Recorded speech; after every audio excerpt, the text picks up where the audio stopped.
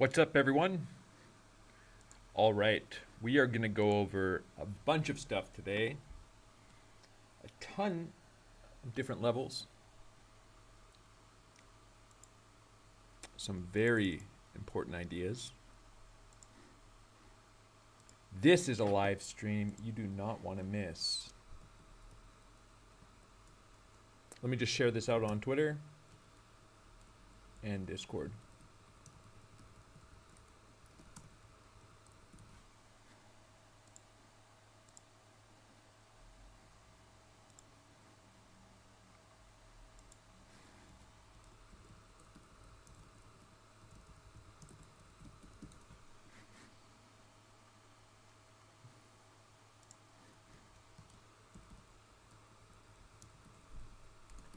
I hope everyone is doing okay.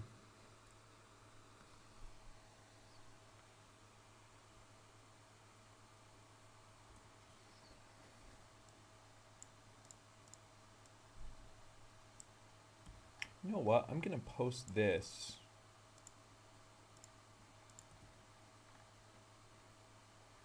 here as well.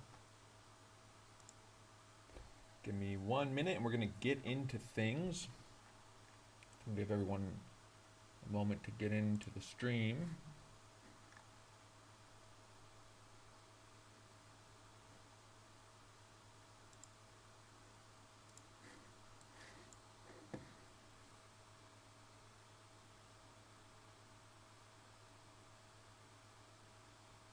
We're going to go over a bunch of ideas, guys.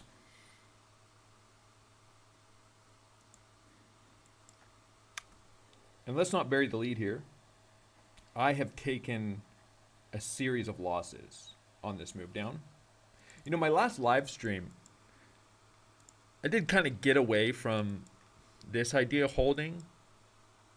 Started to look quite likely that we're going to come lower. The last live stream, I went over this idea of trading into this 886 region here. I want to go over how I traded that, but before I do, I want to talk about risk management. Maybe I could lump it all together. But I want to talk about a couple things. I have a bunch of folders here. We're going to go over a ton of different levels. We're going to go over a ton of ideas here, okay? So I'm not going to bury the lead, so to speak. I've got a lot of thoughts. But I want to cover some important concepts while I have your attention, and I want to put it at the front of the live stream because if you take nothing else away, then take this away for the rest of your trading careers. I found myself on the wrong side of this move.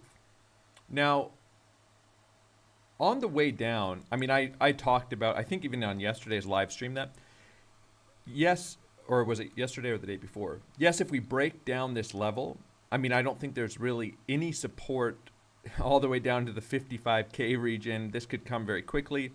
And I could see myself already, although I did fade one of these losing trades I thought I would have taken,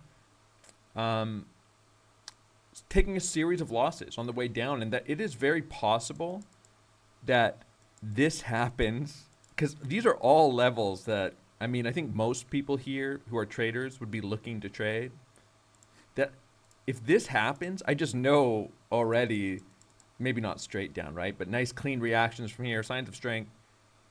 I could take a series of losses here. A lot of these levels you would think you're going to get out of the risk on those trades. But if we do not have decent moves off of nice clean setups here, I already can tell you I'm going to take a series of stops between here even and down here. And we are going to go over some levels down here. And I'm okay with that. I just did a post in the Discord about risk management. And it's funny because I talk about risk management almost every single day in the Discord. It doesn't matter if I've won 8 straight winning trades, if I've won 30 straight winning trades, every single trade I talk about risk management. I'll even do posts saying risk management is just as important when you're winning as it is when you're losing. Because your mind's always going to play tricks on you. If you're on a big winning streak, it's going to say, why am I even using risk management?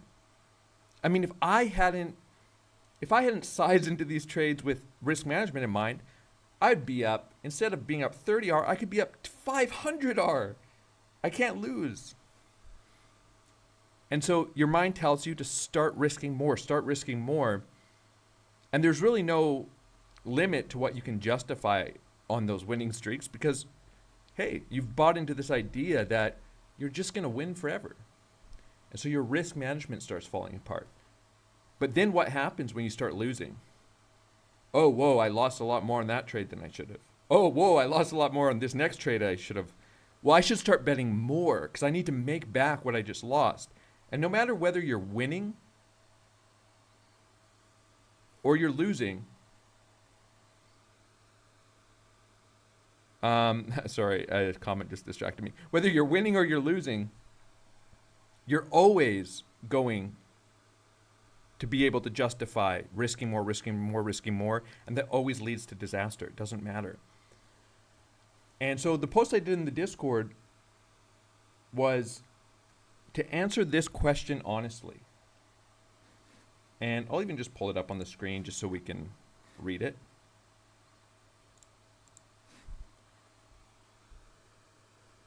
I said, how do I know many of you are trading in a way that will never succeed, that is destined to lose forever?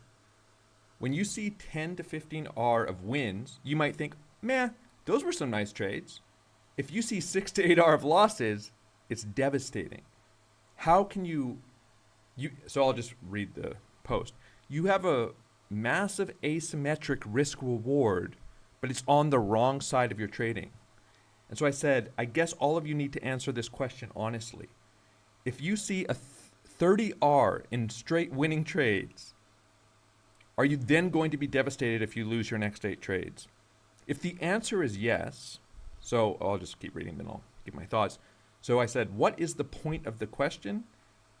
If how much you win never matters, then what are you trying to do with your trading?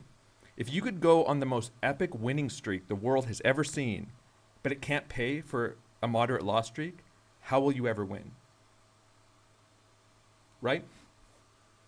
So the point of that is, like I gave this post as an example, right? So this was on the way up to that 72K high that we made. I took a series of ads into these longs on lower time frames. And here, this will be a phrase I'll often use. I'll say, adding more risk there with reasonable invalidation, that was the setup, allowed me to get another 6R out of this thesis. The last ad yesterday alone pays for 6 losing trades. The power of asymmetric risk reward and reasonable setups. So adding into that position, these ads pay for so many losses. And I like to use the phrase pays for losses. Because if you can't get into this idea that there's times of plenty and times of famine, but that a big winning streak with asymmetric risk reward has to pay for moderate losing streaks. If it doesn't, you're mathematically destined to fail as a trader. It doesn't matter. You know, you could argue there's good systems, there's good ideas, there's bad ideas, there's moderately good systems. But the system you're trading matters so much less than risk management that it's really irrelevant what you're trading if you're not using risk management. There's no system that can beat bad risk management. So anyways, I want to lead with that. It's not a boilerplate phrase, risk management. It's the foundation of trading. And so that being said, you know, you kind of get a little more pushback if you talk about risk management after you've lost trades. But the reality is I talk about risk management when I'm on the most epic winning streak ever. And, you know, I guess what I would say is I've gone on some crazy win streaks, even in this price action, and shorting from these highs and longing on this move up. I actually did technically short every high. I shorted here, and I shorted here. but I closed this short here. I held this short way down to here, and I even added into this short. But the point is, 15R, 20R. But you can't take 6 Rs of losses. So that's what I want you guys to think about in this video. I'm prepared to take more losses, trading different ideas. Why? Because there's no way to remove the risk of trading. You can only manage it. And because I've done such a good job of managing it, and because I have great asymmetric risk reward in my trades, I'm just hitting a loss streak. I was on the wrong side of this idea, but I've actually been able to get out of all of this quite good. And so we'll go over some of that, and then we're going to go over what I think are the major ideas here as we head into the New York Open. I actually think there's some ideas of pushing up into these highs on a medium time frame. All right. So the idea I was trading yesterday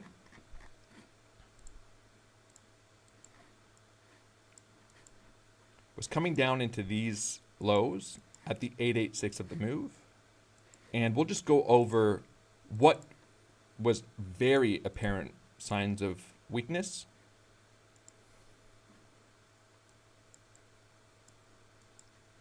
As we came into the level. And I'll just kind of draw out what that setup was looking like for me.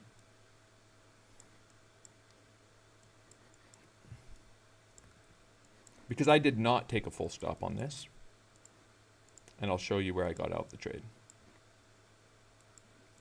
All right, so I was trading down. This is into the New York Open, into this wick on the lower time frames here. And the reason I want to go over this is because this is, I think, just something that can easily be taken away and applied to any area of the chart, whatever you're trading. If you're looking for low time frame signs of strength. All right, so let me go into this really quickly.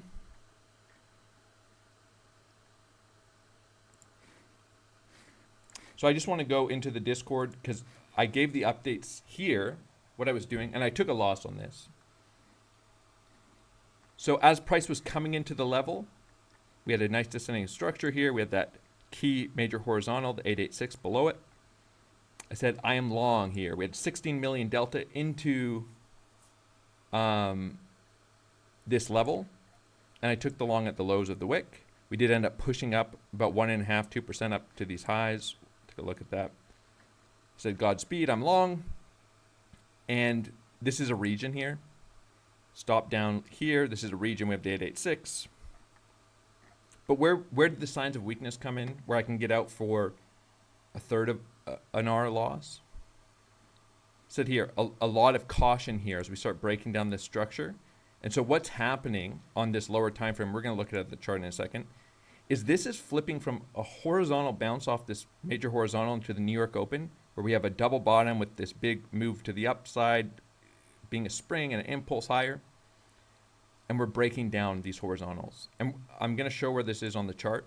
And this is actually taking the shape of really grindy price action that likes to end in an impulse. So this is before the bigger move down, 60,500.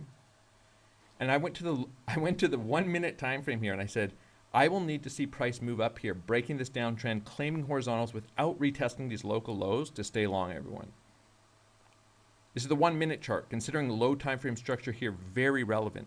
So this horizontal here, if we can't start claiming all of these ideas, then got to get out of these positions. Again, low time frame, we're flipping all of this into resistance.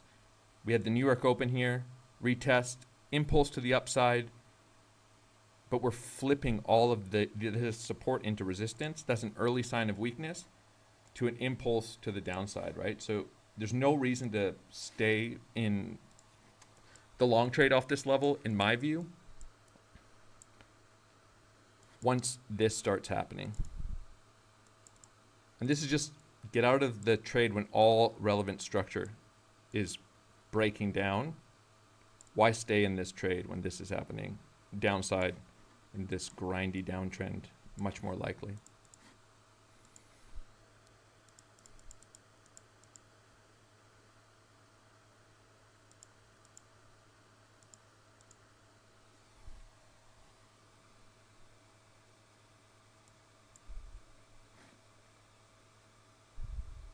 Um,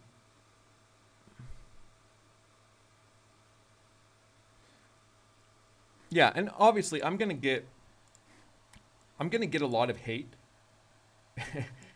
when I lose. I don't really care. I mean, whether it's DMs, comments, whatever. I mean, it's funny. You could go back to read the comments when I was shorting here. No matter what you're doing, when you have tens of thousands of people, you're just inundated with people saying how stupid you are, how you're about to get wrecked, how stupid you are, how you're about to get wrecked. And so I'll just say for anyone, especially those who are well-intentioned, because I've gotten some of those messages too, where it's like, you could have avoided taking losses, you should have listened to this, I think you're great, but this. That's just constant. It doesn't matter whether I'm winning, losing. My DMs are full of, this is the worst idea. My comments are full of, this is the worst idea. If the trade works, those people disappear, they come back, and there will always be people to tell you why your idea was bad. But what I like to do is I like to analyze ideas before I know what happens, because that's when I have to take the trade. So for example, if I go over an idea, which I'm about to do here, for hours, going through all the ideas, going through historical charts, going through all the data, all the other trades I've taken off similar scenarios, and you have nothing to say about why that's a bad idea at the time, but you only think it's a bad idea after it doesn't work, then what's the point, right? Like somebody, for example, would say like, oh, I would never long into this move, for example, because this wick is going to get filled and we're obviously not going higher. Well, then what's the difference here? I longed all of this off bullish absorption into all-time highs. I longed this. I longed all these retracements, taking profits, longing, taking profits, longing, taking profits, shorting. We had this huge wick here. It's actually almost identical. And all up until here, right? And the thing is, if I take 3 losses, longing retracements into this move, but doing the exact same thing for the exact same reason made me 20R in wins on the move up here, then I would just keep doing that. And if I say, well, what's the difference here? I ask somebody, why would you take this long trade, but you wouldn't take this long trade? Would you have taken this? And they say, no, I wouldn't have taken that because the wick's going to get filled. Or, I don't really know why we went up higher there, but I just have a feeling we're not going to this time. Well, I can't trade on your feelings. I mean, if you can't explain the reasoning behind why you would or wouldn't do something other than you just have a feeling something is or isn't going to happen, then it's not a very reliable system. Can't trade on feelings. But anyways, let's get into the charts. That's all I want to share, is that regardless of what I do, I'm always going to explain it. And there's going to be some consistency to these ideas. All right. 1, I'm a little surprised how little volume there's down at these lows. How little liquidity's actually been wiped out. We do have some local bearish absorption forming into the New York Open. We'll take a look at that. But just again, a little surprise. I would have thought under these lows, we would have seen way bigger liquidations. So we're going to start piecing a bunch of ideas together here. But even on this breakdown, it's not insignificant. 100 million volume, 41 million delta, 11.4. It's not insignificant. It's just not what I would think here. Assuming how many long positions have been building up above 60K. We can see some aggressive buying coming in here. Locally, a little bit of bearish absorption forming into the New York Open. And I wouldn't mind seeing a push up into these highs if we are going to get another leg down. We're testing some impulse lows here as we were grinding up from this push around 57K to this impulse. But the higher time frames ideas I'm looking at, we're going to get into those. We're going to start with the 50.52K, 50 to 52K level here. There's some ascending structure. We channeled into this high, channeling into these lows. I'm not going to spend too much time on the Elliott wave ideas, but I think the primary thesis still needs to be that we're forming a wave 4, wherever that comes in. I have some ideas of how we might get there. So let's look at all the confluences first at this 52K level. Well, one, we have a major horizontal running across here. We have the 382 fib of our low to high. We have our 618 golden pocket, and then just clear liquidity under this impulse, or at this impulse.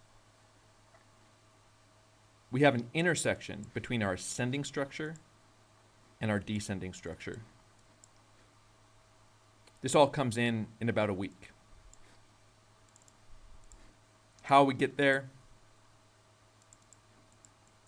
maybe doesn't matter so much, but tapping this region right here, especially as these channels intersect, looks quite interesting, with multiple levels of fib confluence, some horizontal structure.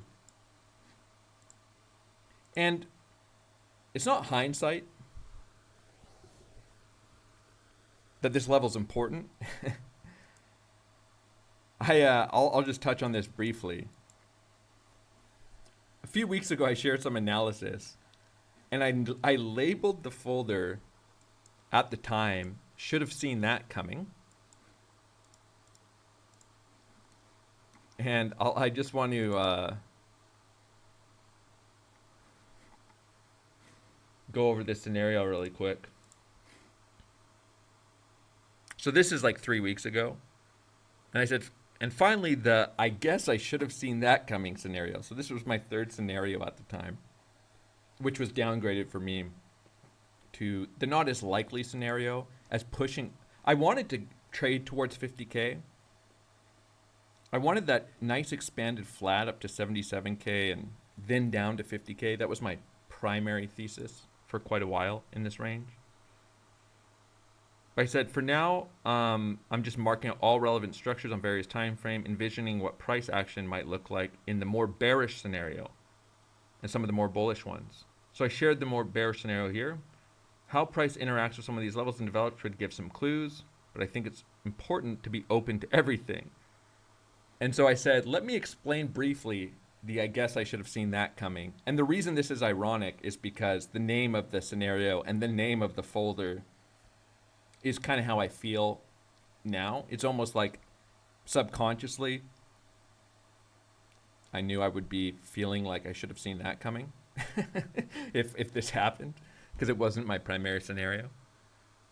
I said, if a scenario develops where we bounce from key structure, but order flow is getting bearish, prices rejecting cleanly from bearish trending and technical structures, should we be surprised if price breaks down deeper? We don't know how price action will develop, but we need to keep our eyes on the relevant structures and how price interacts with it in the coming days and weeks. So this was back, again, weeks ago when we were up at these highs, and we'll just look at this really quickly. But of course, I already have these levels marked out. I know it's the GP here. I know it's the 382. I know there's this big ascending structure. So I just labeled some of this. I said, yes, we might bounce from these lows, but does that mean bearish ideas are off the table? If price breaks down and is rejecting from key structure, maintaining a bearish trend, are these massive bearish divergences forming? Are there massive bearish divergences forming on these rallies? That's the part we didn't have. We didn't really have big bearish absorption coming in at these highs, but everything else, I mean, I haven't changed anything here except I did remove this trend line. We just wicked through it. This is how I drew it out, which was, yes, bounce from the range lows, but ultimately, should we be surprised if price starts breaking down and heading towards these lows? So just saying, there's not hindsight here, but we'll admit it was not my primary thesis to see this bigger move to the downside. And 100% was my thesis here to see the move to 77K before the bigger move to 50K. But just going over that these levels and ideas have been relevant and unfortunate. And I did have some shorts planned. I did want to short a sweep of these highs, and I even wanted to short here at a sweep of this high. This came at like 3 in the morning for me, but here I was looking to take this short down into these lows. But anyways, never found those ideas locally here.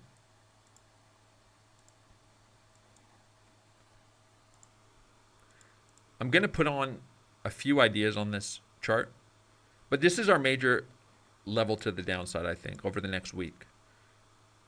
Need to watch for signs of weakness up here, and we'll go over some technical levels and rejections. And I almost certainly am going to be shorting up here.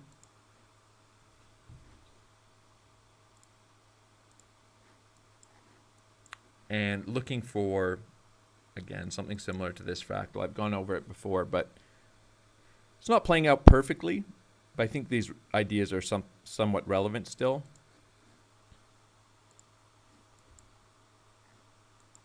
And then looking for longs here. Now, of course, we could just range here and then move down to this level without pushing up higher. And we might look at some local long triggers into another lower high today. But I don't want to ignore the reality that there is another major idea below, which is coming down into all this grindy price action, taking this impulse low. And this idea is going to look almost so obvious when we clear off all the TA on the chart. But let's first talk about what levels exist here. Well, one, price really shouldn't be coming below this level if this is a wave 4 retracement. I'll just answer this. I'm not in a long now. I'm going to look at some local long setups potentially here for the New York Open. But they'd be shorter time frame trades. But anyways, we have this ascending structure here. We have our 618 of the move, our 786 from hypothetical wave 2, taking all this liquidity. And if we remove, and it retraces this entire impulse, if we remove some of this, let's just get rid of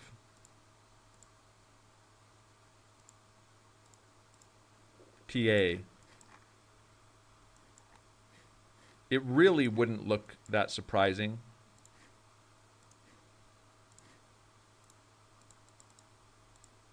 to see this level retested. There's no structure here. I mean, there's minor structure. You would maybe expect to bounce from it. But I think this needs to be considered a possibility still for the wave 4 around this, let's call it 38K to 32K region, looking for signs of strength in there. And maybe even taking all of this grindy structure. So these are the two major levels I'm looking at to the downside, 50K, 38K. It's just a matter of how price gets there. If we start showing signs of strength, reclaiming some of these levels, then some more bullish scenarios are probably on the table. All right. I'm going to get rid of a couple things here that I was just looking at personally, some fib time confluences and local relevant structures.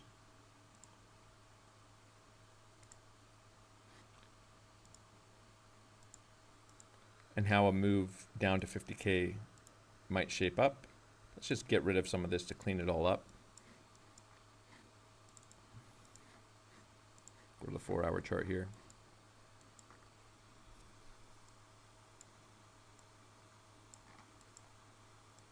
The idea would be maybe form a little range here. Take the lows, impulse up to test some of these highs. We have a descending trend line here, but I wouldn't mind washing around this level a little bit, putting in an A, B, C for a wave B. If we bounce here, the highs we rejected from around 67K will be our golden pocket, and it will be a retest of our range point of control. And so this is an incredibly important level to look for shorts if we get it for continuation to the downside. There's some minor levels up here. There's probably some ideas of adding to longs or longing on retracements here if we get it over the coming week or two. But I think this major structure to short for continuation, and probably some minor structure here. We can take a look at those levels when they come.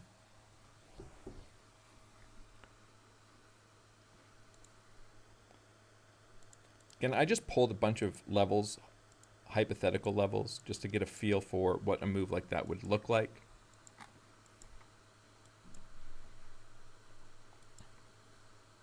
If we do bounce here into the New York Open.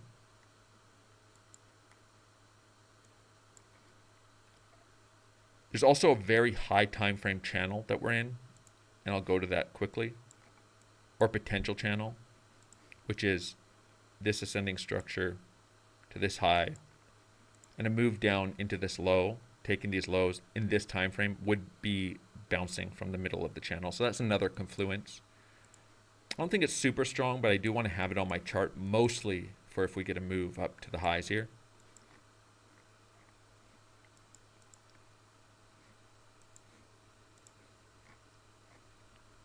But I think something like this would be quite clean. And so I'll go over what I would look for locally if I was going to take a long. And I'm probably not going to be shorting down here at all. I'll short if we get some impulses to the upside into that 50K region.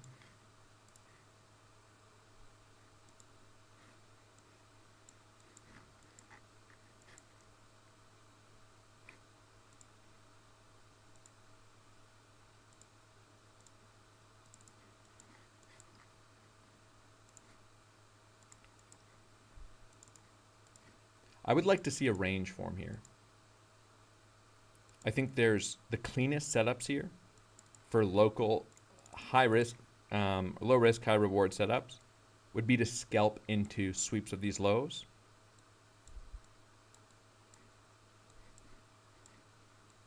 Targeting up into some of these highs. But you're going to be taking profits on setups like this in my view.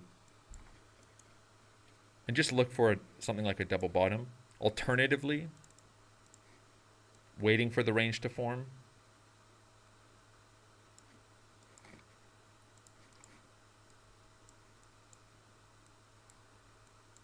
And then just trading it as a break of the range. So those are the two setups I'd maybe be interested in, depending how structure forms here.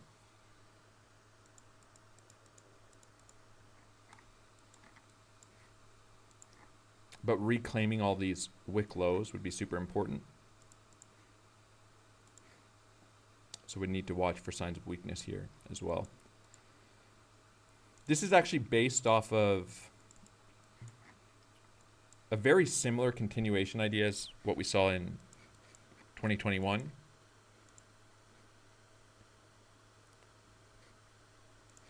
This move pushed up a lot higher.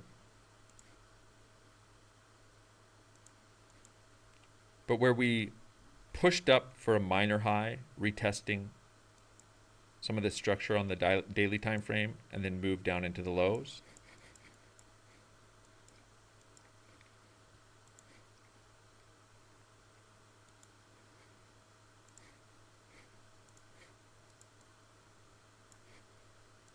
The idea would be to push up into some of this structure for a retest, major TP target, maybe consolidate around here.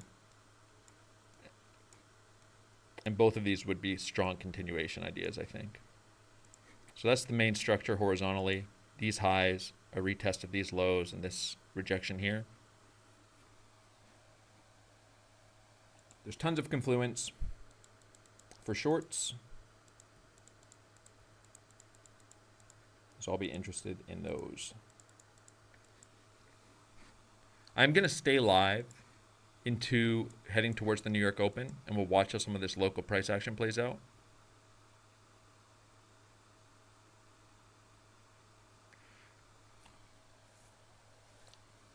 Just looking at the comments here. Well, okay, yeah. So Tim, long-time LATF member, says he has every scenario covered so that, well, I'll read what he's responding to first.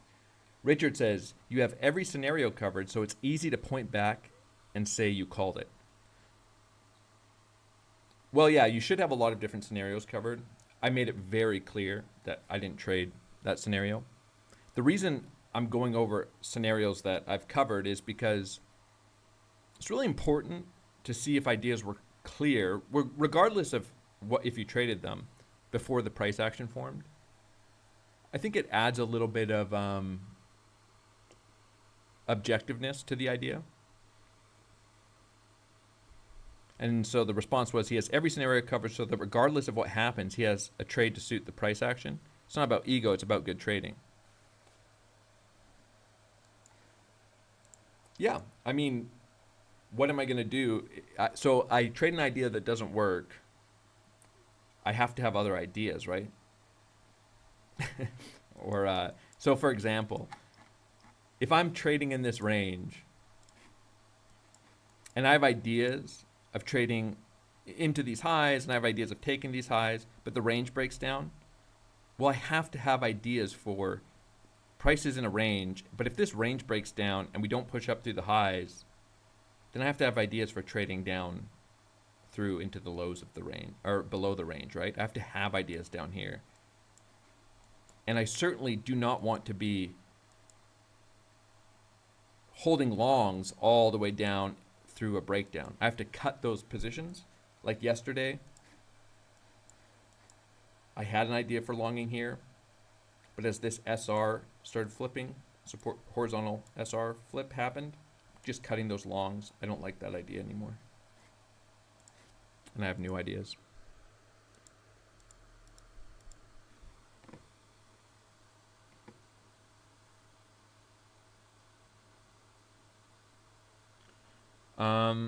I'm just going to read through a few comments here.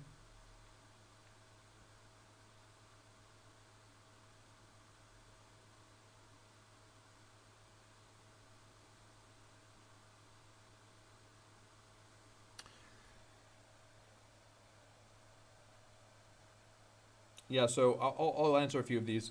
Andrew says, hey, longtime lover of your content and work, please do you reference any CVD data on the low time frame, 1 to 5 minute charts when you're looking for that low time frame entry where it wicks the lows that you mentioned here?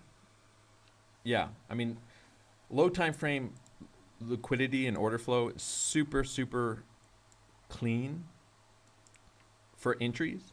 The problem is, and actually I mentioned this yesterday because we had a really, really, really nice low time frame trigger into this. This was that test of the key horizontal here, 16 million negative delta. And somebody said, whoa, that low time frame volume and order flow is such a big edge. In the Discord, somebody said that. And I said, it's a great edge for an entry, but it really doesn't say anything to do about where price is going to go afterwards, right? Because I pointed out as I took that entry in the Discord that stuff can develop here that just turns bearish pretty quickly locally. So nice entry, but and we'll look at that maybe briefly, what some of those entry triggers look like. We did get actually some really nice wicks with nice entry triggers down here, but of course ended up ultimately rejecting to the downside.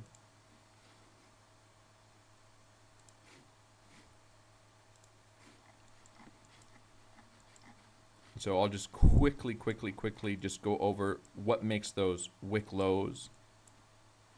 I gotta get rid of this. Clean entries.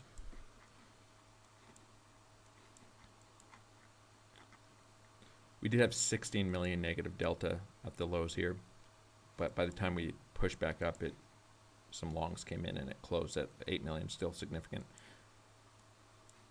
But just those super high negative delta or positive delta wicks into levels, key technical levels, can be great local entry triggers.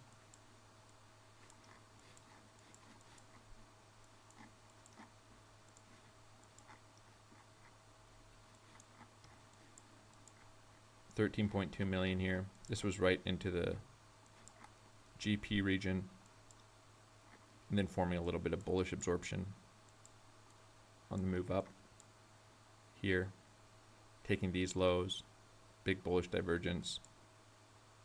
So locally, order flow is super important for entry ideas, but yeah, obviously the bigger bullish divergences simply haven't played out.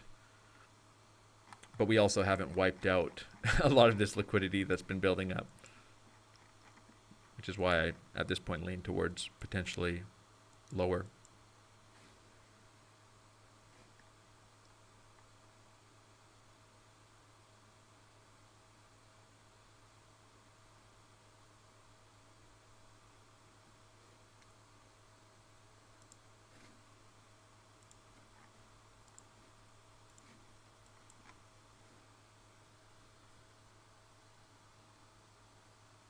Somebody said, could this be the first ever stream where you don't munch onto something while speaking? I don't think I ever eat on a live stream, but so somebody has a question about risk management. They say, if I keep my stop loss at $1,000 of Bitcoin movement as 1% of my trading account, then what should be the TP? Because for 1.5x as TP1, Bitcoin should move by $1,500. And then they said a little later, can you please go over my comment about risk management? I don't think that's how trade should be structured personally, with a distance of price movement. I think they should be structured around technical ideas. So for example, is there really any reason, if we range here into the New York Open, to just arbitrarily put your stop invalidation $1,000 away versus just into the structure? And because what's going to happen is you're going to end up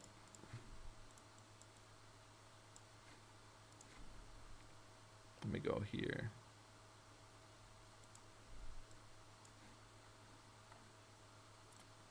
A lot of times you're going to end up arbitrarily trading things that could be 8, 9, 10-hour setups as much wider 1.5, 2-hour setups. That can be okay, but I think using structure for your invalidation is typically better than using a distance in price. Because a lot of people will say, you know, my TP might be 3% away always, and my stop loss is 1% away, and that's I trade 3-hour setups.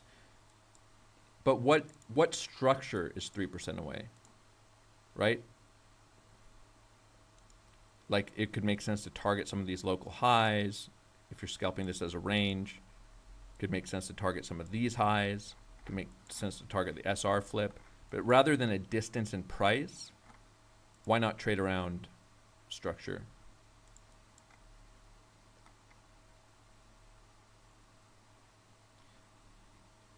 This was the New York Open here.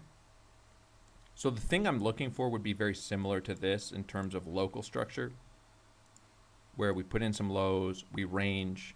It's very common on a low time frame. Take the lows and then impulse to the upside.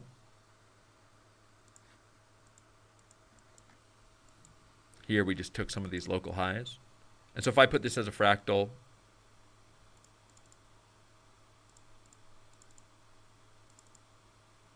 why do I always, just to give an example,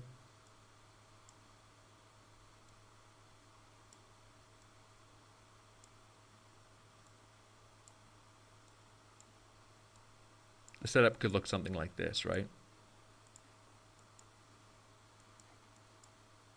Price forms a range. We come and wick the lows of the range, reclaim them. That's the entry trigger, and trade that into a minor high. But I wouldn't have I'd have my targets based around structure. Is price breaking out and claiming these highs? Are we rejecting from here? Rather than a distance in price. The technical invalidation of this would be right below the wick on the reclaim. And then targeting up into this structure. Something like a 4 or 5 hour trade into the local highs.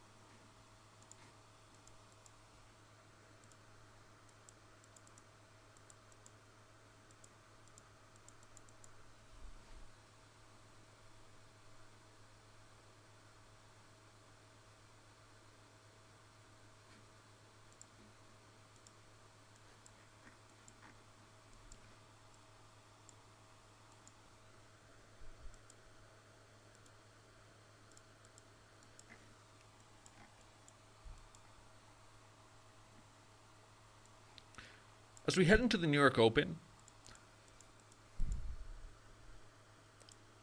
let's just mark out all relevant local ideas here.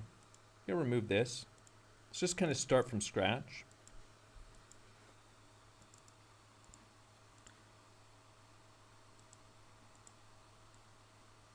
This ended up actually being pretty close to perfect retest of this trend line.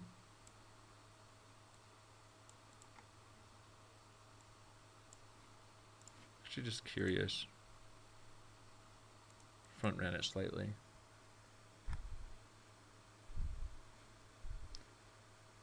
We'll just call this the major horizontal. We know these highs are right above it. So this would just be an SR flip, retest, very bearish to reject from here.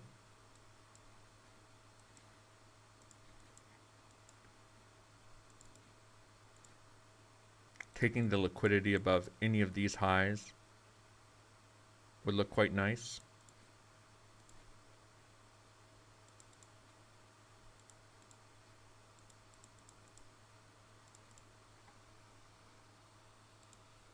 I'm probably going to scalp some of this long and short over the next day or two. Take some quick TP1s. I would probably look to scalp into a rejection here. On this SR flip, the 618 of the move. Taking these local highs on the 1 hour. And TP1 down into a retest of these lows. And this could be the early setup for the ABC idea to push higher, maybe towards the 67K before a bigger move down.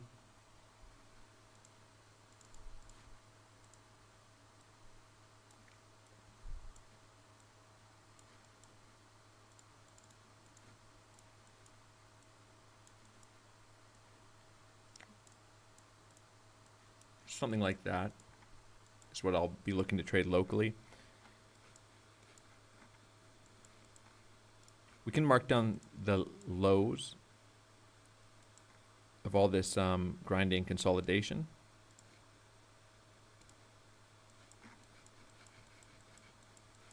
As some key structure on the chart. Obviously, no structure here. And very, very little structure all throughout here. We've just wicked through the impulse lows. So interacting with a bit of structure on the chart.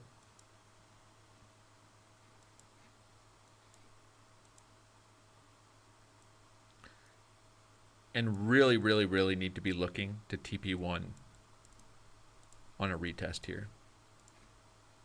For me, I'll set a limit TP there if I'm not awake.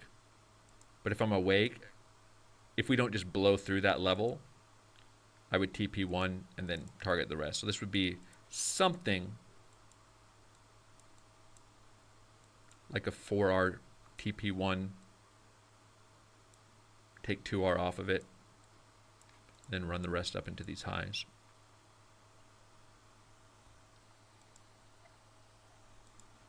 If we just break down here, no reclaim, then there's no long trigger for me. I'm just looking for some of these lows to be taken and some more consolidation.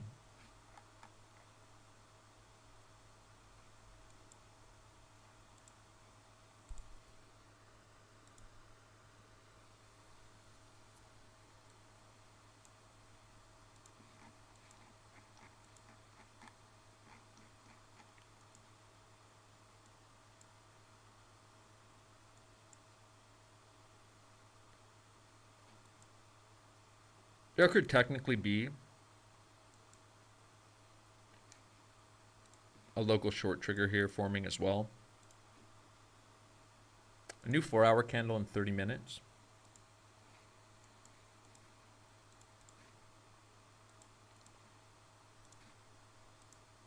So you could also look to short as a scalp. I'm just saying what I would be looking to scalp. The idea of the range forming. Just local entry, local invalidation.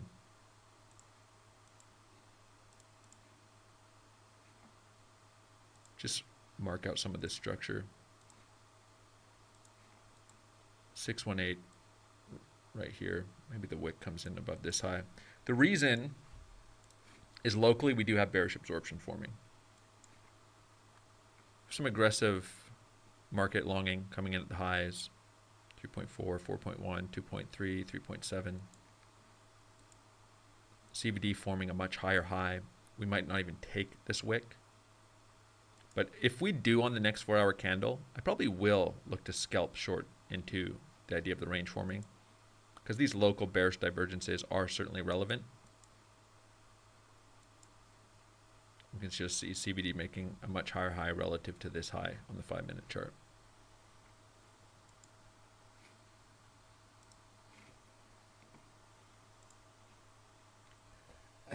This is the other thing I want to just touch on really quickly. So here's price in what might be a 2.6% range. Nothing crazy. No, invalidation for scalps probably 0.5% away on the long and short side of this range.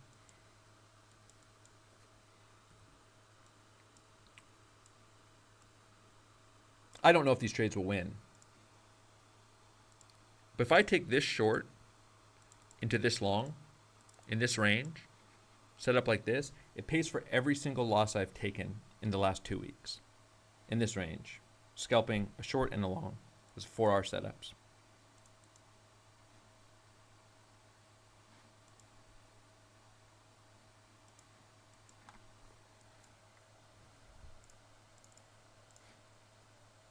If we test these lows again, so let's just say I trade it like this. I short this, close the whole thing here, long, close the whole thing. If we retest one more time, I trade it up into the highs. I made back all the losses that I've taken into a big winning trade. And that's just what I want to point out, right? Is if you're using risk management, if trades like this can pay for those rare cases where you find yourself repeatedly in losing trades, where you've taken 6, 7 losses, then you're going to do all right in the long run. But if your system cannot handle a moderate loss streak, then there's no way to win. So yeah, I'm going to be interested in scalping this into the New York Open. See what happens over the next 30 minutes or so.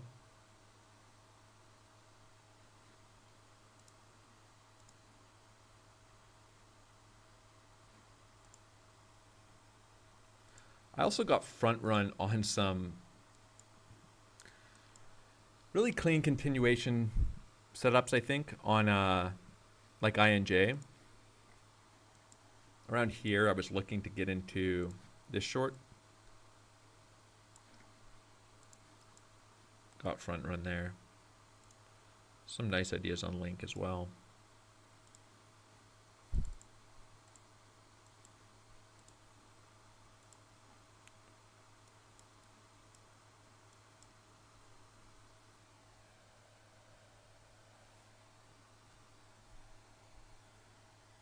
I think FTM looks quite bearish with this rejection. I'd be very interested in longs at 10 cents if we could come and take all these lows. I know that is the target people think is crazy. Unfortunately, I had some pretty clean bearish ideas up here for FTM, and I just missed this swing short. Would have been nice to be in some of these major swing shorts.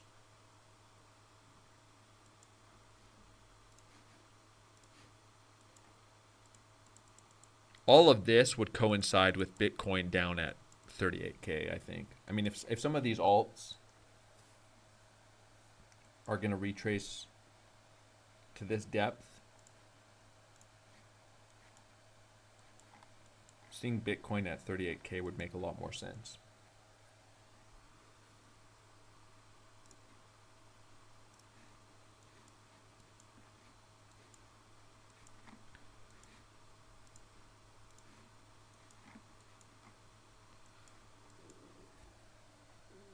Yeah, there's a couple things.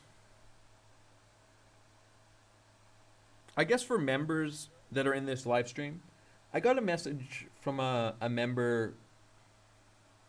It was last night, but I saw it this morning. You know, basically, again, because I took losing longs on this move down. Just saying that they think that my style of trading has changed in the last 2 weeks. That I never would have taken those trades otherwise.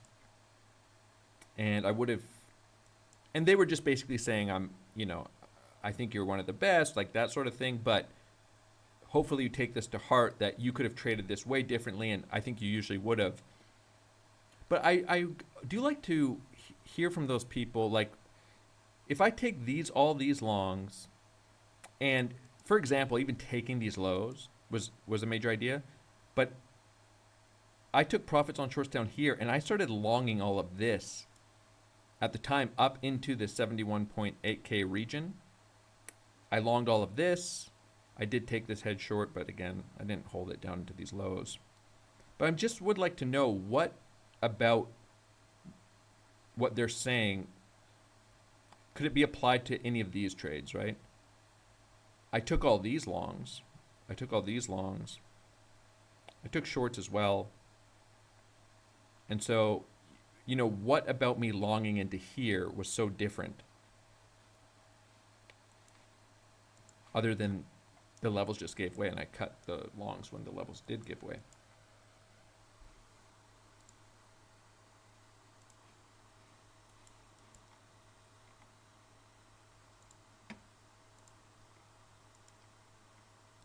But yeah, it's times like this where, it's kind of hard not to, I wouldn't say get in your head a little bit, but if I've taken a series of losses, I'm hearing about it. My DMs are full from people gloating, from people trying to give their perspective and all those things. And so, I like to do some thinking. Like, for example, when I came up with the idea for me of longing into this on the last live stream for a couple hours, I went over that idea. The whole premise of the live stream was,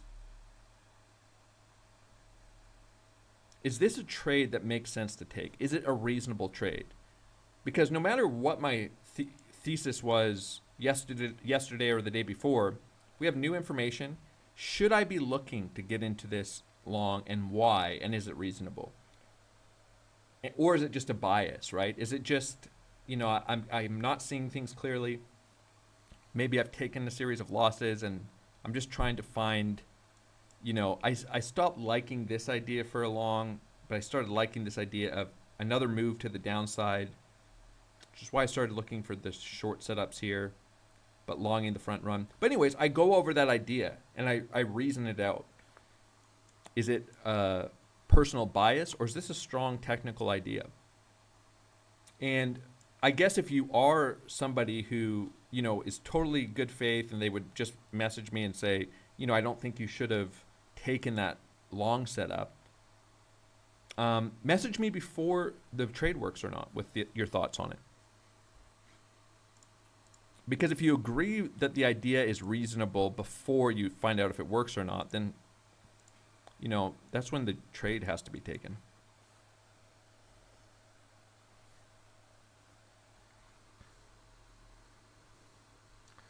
Yeah, some people are in some of those swing shorts.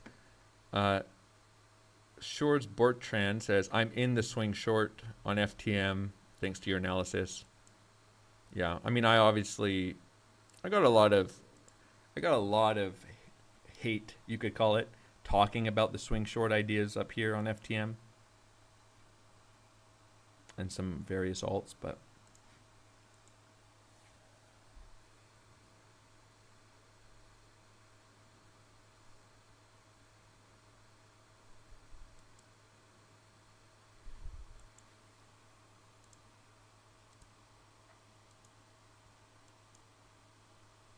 yeah, because I'll say I totally believe that the way you trade can be affected by win streaks and loss streaks. And your goal as a trader is to be consistently trading the same ideas, regardless of if you're winning or losing. And so the question always has to be asked, whether you're on a win streak or a loss streak, is this a reasonable trade to take? Is this a reasonable idea? And you just ask yourself that over and over and over again. Is this a strong idea? Is this an emotional idea? An emotional idea would be me just saying, sitting here and saying, you know what, price is going to bounce. Yes, it's going lower. Yes, structure's breaking down. I'm going long again. I'm going long again. I'm going long again. I'm longing this. I'm longing this. I'm longing this. Which isn't what I'm doing. I think a reasonable idea should be able to be explained, right? You can spend an hour going over the thought process of an idea, reasoning it out, and coming to the conclusion that, yeah, that's a trade I would want to take. I think that's, so like this, I think this range idea, no reason not to be looking to take this trade in my view. Some bearish divergences forming. We have clear highs to take. A little local, 618. The ranging idea is quite strong. For a scalp, looks quite nice. Why not take that trigger if we get it?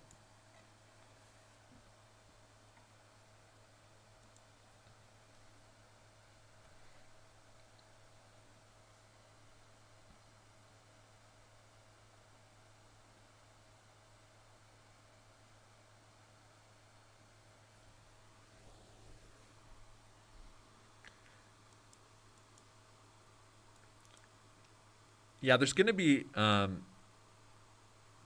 Triple T Tim, again, a long-term member and a legend, says, if you're catching heat on Twitter, then you know you're doing something right. Most are wrong most of the time, so best to counter trade the masses.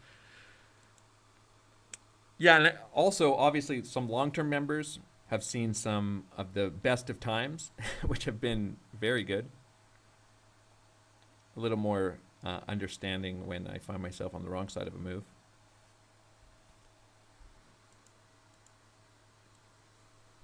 But, I mean, you could read, I recommend the book Market Wizards, and then go read some interviews with some of these traders. Everyone, these guys who have made hundreds of millions and billions of dollars, managing billions of dollars, are going to say all the exact same things. I mean, you're just going to see the same things over and over and over again. It's not about the system, but it's about how you manage your risk in the market, and that you're just not ever always going to be right, and you don't need to be. You just need to, you know, it's like the three most important rules: risk management, risk management, risk management. Cut your losses, cut your losses, cut your losses. Never let your losses get out of control.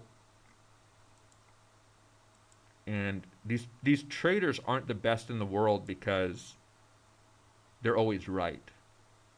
It's how they manage the risk when they're wrong.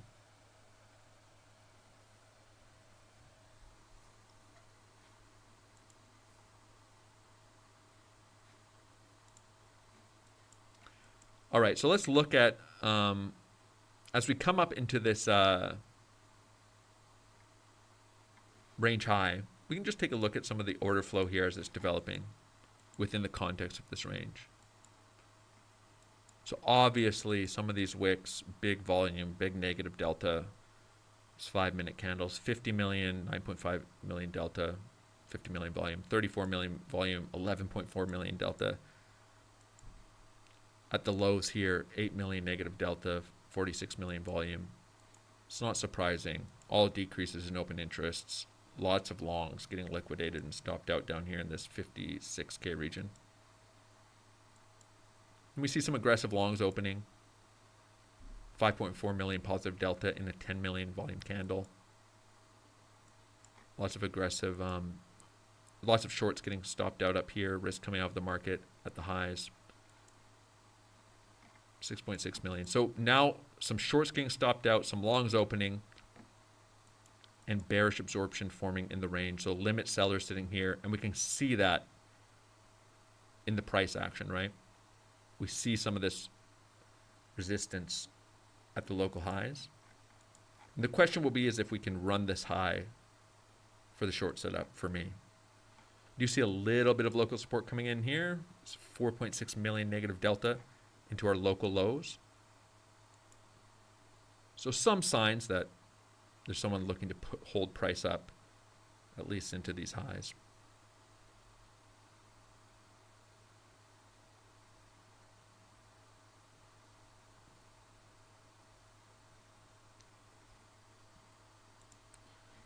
Could get some nice confluence here too from a timing perspective with the new 4-hour candle. Somebody says, would you be interested in a scalp long off the current 786 level into a short of the 618 on the 5-minute chart? Personally not. I'd be more interested in trading this as a range than I would trading the minor levels within the range. And so if I understand the question that is being asked here, and I think I do, the question essentially is, would you be interested in trading a sweep of these minor lows?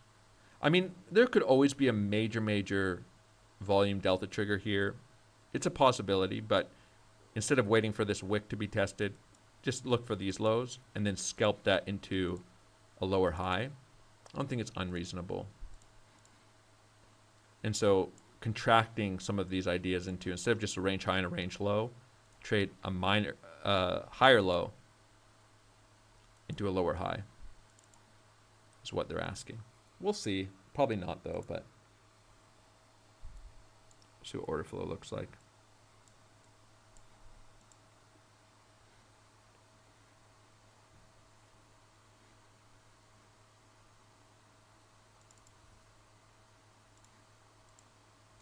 It's of course possible that we have, at the time those levels are hit, some more structural confluence. We do have a point of control developing here locally.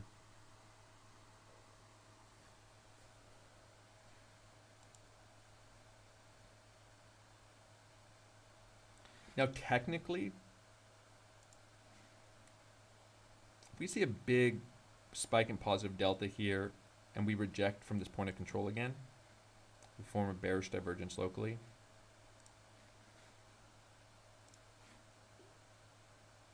That could be considered a short trigger as well, but just for the something like this on a bearish divergence. Trading around the major highs and lows with this slight front run of this wick looks quite nice to me.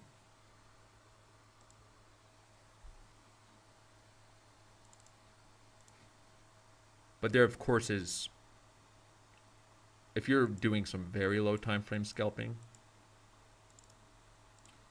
there's enough here to start setting up some trades, taking these highs back into these lows. But that's not what we're going to be doing on today's live stream. Can look at some of the price action, but all these really minor highs and lows.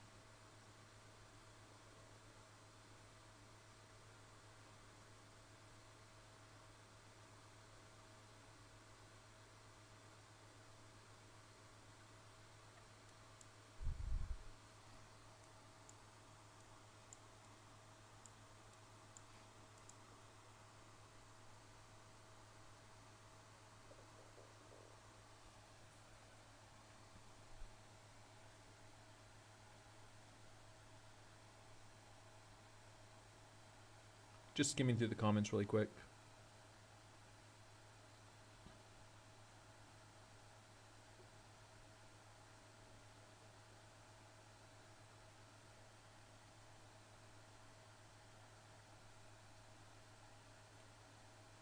Richard says, is CVD absorption in the room right now? Yeah, I mean, I get it. I get why the idea of bullish absorption or bearish absorption can feel like a meme when there's bullish absorption and price goes lower, or bearish absorption when price goes higher. But I'm not going to spend time going over how big of an edge it has been.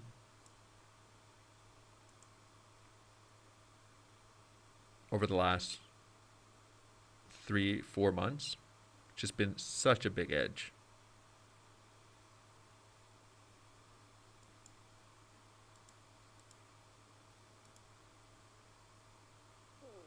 So price coming up into some of these highs, we'll take a look at potential short trigger, ideally into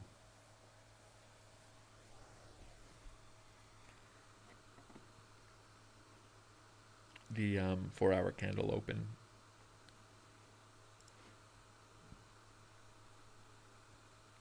Taking some minor highs here.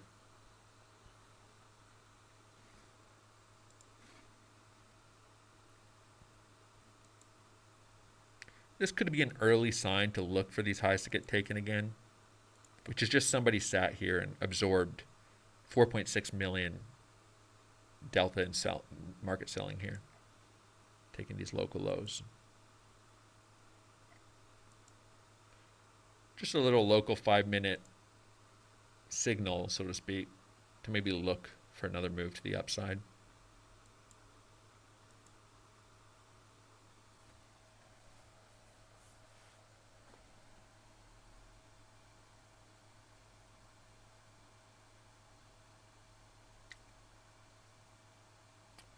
It's possible. Richard says, I think unfortunately we will get a 1 to 2 months of consolidation in the 55 to 60K range. I mean, that would be kind of crazy. Anything's possible. If we ranged, let me just pull all this off the chart here.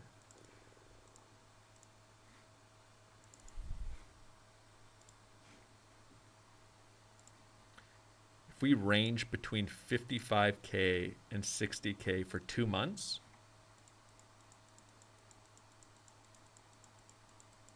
that'd be a little wild. I don't think that's particularly likely, but again, anything's possible.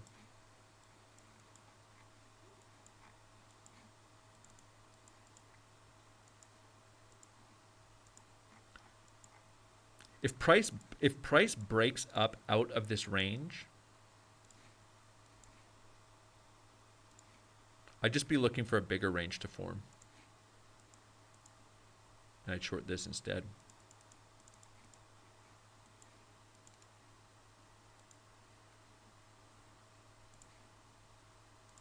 Either one looks okay.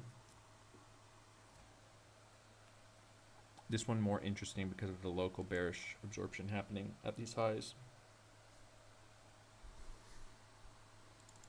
Of course, if scalping and trading lower time frames,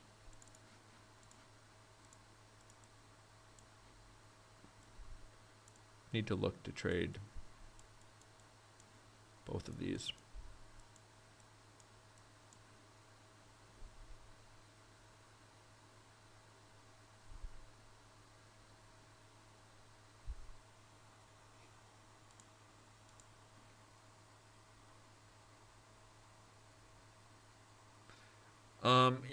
Any questions about if something is possible?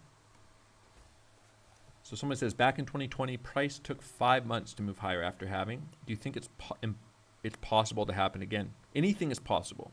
I mean, yeah. Somebody says, last 2 halvings we chopped around for 22 weeks. Yeah, so the only reason, and this isn't hard and fast rule, so to speak. The only reason be looking for maybe a bit of a sharper correction, which it looks like we're getting, is because if this was a wave 1, 2, this is quite a drawn out correction. and maybe be looking for something a little sharper, but it's not hard, and it doesn't have to be that way. So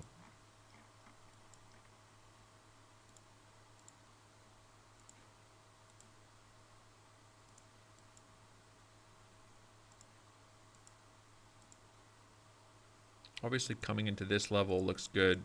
Breaking this down,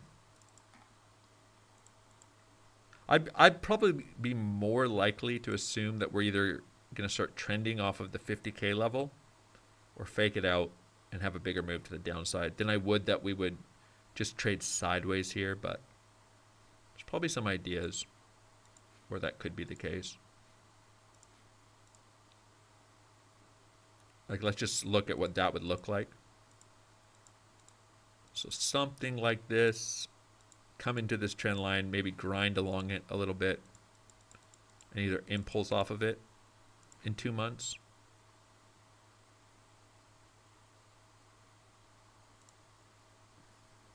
or break it down.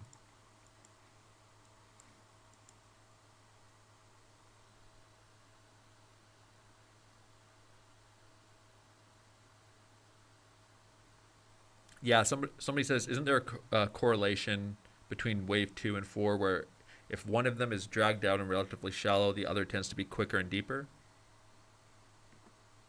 Yeah. It's just a guideline, but the wave 2 would be 50%. So we're kind of right in the middle between, you could call it deep or a shallow retracement, arguably.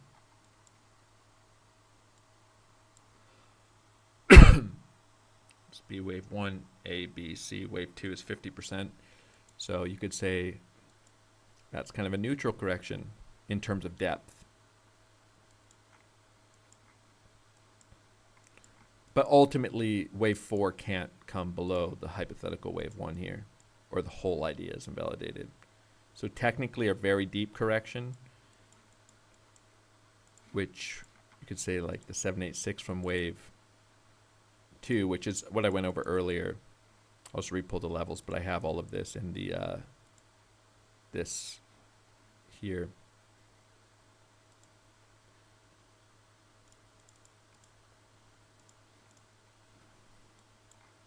Maybe a 786 correction for wave 4, as long as it doesn't come below wave 1.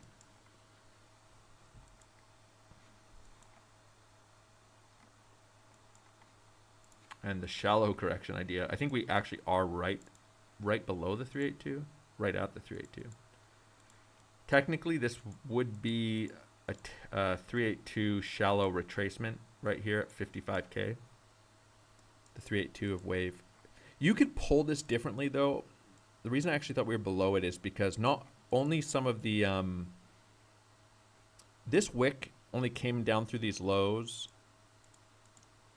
on some of the futures. On a lot of the spot exchanges it didn't, and this was our low. So it's debatable. It's not a big difference, but where you could pull that from.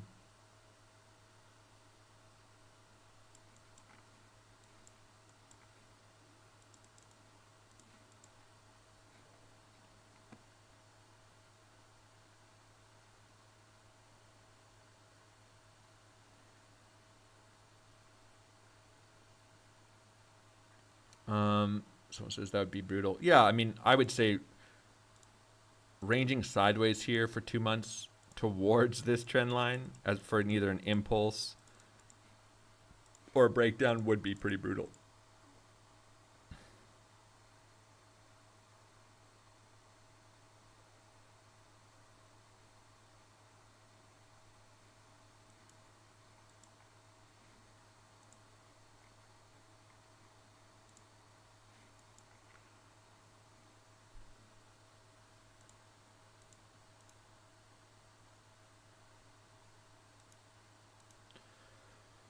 Yeah. We'll just see here. Taking the highs now. Personally not interested in shorting here yet.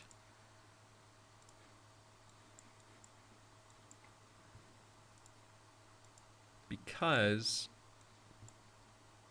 I haven't really taken this high, but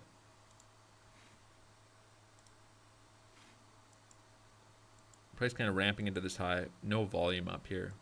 Let's just presume that price is, for me, I'm going to presume that price is looking for more liquidity higher. We have a new 4-hour candle in 5 minutes. For me, this just no reason to jump into this short, but keeping an eye out for one. We'll keep a look out at the local price action. Again, this is just a scalp. Trading on this time frame, I might look to trade 5, 6 trades a day.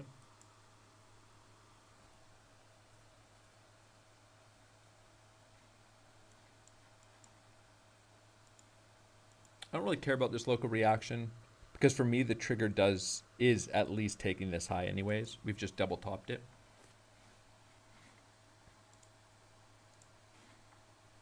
If I miss this short, that's fine. Again, wasn't taking it here. Not going to take it here without taking this high, especially with no volume up here.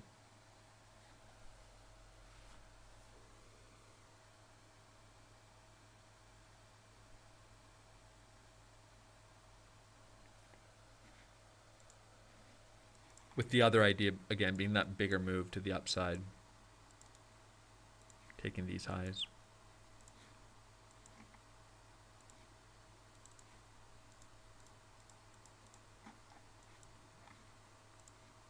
Sort of that first 15 minutes of a new 4-hour candle can be a nice time for a local pivot.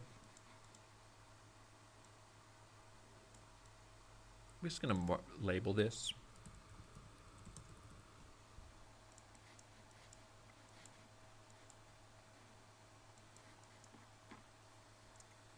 I think no matter when price gets up here or no matter how it gets up here, there's always going to be a nice scalp idea here, taking these highs and retesting this low.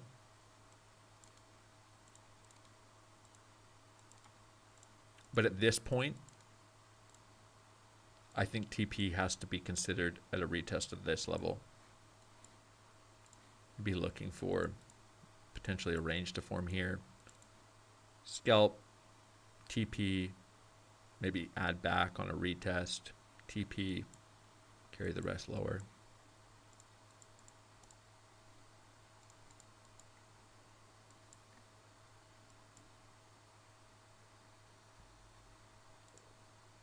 So this is just a case where, in my opinion, I might miss this short setup, but there's no reason personally for me to take this. So this was just a case where, you know, we have a new 4-hour candle in 2 minutes. There's no volume. We haven't taken this wick high yet and tested this liquidity above these highs. Just wait to see what happens. No reason to FOMO, as it were, into the reaction, in my view, into a scalp short here. It's just no clean trigger.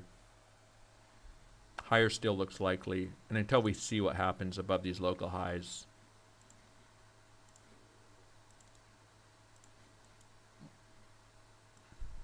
can lean towards some higher ideas here. So price pushing up to test this liquidity now. We've just wicked through this high.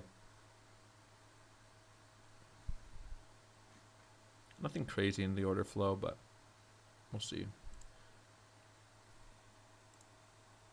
Not going to open a short here.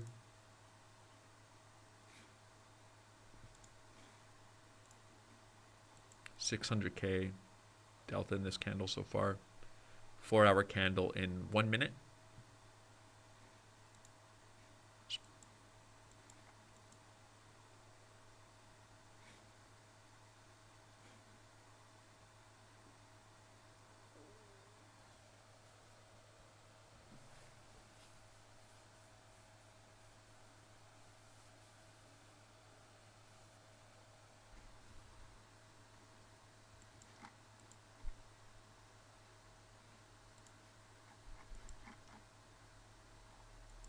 There's the new 4-hour candle opening.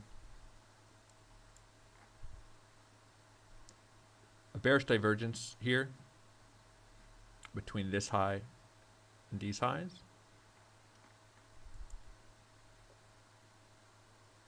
Nice to see a little pop in volume here, but Let's see. Put in a wick on the 4-hour candle.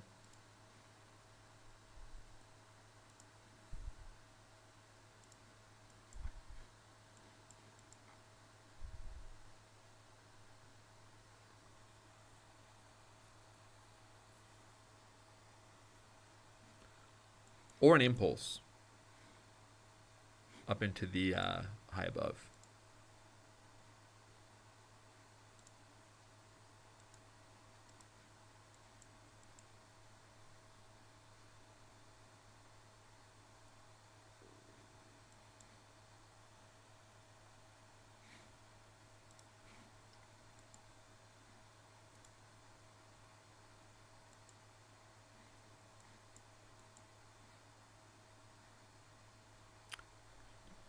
Technically could be viewed as a scalp trigger here.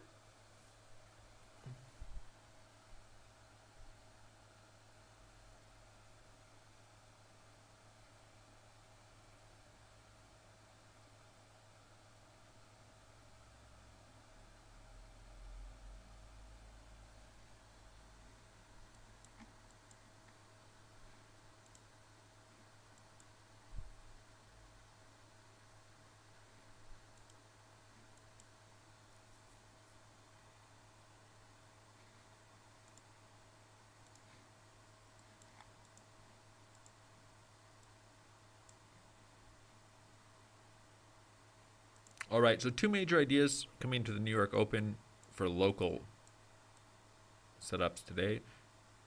Potentially forming a range high here, and these lows, or these highs, into the major low retest, SR flip. Local short setups here for me, long setups here.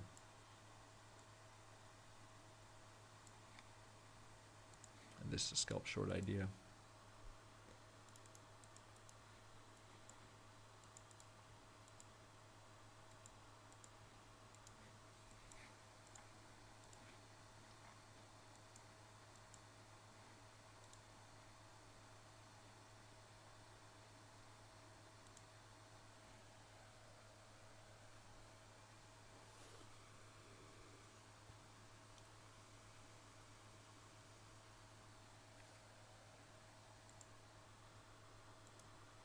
Let's clear off some of these scribbles.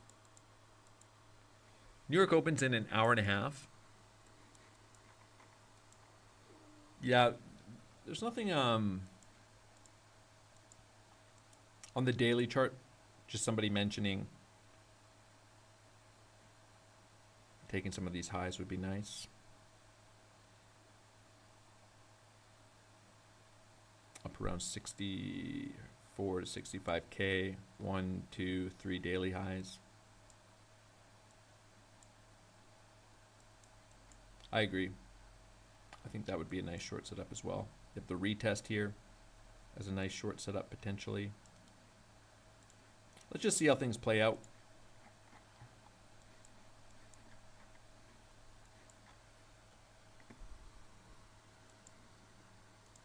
Of course, when scalping, you definitely want to see some pretty quick follow through on the time frame you're trading.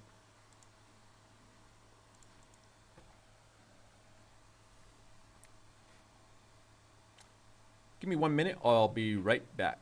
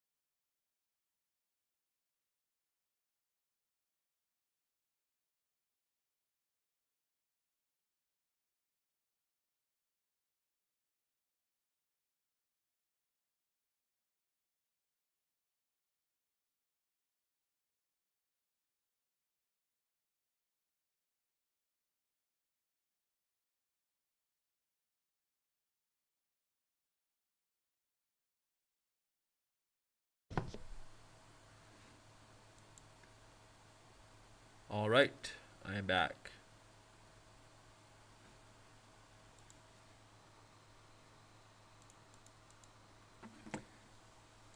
In reference to some of the higher time frame stuff I covered earlier, I'm going to kind of refine some of that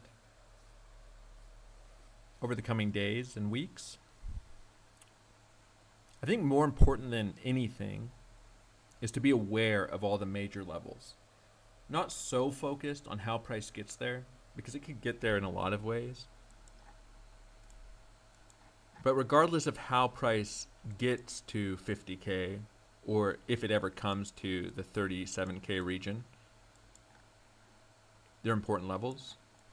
Regardless of how or when or if price gets up to the 7.5K region, it's an important level.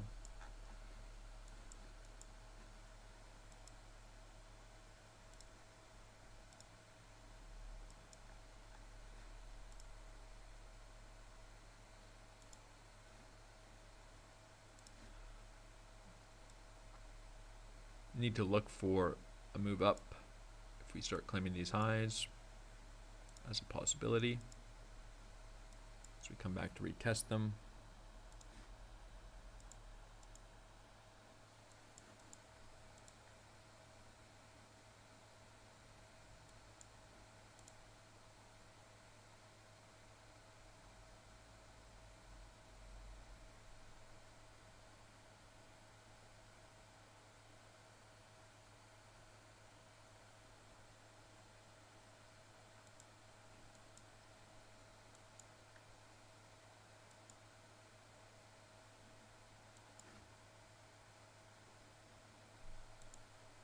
Price locally breaking out here. It's a little wick.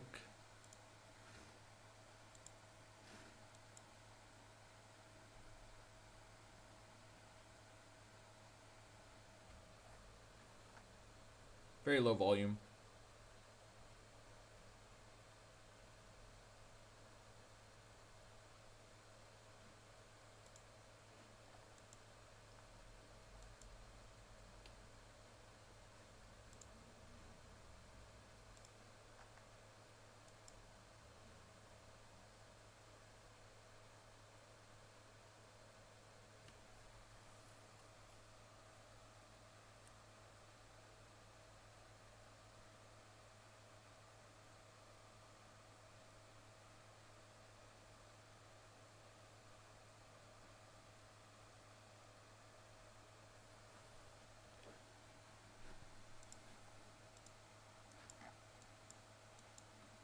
Price likely pushing towards liquidity to the upside.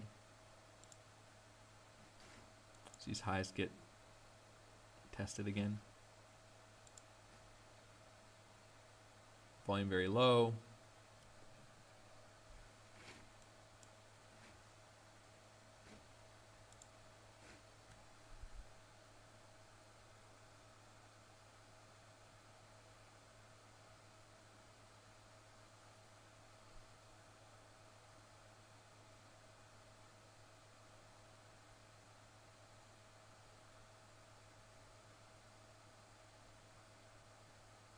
Somebody says, in hindsight, the best edge was again the astrology, just blind short the eclipse at August 8th. April 8th. Yeah, I guess. I mean, I'm not going to argue against some of the strength of trading around some of the astrological events. It's hard to deny.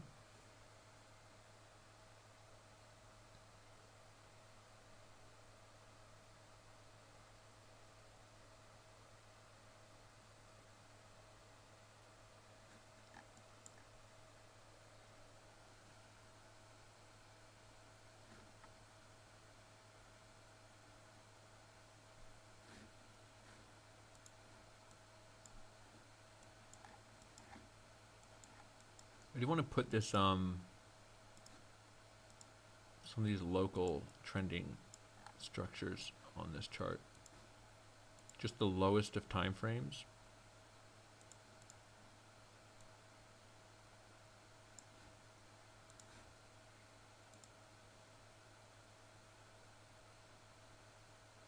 And the main reason is I like to see what people, because a lot of people are going to be pulling these trend lines. They're very, very reactive on low time frames. And for example, you could see some really heavy longs coming into a break of this trend line that is the retest. I'm going to preempting a break of it.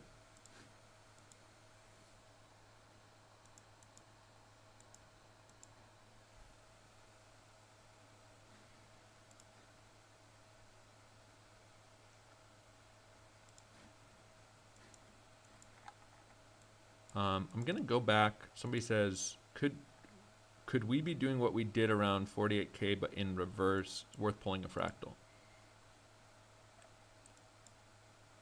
So I assume you're talking about this.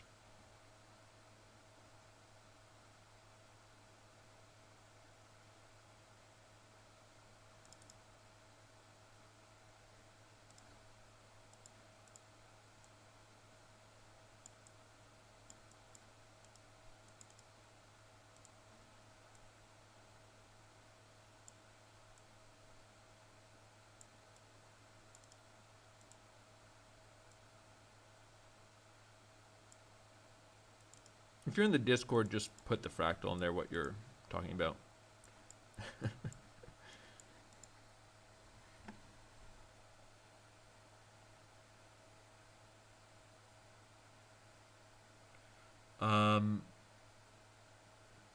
Somebody says, what do you mean the astrological events change the market?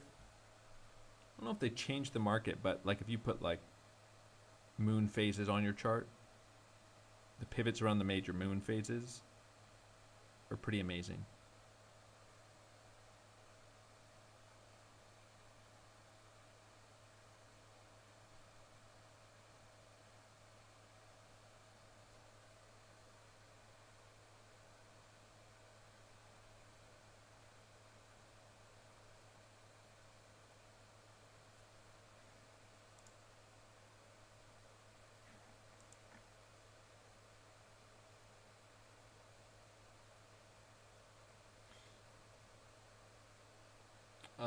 The follow-up question to the moon phase comment is, how do they even relate? Who knows?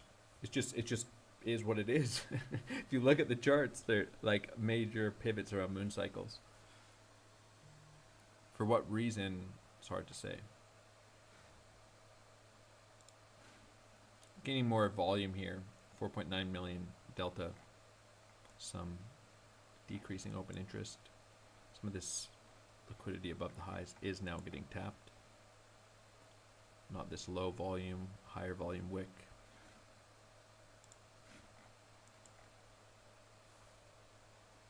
Price breaking out.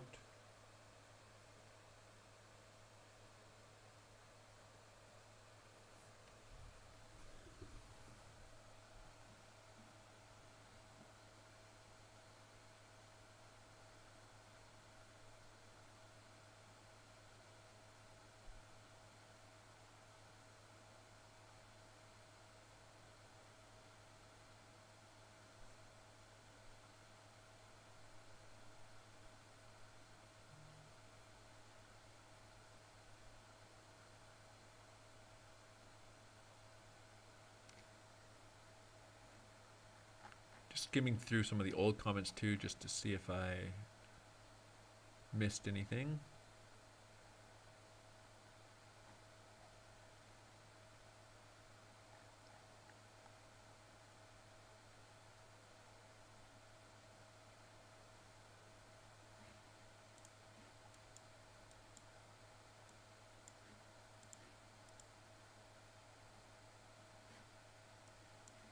Also, how's the live stream been from a lag perspective?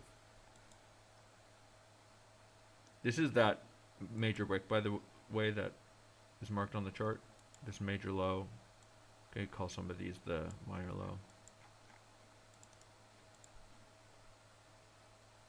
low. Somebody did ask, what do you need to see to think bull market is done?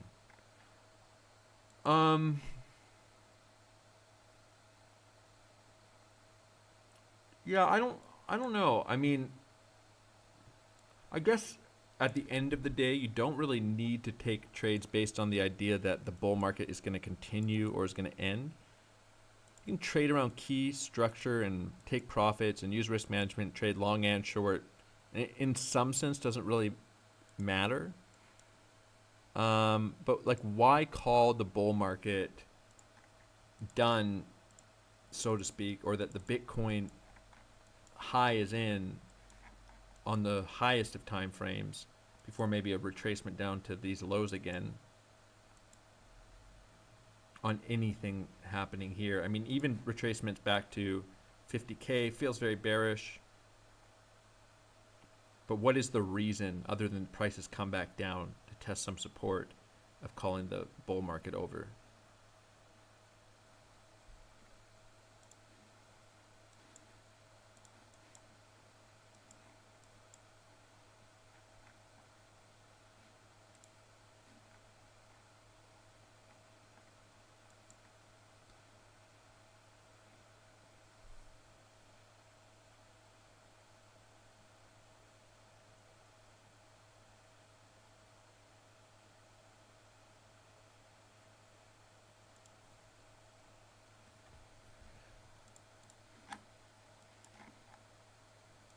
The type of structure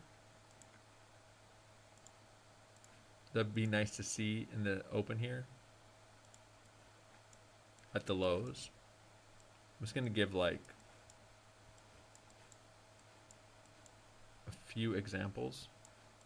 I have to adjust the time frame.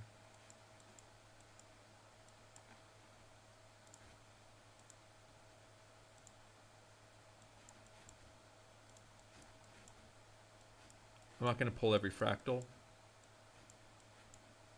I'm just going to give 2, and then we're just going to quickly look at a couple ideas.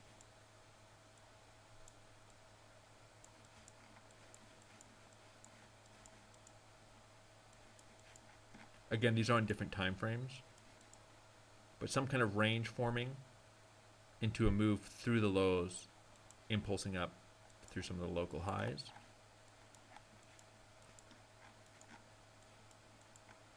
Exactly like this. This is the 1 hour time frame. Come and wick the lows. So like somebody might say, why would I be interested in a scalp long into the New York Open if we come and take these local lows? This is the setup that I'm going to be looking to trade.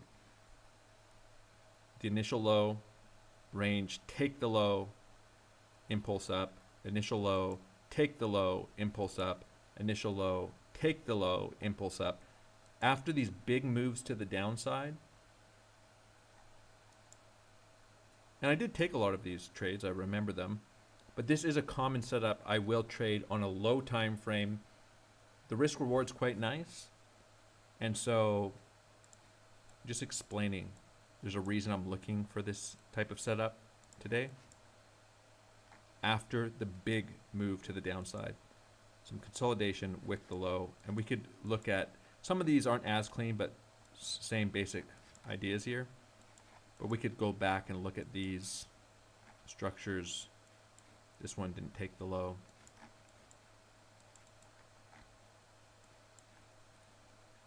This one didn't take the low.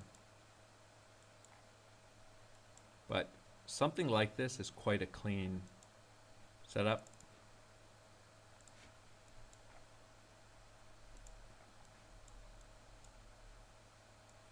I actually did take this long, by the way, for a 30R setup.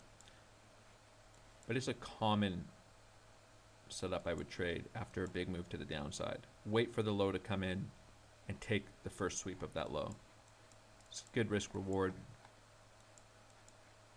There was also some pretty clean setup similar to that. I can't get there on the 1 hour chart, but it's in some of these fractals that I shared.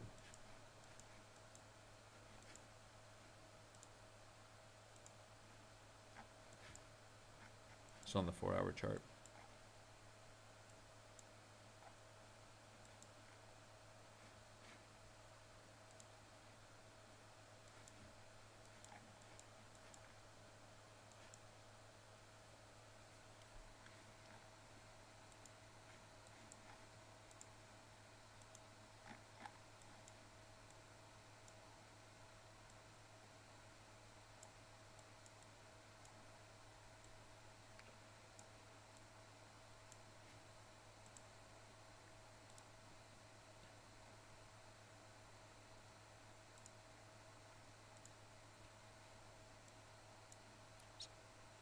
take the low, take the low. All of these, I think all of these fractals resolved with that same setup. This fractal resolves with it.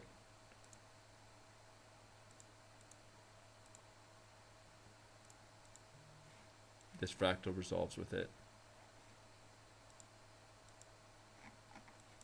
Except I don't think this fractal does. But anyways, that's why I'm interested in that setup.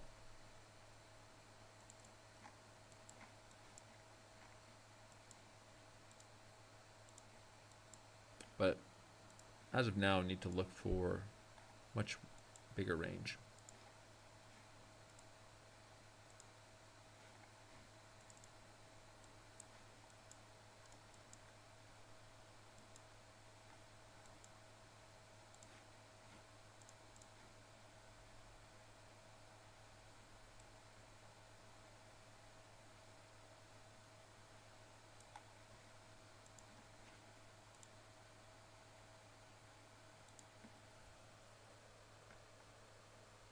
This structure should just be clear at this point is not resistance, right?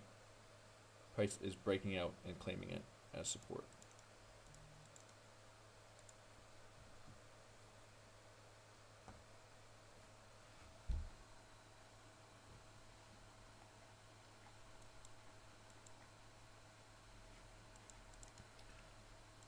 I'm going to talk about this briefly. The reality is, if you don't understand some of this stuff, you just shouldn't be trading live.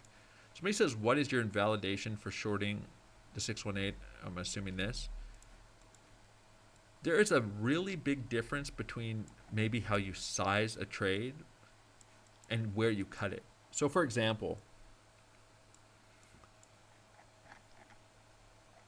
we have this major horizontal here. We have some structure here. We have a 618. We have a descending trend line. We have our highs here. Really, your invalidation for a setup like this and your entry trigger, this could be a clean entry trigger. You could try to use an order flow entry trigger.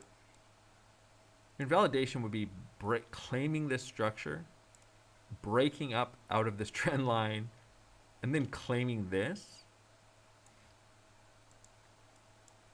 And so how you size around this trade might look something like this, but you might cut it for many reasons. For example, you might cut it at entry here, regardless of if your stop loss has been hit,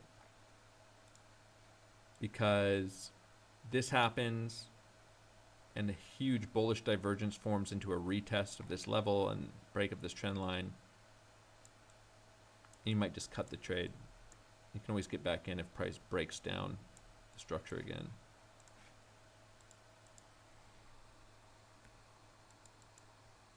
So I guess the perfect example here is just this, right? I didn't take a full stop loss on this long. My invalidation, so to speak, was below these wicks. And so I was sized for that to be my 1R stop. But where I actually cut the trade is when all the structure started flipping bearish. No reason to stay in that trade and take a 1R stop there. And reading some of that local price action is can be quite important and quite a big edge, because trading like that, you can turn what would be a series of 3 losses into 3 smaller losses equaling the equivalent of 1 loss, because there was some clear bearish structure forming. And so if there's clear bullish structure forming, even if it's just at your entry, or maybe it's a slight win, or it's a slight loss, there can be lots of reasons to cut the trade regardless of if your stop loss is hit.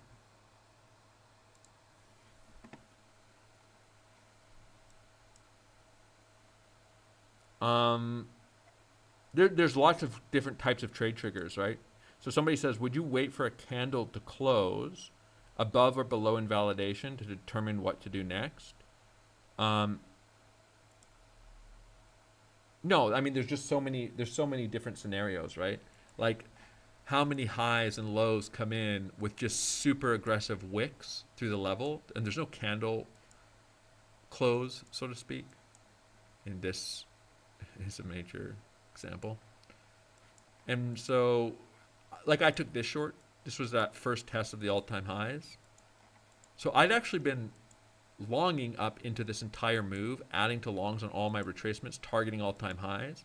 I actually held all my longs. This was like a 0.4% front run of all-time highs, 68.7K. I'm talking about these all-time highs on the daily time frame. We'll mark them out really quick. But I just want to go over some examples. It was live for both of these. And so I had held all my longs here. We had super bullish absorption all the way up through the highs. The mean. I actually added to my longs again, just targeting all-time highs. And this was the critical moment. And price just wicked through here on super high delta, super high volume. And I just took that short immediately. I was on Livestream on that day. I covered it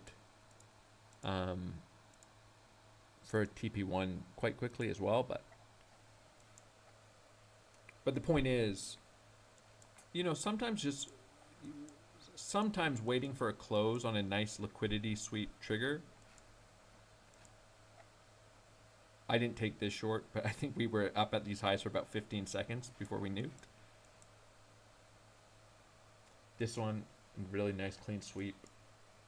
It's not that you can't trade around the close, but the point is, sometimes those wicks, quick wicks and reactions through the level can be really nice triggers.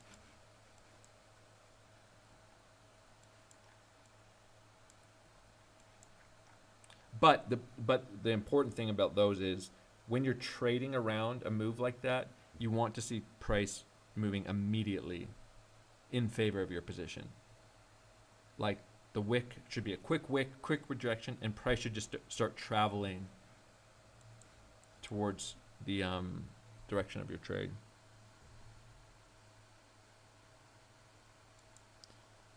But like here, right now, structurally, this is just a breakout and a retest. Price could, you know, there's going to be probably people taking longs with closes above or trading different setups.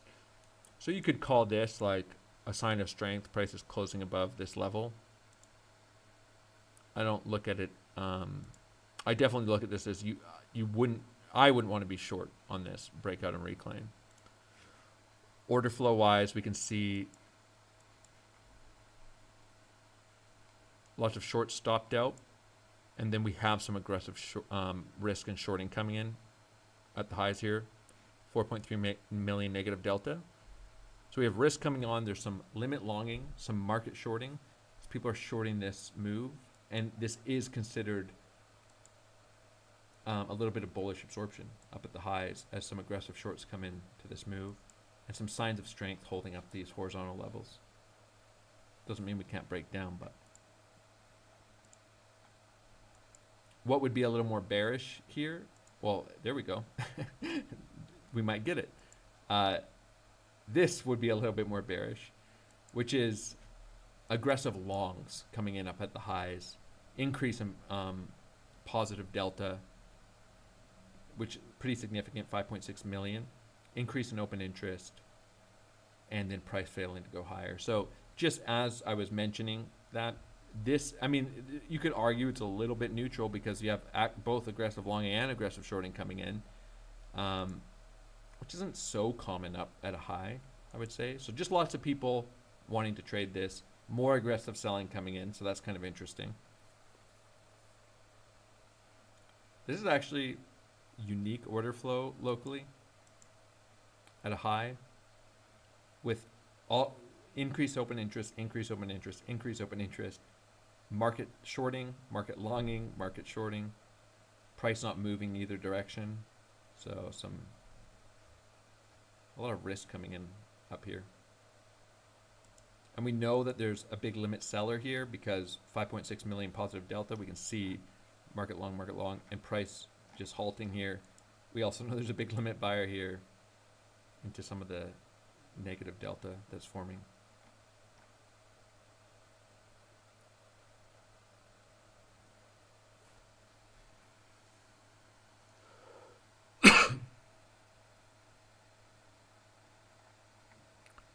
But one kind of thing to balance the perspective is structure. So yes, we have negative delta, positive delta. There's certainly a battle going on here, but it's a breakout and the retest is holding and the selling is getting absorbed into the retest. So if we just wanted to ignore order flow for a second, we know there's two, let's say, bigger traders here, but who's winning structurally?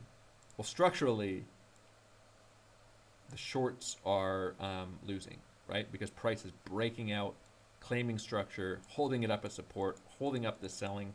Somebody's trying to squeeze out this aggressive shorter up at the highs.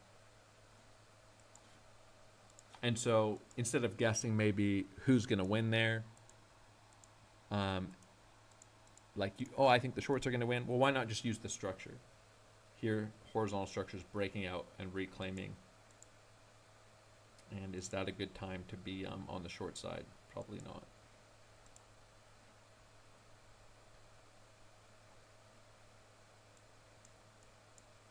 We also can see that this short, right for now, the short seller isn't able to defend their position. Increase in open interest. So these shorts are underwater. These shorts are now underwater, and these shorts are underwater. So they're not able to, and we know that there's a big. It might not be one trader, but you can essentially look at it as one trader. A big short position building up here. We'll see if they start defending it, but right now, it's the blue side here. This is all we can zoom in here, like 1.4 million, 605K, 200. This is all the market selling. We can just see it as a profile. Here, lots of market selling, all increase in open interest, so risk coming in. Here, lots of market selling, but also limit selling into this market buying. If this was one trader, we just know there's a lot of short risk coming in, both as limit short risk and market short risk. And then here at the lows, even more with a big market short at the lows.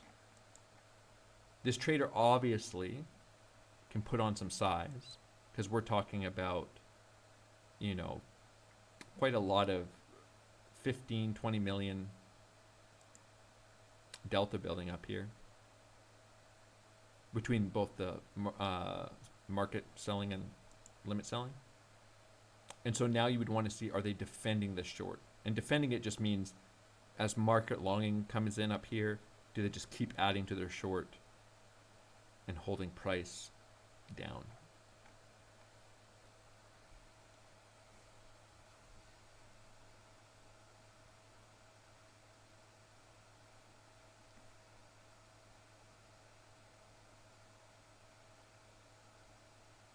And you could almost assume that this 5.6 million positive delta is, it might even be the same trader here that's aggressively market selling into this, is also limit selling. And we know there's risk coming on, which means positions opening, not closing. This is going to be both longs and shorts because open interest is increasing with each candle.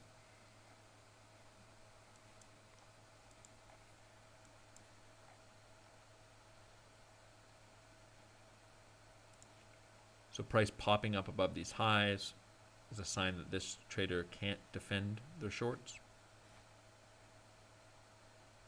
Price moving back below these lows is a sign they are. But right now, structurally, this is a breakout and retest. And we know that there's a lot of shorts coming in on this move, which can be obviously momentum for the upside. If they start getting squeezed out and have to close, we get this nice grinding uptrend ending in an impulse as a big short trader gets wrecked here. And look at structure, look at order flow, see what happens.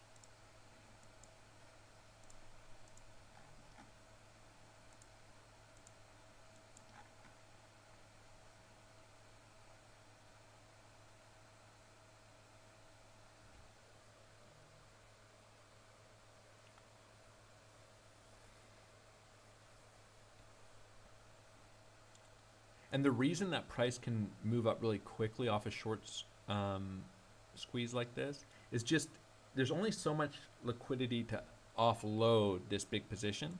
And so if they want to start trying to cover that short, that can push price up very quickly through this level if there's no one for them to cover into. And they might end up having to cover way up here. And then once all those shorts are squeezed out, that's where you might see the big high volume, high delta wick into the level. All those shorts are stopped out, and then price starts coming down again. And their liquidity, which is their shorts covering, are used for the trader who's squeezing them out to open their short position. Which it looks like that's probably what could be forming here.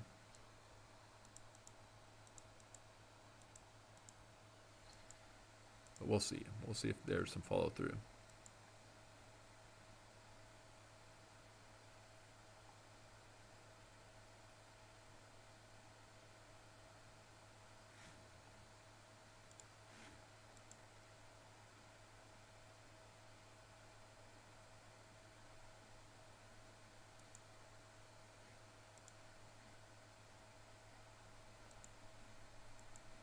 I would just say order flow aside,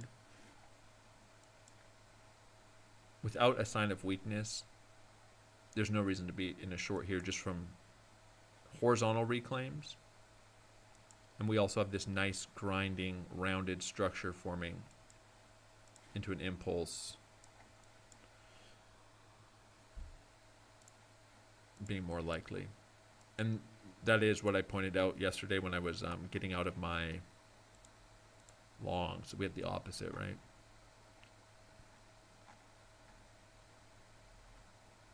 We're just pointing out that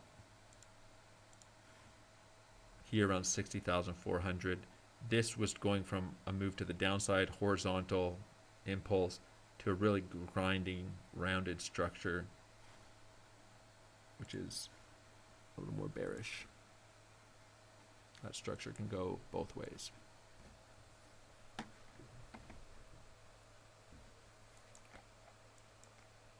Now, of course, completely possible that we don't retrace here. I mean, there's just no way around it that this major horizontal is quite important locally.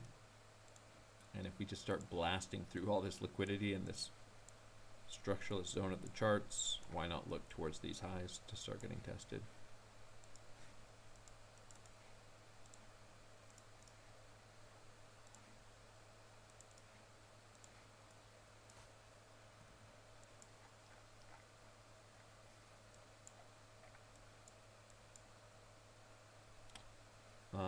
Somebody asking how you get the bid-ask profile on exocharts.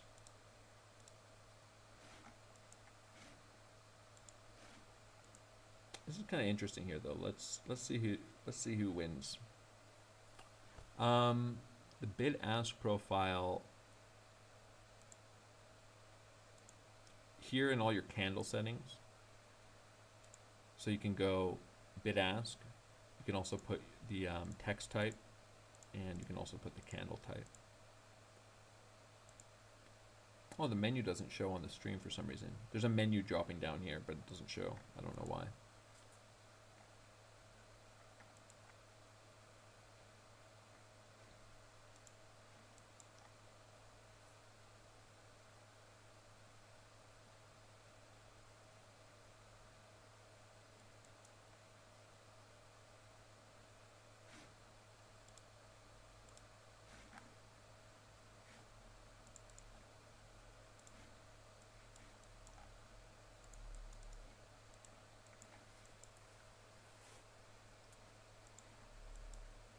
So yeah, I just want to say, I've got way too many levels marked out here.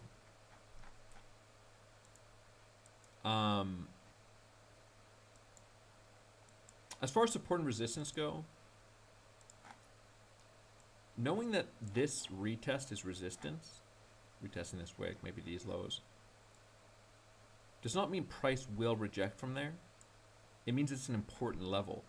There's just no doubt that what happens here is important.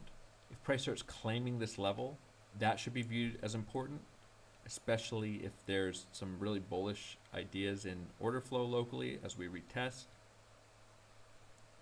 And you'd start to expect for some higher levels to get tested.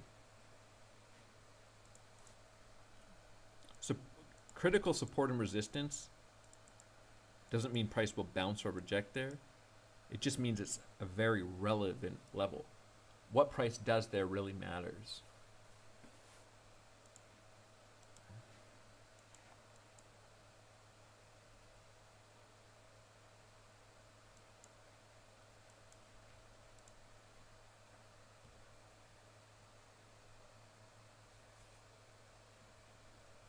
So something that's important here,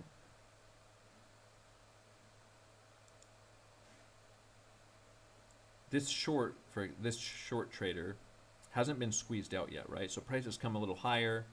They're still in that position. Now that doesn't mean that that price will go higher and squeeze them out. What that means is they still have an opportunity to defend that position and trap the long side. And so the structure is relevant, right?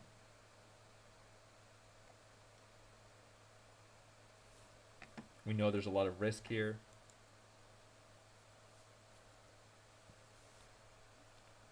Both long and short. We know that there's long traders or traders invested in price going up, and short traders invested in price going down, as both sides are putting on risk. The market's always a battle between these types of traders.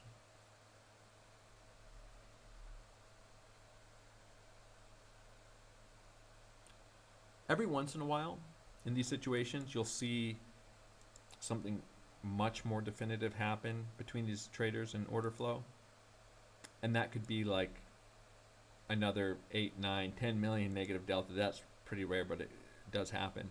Comes selling into this level, but getting completely absorbed as more shorts come in trying to break down the level, but price doesn't go anywhere, and the limit buyer just fills the other side and squeezes them out. Then you would place a little bit more of your confidence on the buy side. Or the reverse could happen. The buyer steps in, starts the market buying into this level, just gets completely absorbed by the seller. But my bet would be on the long side for now.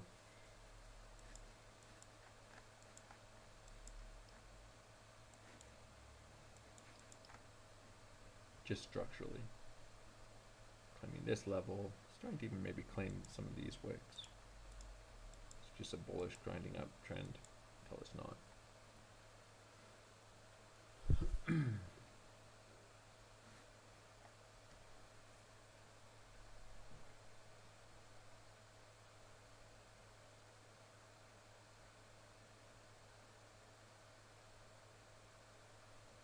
think there's actually maybe a decent example of this similar situation up here.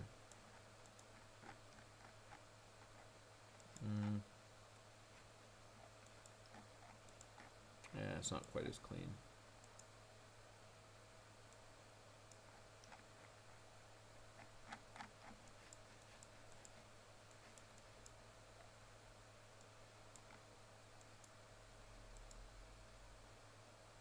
These, by the way, these bearish divergences locally, there was some of that forming up here on the 5-minute chart as price consolidated after that first test of that major low, with a bearish divergence forming across these highs. You can just see the limit seller sitting here around the lows again.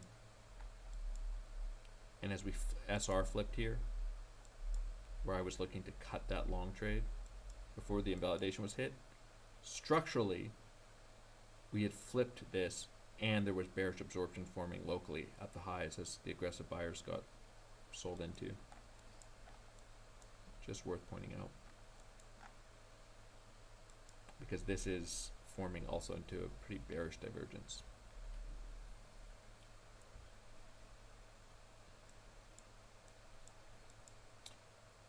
So a short trigger here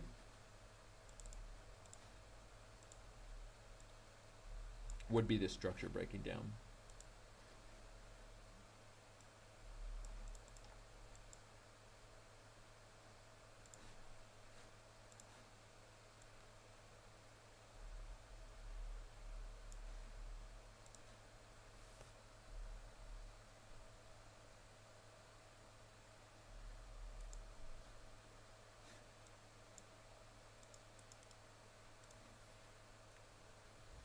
And that's where you start placing a little more confidence on this short seller's ability to defend that short and drive price into the lows. I think this is the 4-hour wick as well. No, the 4-hour wick's down there. This is a 30-minute wick.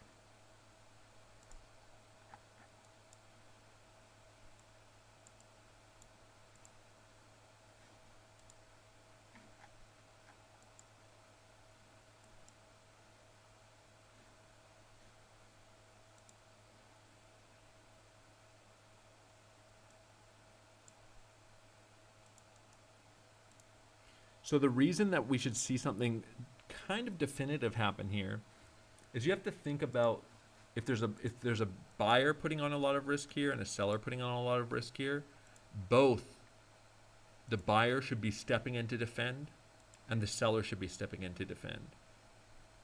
And to push price through support or resistance. And so here we should start to see signs that the buyer's able to defend the position. And maybe we just hold the breakout, keep ranging here. Start to see some selling into this level and see what happens.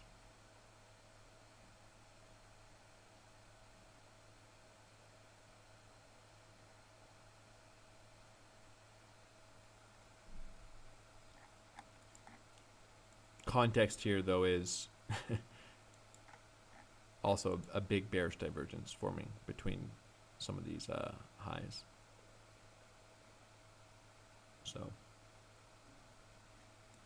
I'd say the breakdown of the structure should be relevant on a low time frame.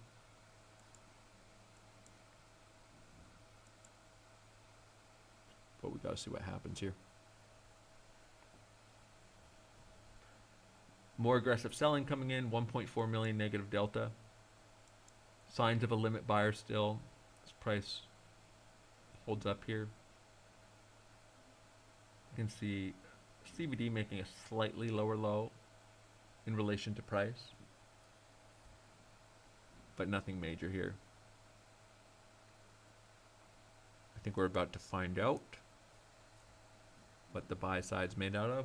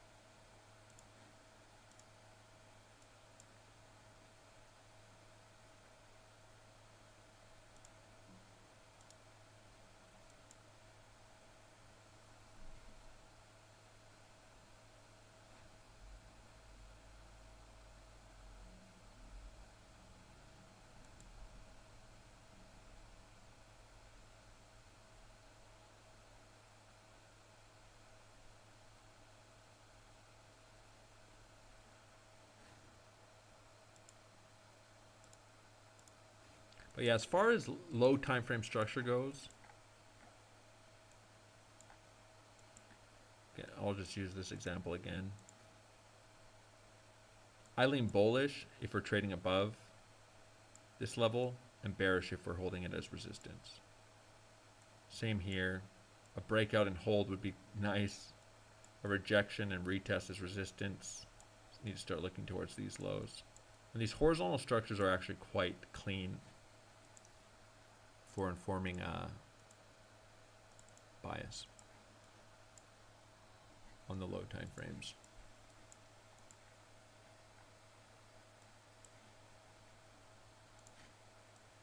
And our only relevant horizontal structures here.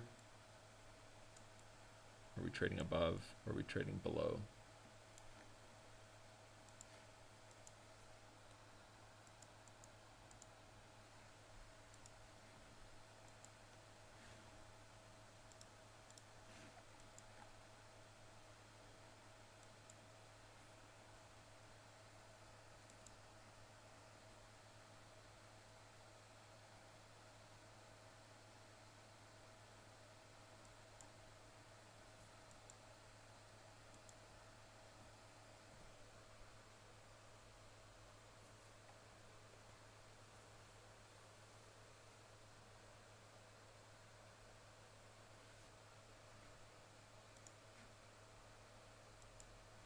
Also, if price can move through this area of the chart very quickly to the downside.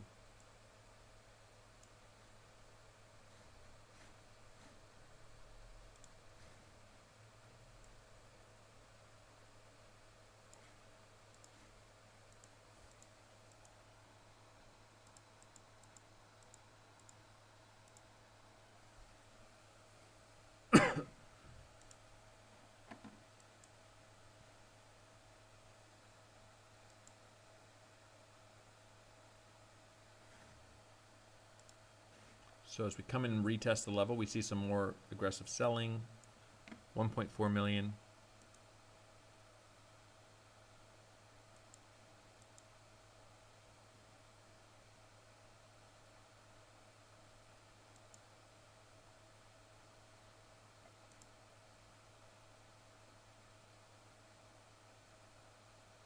Price starting to break below the level. That's right at it.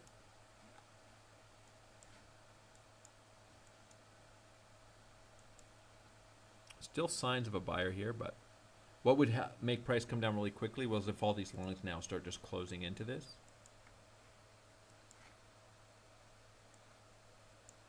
But this is our retest. And you could technically consider this actually, between this low and this low, a developing bullish divergence, which just means that there's a net selling, market selling divergence in relation to price. So just aggressive market selling kind of marking out the highs here relative to these levels. On this time frame, looks a lot more bearish. The short trigger would be coming from a technical perspective to short the rejection back below these highs, targeting the lows.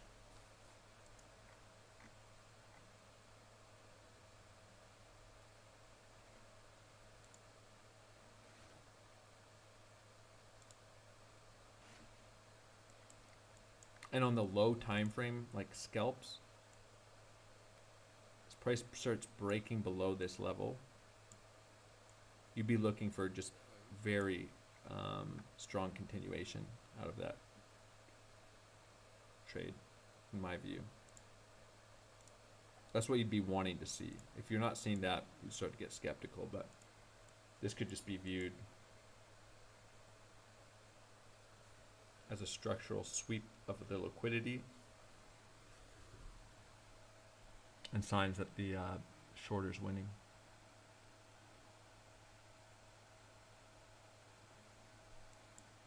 But of course, price could just squeeze back up here. This is just sort of the critical structure here. We'll just see.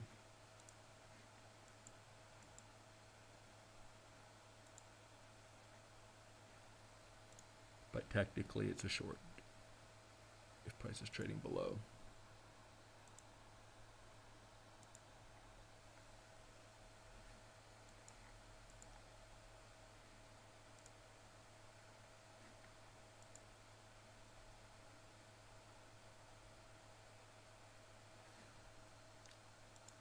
Kind of nice here. 2.1 million positive delta on the low time frame retest. So it's nothing major, but you know, I'm not making any claims about what's going to happen here. But as price takes the low, we see some aggressive market longing coming in right into the retest, getting absorbed. So signs that that limit seller is willing to even sell into this aggressive buying at 2.1 million negative delta, as price doesn't really move here on the retest. And it's just a technical low time frame retest. So again, it's not a claim about where price is going to go. It's just the seller's still willing to step in here.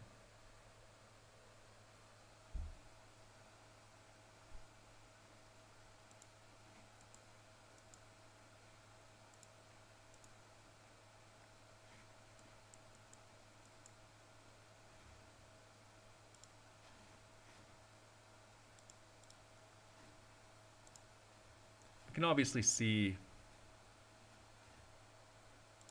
at least some intention here.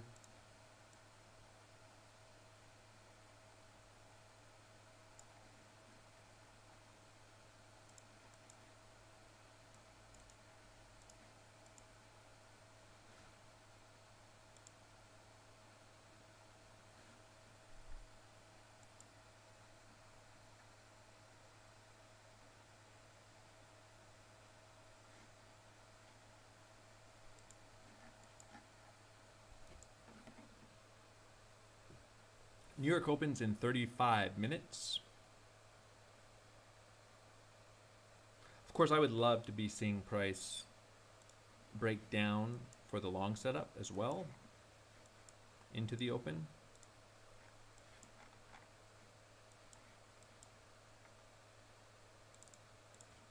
See if there's a nice clean trigger there.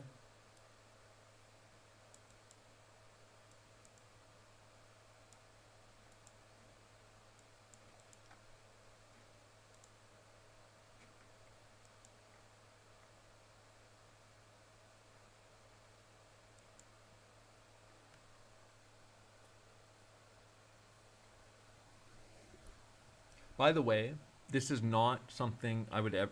I don't like breakout trading. So personally, I wouldn't be longing at the highs of the range here.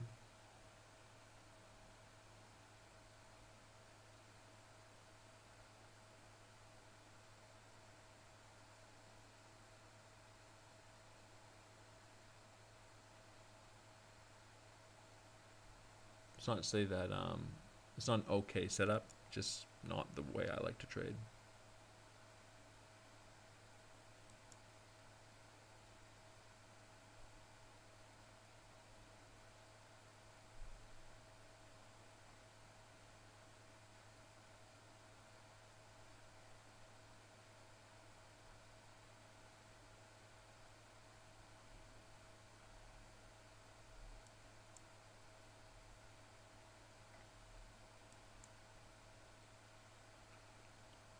If I was looking to trade into a trending move, I'd look to trade into some of these retracements. You could come and take some of these lows if I was more bullish here, or wait for higher and then a retracement.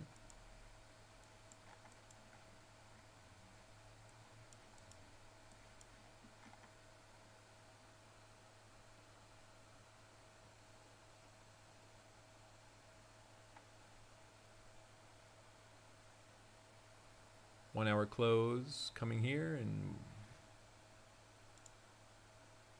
10 seconds.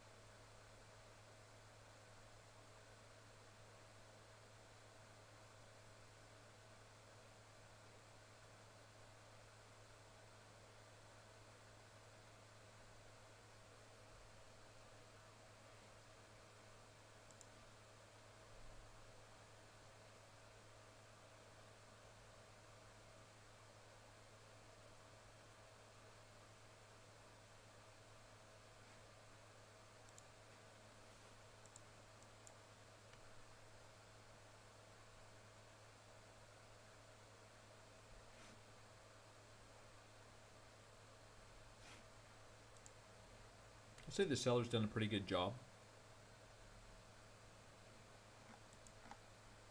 here at the highs.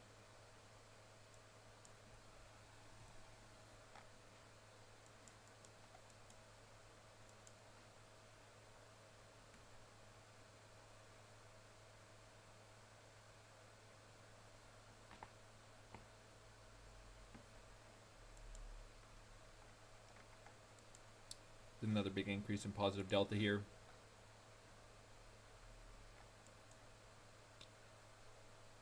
Definitely price trading below the average entry of the short side. It's done a pretty good job of defending the position. It's quite a big local bearish divergence forming here. New York open. On its way.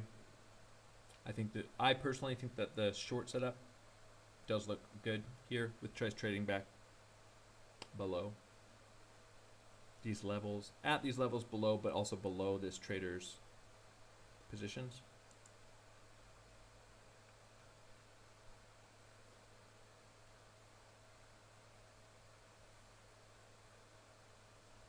start looking for that move down into these lows.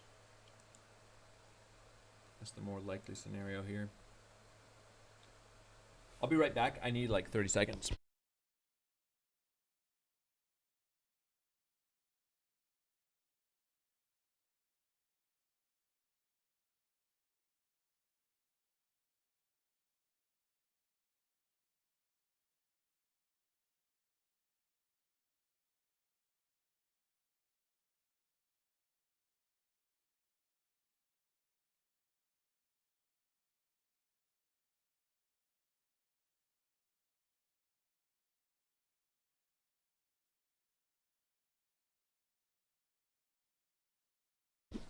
So this would just be an example. I mean, I don't know what's going to happen here. Of looking at what's happening at a key level, we can see how the traders are trading. If price is trading above this high, breaking out, putting these shorts under pressure in favor of the of price going higher. But as soon as there's signs of weakness, why not just look for lower? And personally, I'm never going to long up here. So it's either a short or no trade for me.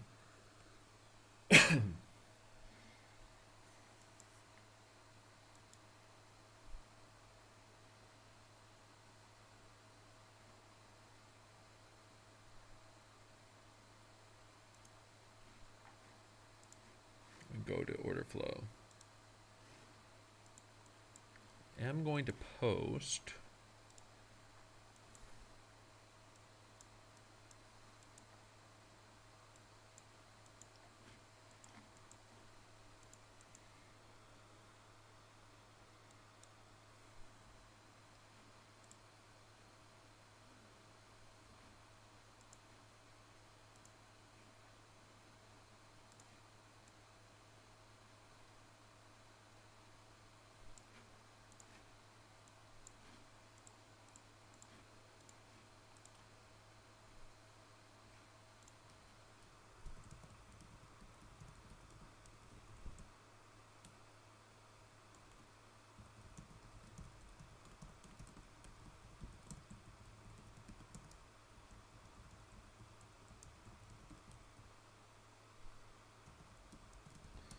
open and sorry, I'm just typing out something here.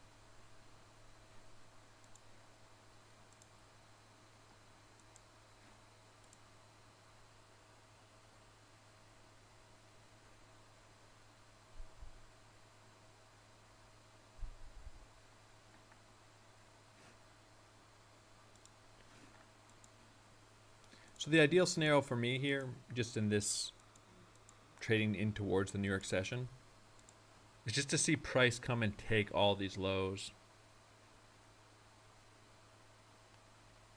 And I might look to trade this as a range for another short and another long. If we get the rotation to the lows, TP on a short there for sure. If we get the rotation to the highs, TP on a long there for sure on a rejection. Might be a limit TP if I'm not at the charts, but I assume I will be. And possibly another short. Another long. I may be willing to carry this one a little higher. We'll see what happens.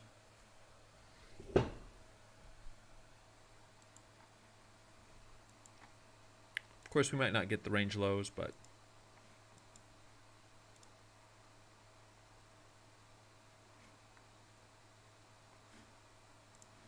well, it's not a range yet. The idea is a range forming here. Could be aware, like I said, of,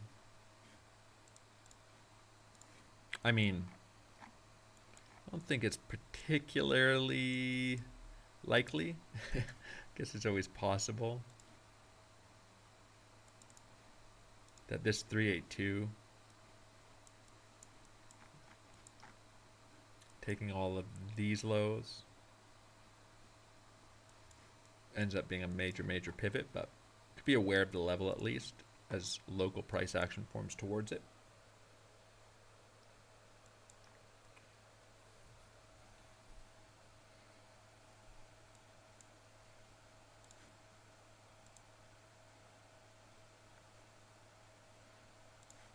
We can mark out some of our local structures just to be aware of them as well. You know, this is where, if you're just trading this as a range, be aware of your point of control, all your local fibs. Local liquidity, obviously, is going to be below these pivots. There's going to be a lot of people putting their stops there, so those are going to be major targets. And major levels where you might expect a reaction of some kind. We'll look for signs of that in the order flow.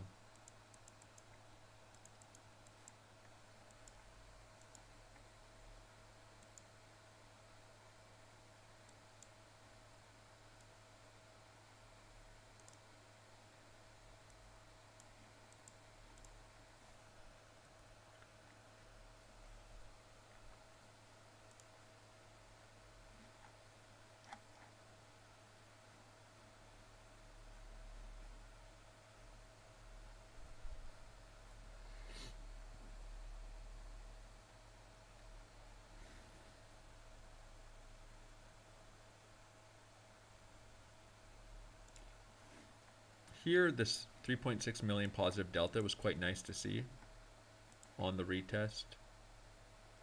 Just a little bit of a pop and aggressive buying getting absorbed.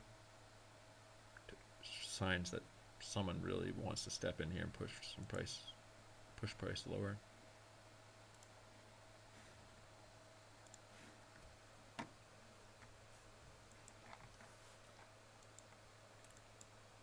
Now, of course, there's a case. Like if you're going to manage this position live as a scalp, let's say, there's a rare case of holding this short setup and just TPing manually in case price just starts nuking through all these levels to 50K, and then the trade becomes a much more substantial trade. But I don't think that should be the assumption. I don't think it should take much to be willing to pull profits off this trade on the time frame it's taken on. But you could, you know, potentially look to hold it in the rare case that price just nukes through the levels. And that'd be the same way that I would trade a long from these lows too. Looking for the TP. But if price just rips through all these levels, then why take profits, right? It would be a rare instance, but it's possible. Why not just hold it up into these higher levels? And what I mean by rare is it'd be rare that there's no actionable reaction from any of these levels, but it does happen, right?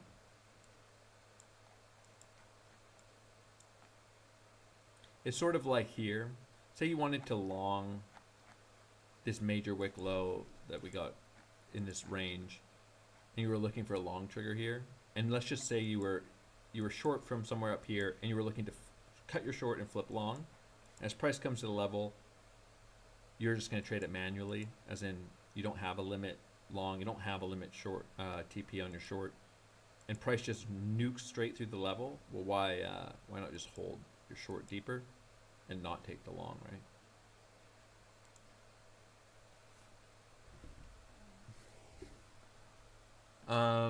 Nicholas Paulson saying, do you think there is still a case for Bitcoin to recover and go back into the range? Yeah. If I had to lean towards anything, even for the bearish scenarios, that we push back up and retest some of these highs.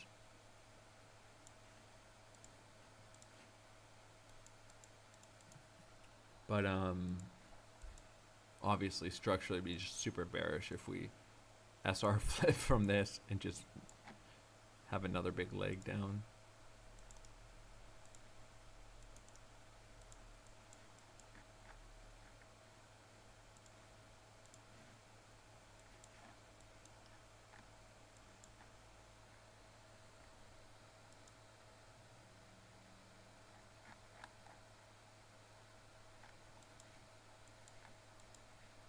I do want to be aware.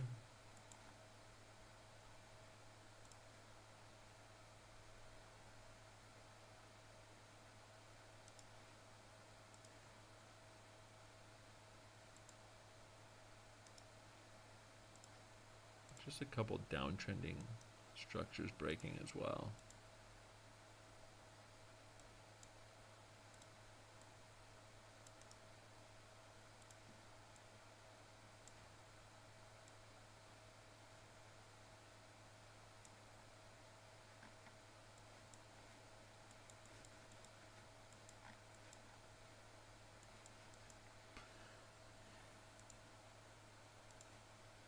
All right, New York opens in 15 minutes. Price coming back down to retest the point of control. Testing our first little impulse lows. Nothing particularly interesting happening here from an order flow perspective.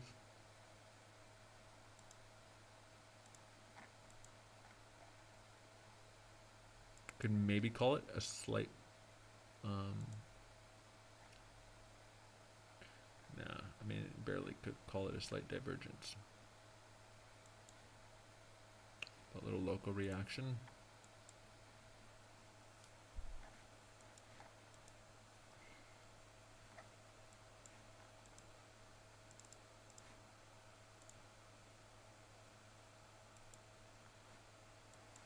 I mean, there's a lot of things. I don't personally use these as triggers,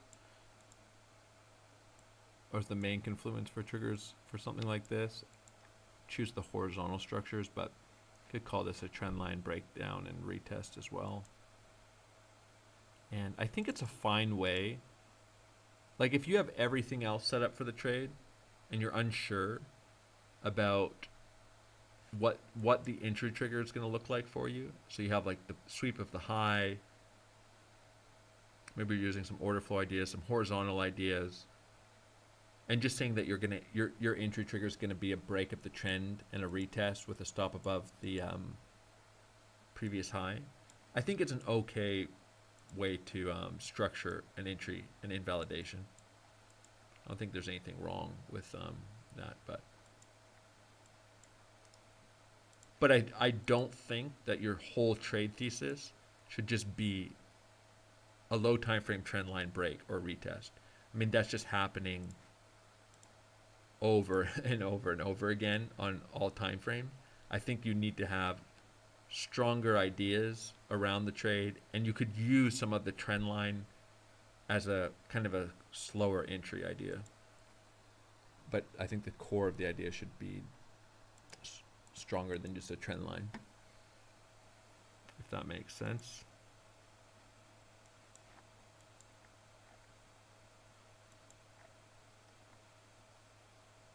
This could also be considered very, on the 1 minute time frame, rounded, grindy price action ending in an impulse as well.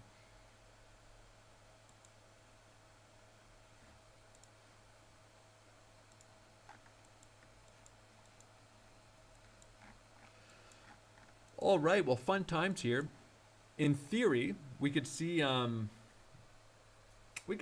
pretty crazy order flow into this New York Open around these levels.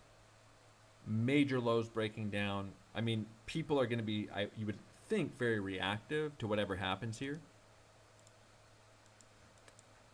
You would think it'd be some really aggressive selling into these lows, really aggressive buying into any big reaction. I would love to see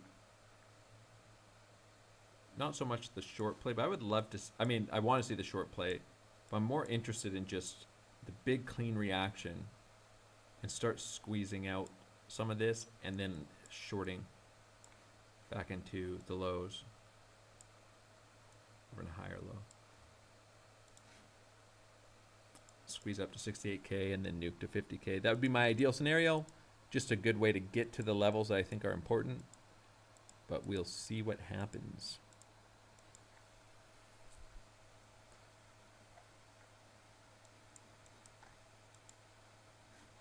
I'm not gonna, somebody's asking if I have any Elliott wave updates. I'm gonna develop some of those thoughts.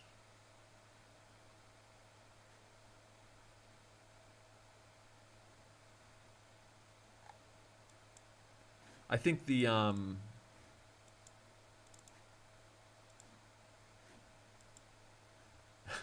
gotta clean up these charts quick. But if this is a wave 3, like maybe an A, B, C would be like the deeper idea here. So lots of internal ideas. And this would be an A, B, C in the A. 1, 2, 3, 4, 5.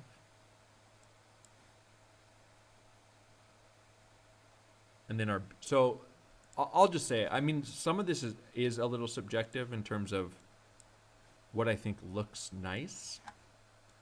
And this is what I was looking at earlier today before the live stream.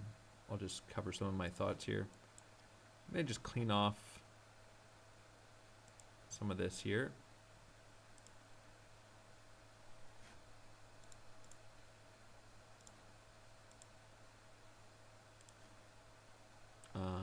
Let me get rid of this.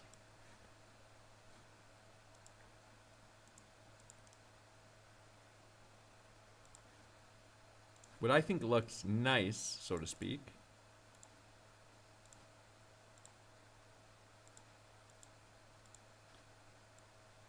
is breaking out of this trend line for more downside. This would be my more bear scenario. Testing this high and then rotating to the downside. And so the way I think I would just have to look at that from a count perspective.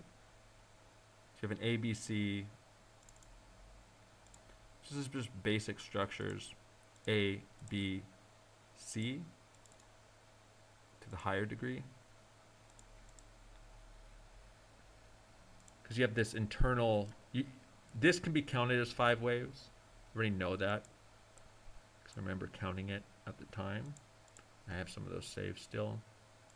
Obviously, this can be counted as 3 waves.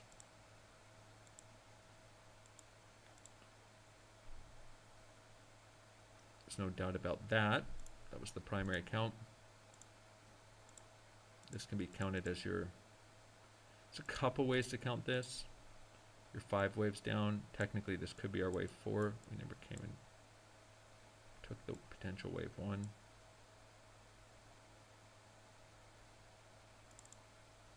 Then why not have the something like this, the 3 waves up, structurally would look quite bullish to a lot of people.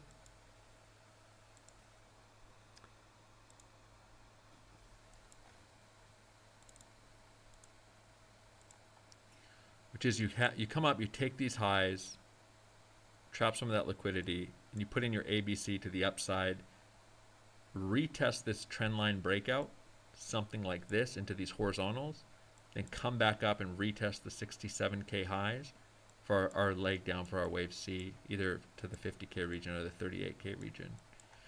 But just need to see how some of this structure plays out. I know, you know, a lot of people will challenge that I'm thinking about the Elliott wave structures that like this, which is almost starting from these basic structures, which is like a descending trend line that would be quite nice to fake out. Lots of people are going to get bullish, reclaiming the range lows. It is a bullish idea, there's no doubt about that. Faking out this breakdown, this looks quite good. I mean, you just think of all the things that you always are going to see on people's charts after they happen. And so I like to start analyzing the market from that perspective. Obviously, we're going to see this deviation on every chart We're going to see this trend line, I think, on every chart because it's 1, 2, 3, 4 touches now. The breakout of this is going to be looked at as very bullish. I think locally it probably will be. Take these highs, nice reaction, all those daily candle highs.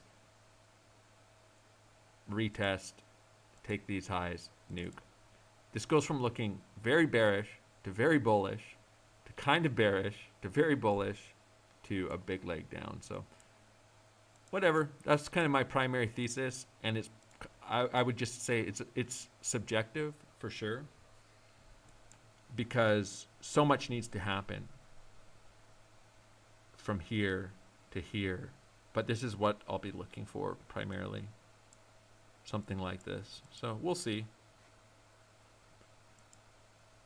Obviously I'm not in any trades towards this idea, but I'd be interested in this short, especially if this is what the price action looks like, to target into this. Does that make sense to everybody? Why this would look like an interesting way for more downside?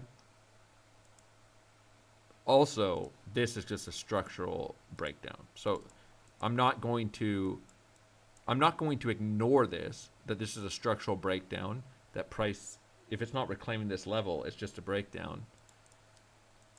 What I like to do is imagine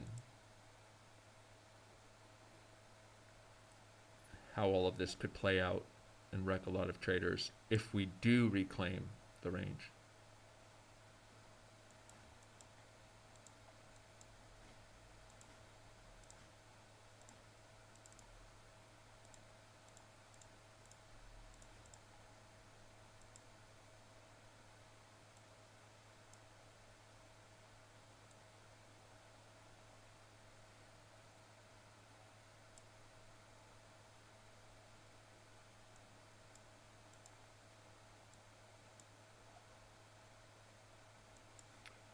But of course, the more bearish idea is just see ya. But I don't think that's particularly likely in this scenario, frankly. But we're going to find out. Maybe I just, the short holds straight to 38K.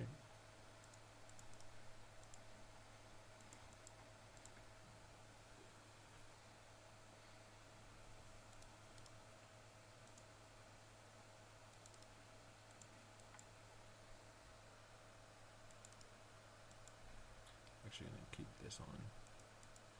New York opens in 5 minutes. Let's keep an eye on things here. Nothing major, but this is a little bit of bearish absorption. Delta is pretty minimal though.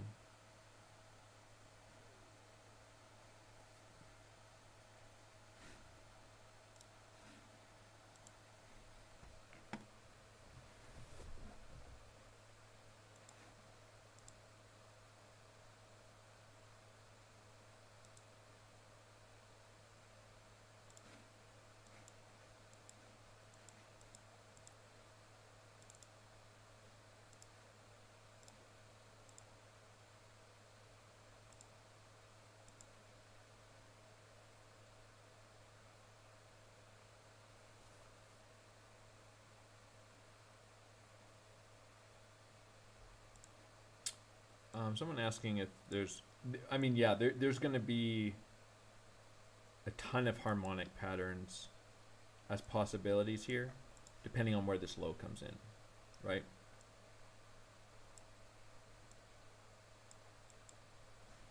I mean, if this is what you're referring to, but it's kind of hard to, at this point, say what a harmonic pattern might look like for a bullish harmonic.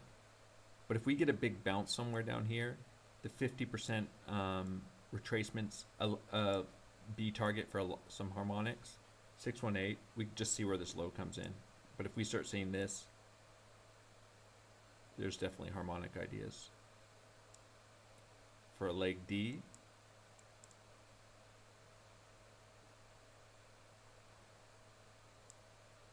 down here. Obviously, anything deep wouldn't work with the Elliott wave idea, so you might But anyways, no point in looking at it, I think, until we see where price bounces here.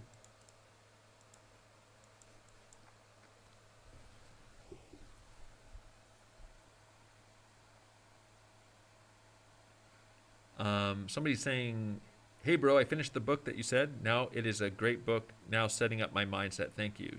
Trading in the Zone. Yeah, super important stuff in that book by Mark Douglas. Stuff that every trader needs to know and understand. And if you're not developing those types of psychological, emotional perspectives and skills as a trader, you're not going to go very far. The book's called Trading in the Zone.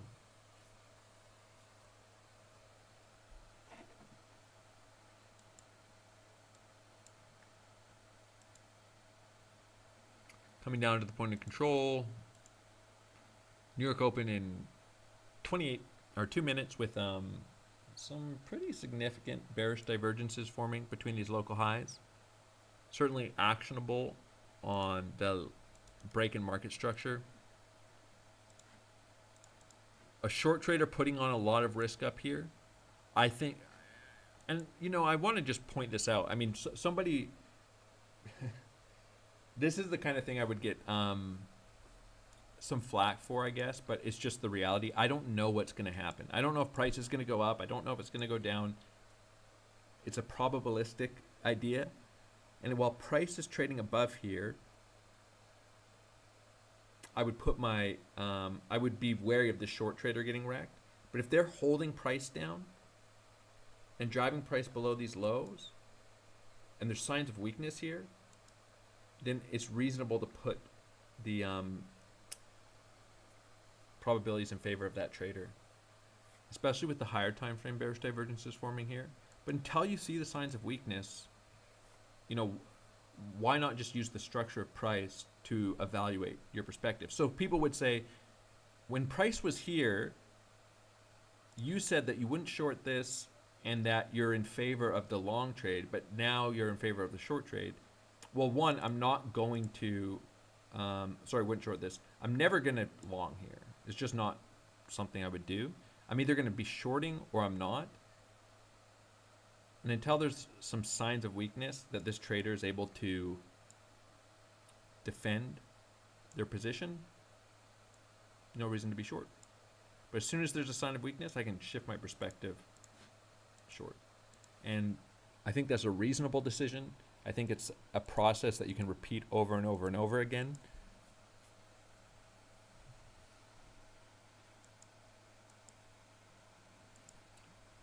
And it really relies on, I think, basic concepts. The order flow stuff, I think, could be confusing to people, a lot of people, if they don't. It takes a little bit more time to understand just the premise of it. But the structural components, I think, are pretty simple.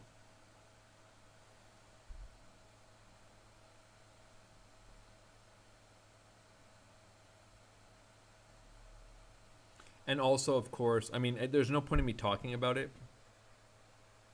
but my higher time frame perspectives have put me into some losing long trades. I actually, this is gonna sound, I mean, it kind of might sound silly to some of you. I'm actually quite happy with how I traded this, considering that I was, for example, longing into this, but where I cut those for partial losses on signs of weakness, and even got away from some of these positions before my quote-unquote technical invalidation. Considering I took a series of longs, some nice clean entries, by the way, on some of these. And this was a nice entry for about a minute, a couple hours. I'm pretty happy with how I did and came out of it all in the end, because I got away from some of those ideas with partial losses instead of full stops.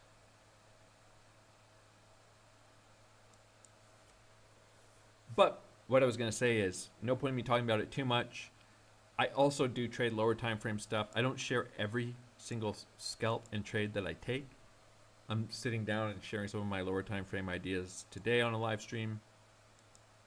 And I've done okay on some other ideas. I also did take a couple swing shorts that I'm not, I mean, I talked about the ideas on Twitter. that did work out. But it's not about proving myself here. I can own the fact that I had the bullish thesis out of here wrong.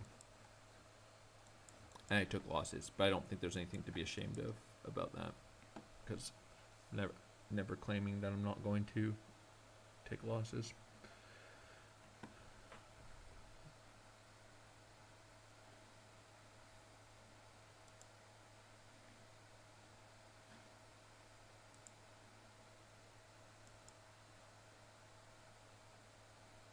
And frankly, this short covers 80% of those losing trades if we rotate to the lows here that I've taken in the last 2 weeks. Just this. I'm not going to say it's that easy, but I'm just going to say, you know, yeah, I don't know. It doesn't really matter. The point would be this. Like, say I'm in the Discord and I take 2 back-to-back 5R wins, let's just say, just to make the numbers round and even. So that's 10R of wins. That typically isn't a very big deal. That's not an uncommon thing that would happen. 5R, bigger 10R trades. These things happen fairly regularly. But I find myself in this series of trades I'm in, and let's just say that you take 5R of losses. That's like the biggest deal in the world, but it shouldn't matter, right?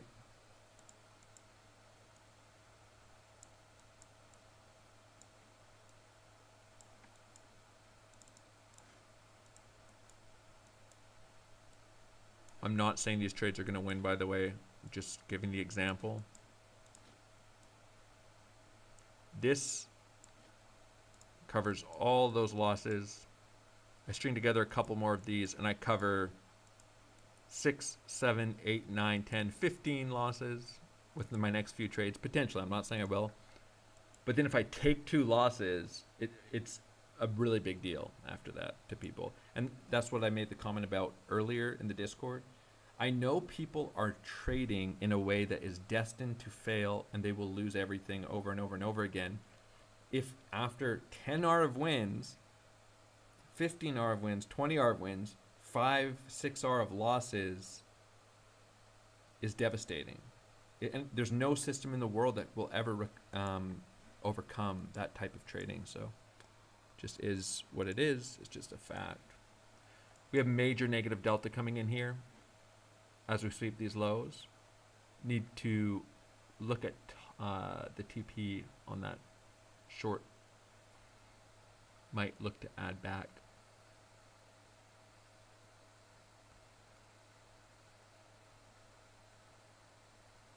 That's at the 618. Give me a second. I'm going to go back into the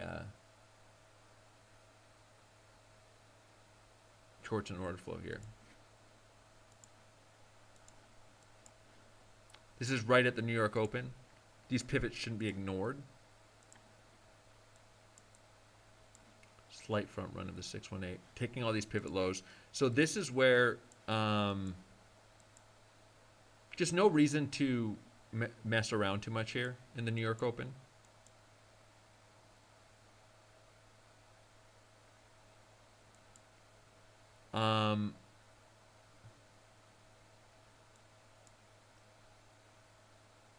But anyways, this is where we would suspect, I was mentioning earlier, where initial targets, right, where stops are going to be placed of all the long liquidity built here. I actually still think lower is likely.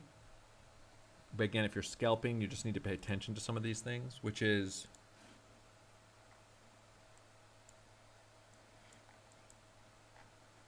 $7.4 million negative delta, big decrease in open interest. So where were the stops, unsurprisingly, resting? Just under these lows. So you have this uptrend, price comes in, runs those lows, and all those positions get stopped out.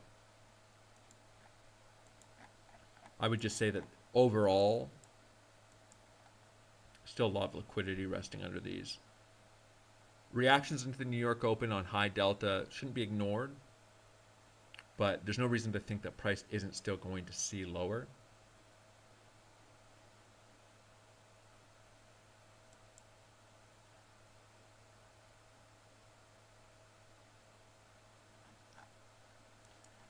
And the reason I would just say they shouldn't be ignored, it's not every time, but these high delta candles are quite important.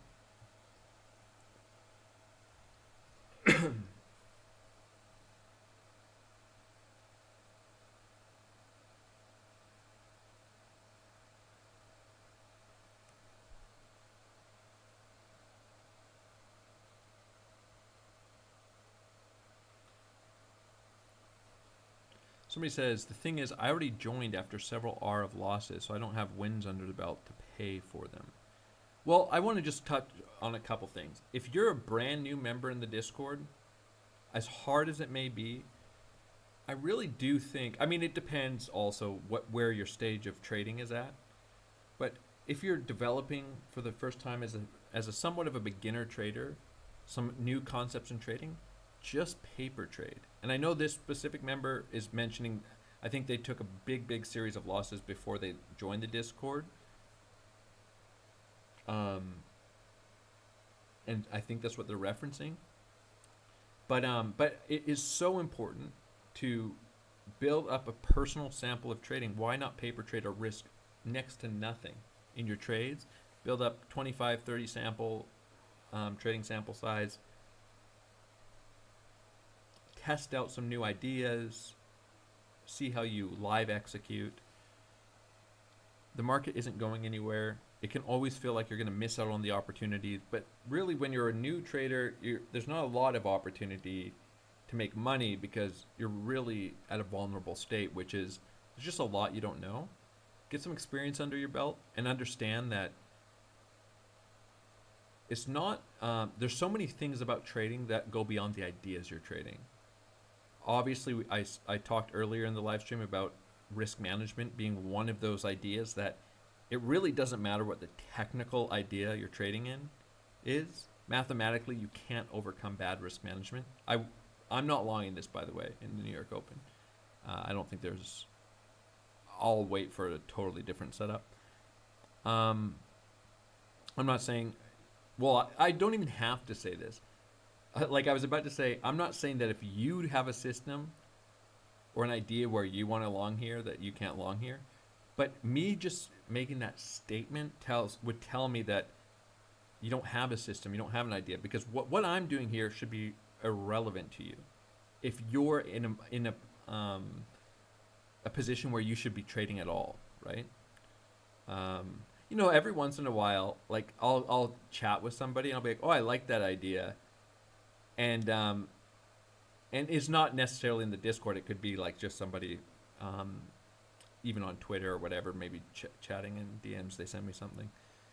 And then they'll say, like, I'm not saying it's going to work, you know, be careful. I'm like, I'm not taking the trade because I'm like, I think you have a crystal ball or anything.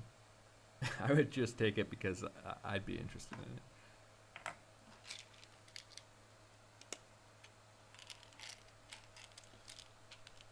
it. But anyways, yeah, the series of, so that member just saying that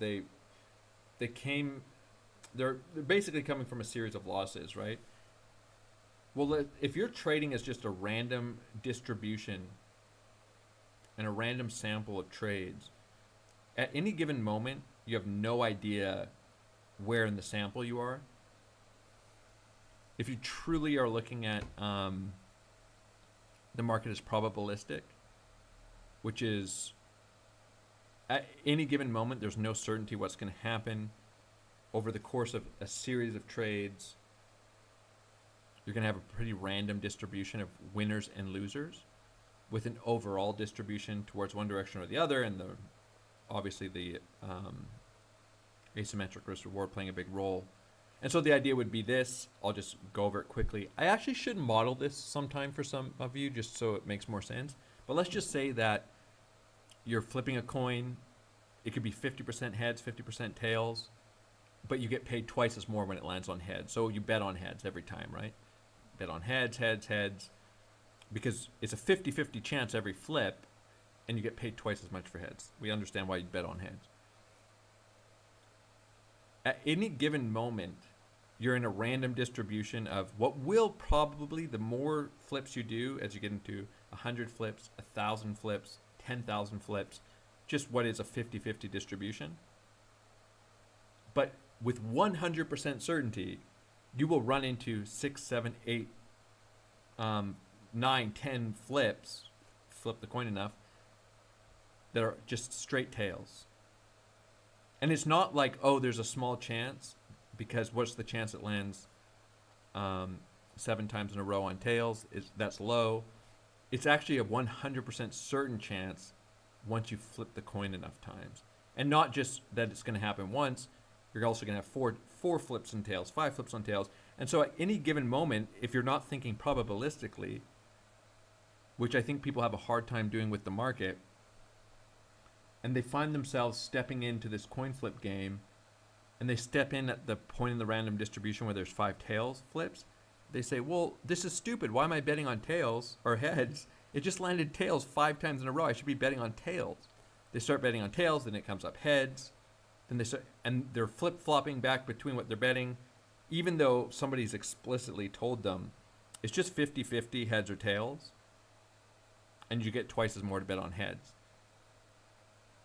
They start putting a lot of weight on the last 2 or 3 flips, a ton of weight on the last 5 flips, if there's something anomalistic happening. And some experiments have actually been done on this with people.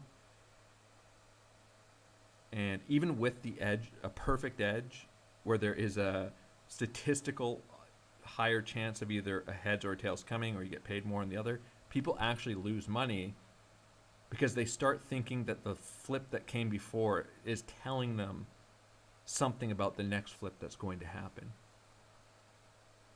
And so that would be the same in trading. Where you might have some ideas, a technical system, let's say, but you take 2 trades around this idea that don't work, and you weight that way heavier than you should over the set of trades, which is, let's just say it's a range low. Like I gave those examples earlier about why I'm interested in a long down here, taking these lows. Might come a little deeper. I'll be just looking for this long setup. I went over some, oh, sorry, wrong screen. I went over some of the examples of similar ideas after a big move to the downside, okay? I do not know what's going to happen here. This is just the type of setup I like looking for a tight invalidation try on a long setup.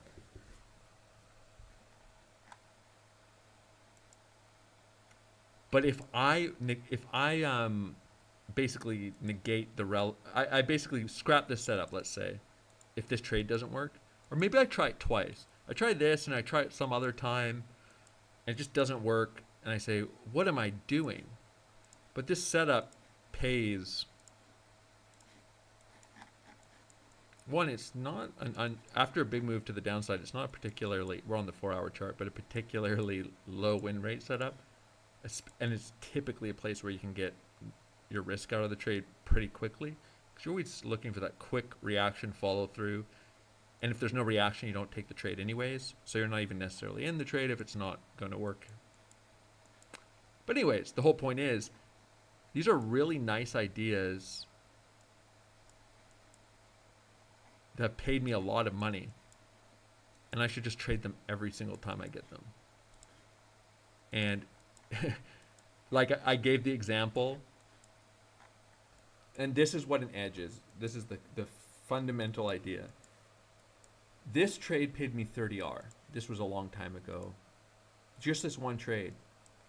I could have lost this setup every single time I ever took it again for the next year and a half. And it's still an edge, and I should still take it every time I get it. I shouldn't scrap it. Why? Because it's such a high risk reward edge under certain conditions that even if it was a 10% win rate, it has an edge. So anyways, the whole point is, you don't want to throw those ideas away when a couple of them don't work, when they pay 5 to 1, 6 to 1, 10 to 1, and overemphasize the last couple trades in the random set.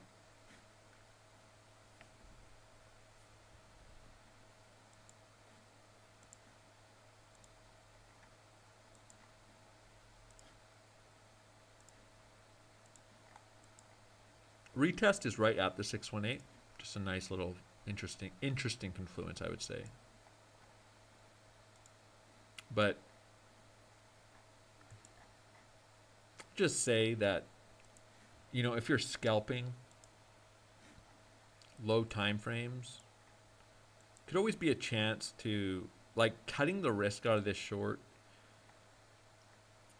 It's just something that makes a lot of sense because you have 7.4 million delta right into the New York Open with a big reaction off of it. Lower still looks nice, but if you're scalping, why not just take the risk out? If price comes up and pushes higher, you might get another clean short set up.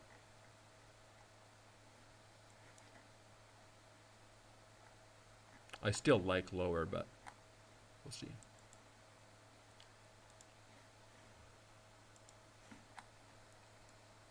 But we're building our range, right? We have an initial reaction, we have a low, we have a potential high. Establishing some lows. Let's actually draw this range out, because I think this is probably...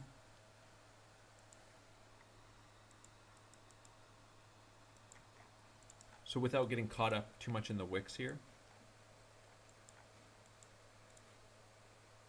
with the local time frame, the thesis would be forming a range here, low, forming the range with a sweep of this high. That was sort of what the idea was back here, right?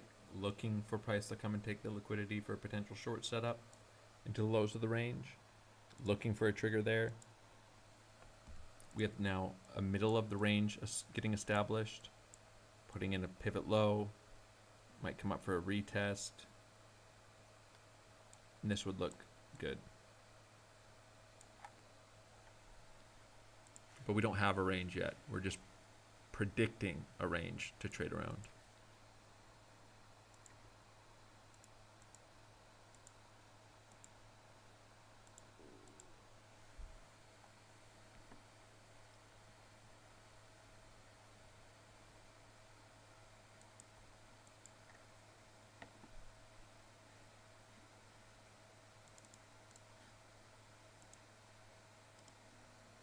I'm a little bit curious to see what is happening with IBIT, the BlackRock ETF.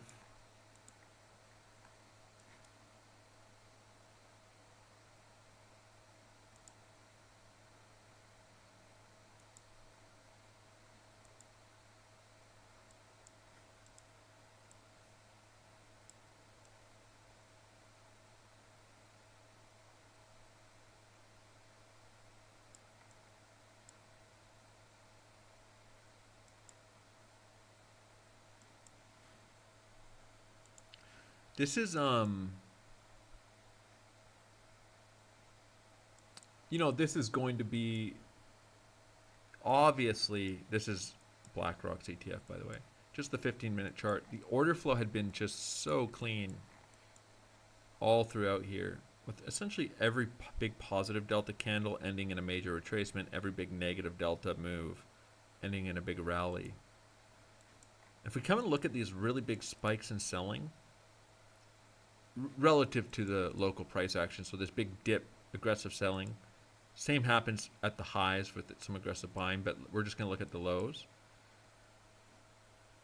Big spike in aggressive selling, big spikes in aggressive selling, super high probability move to the upside. Let's not think about the divergences here. The divergences are relevant, but let's just look at the big spikes in aggressive buying and selling. Obviously, big spike in buying here.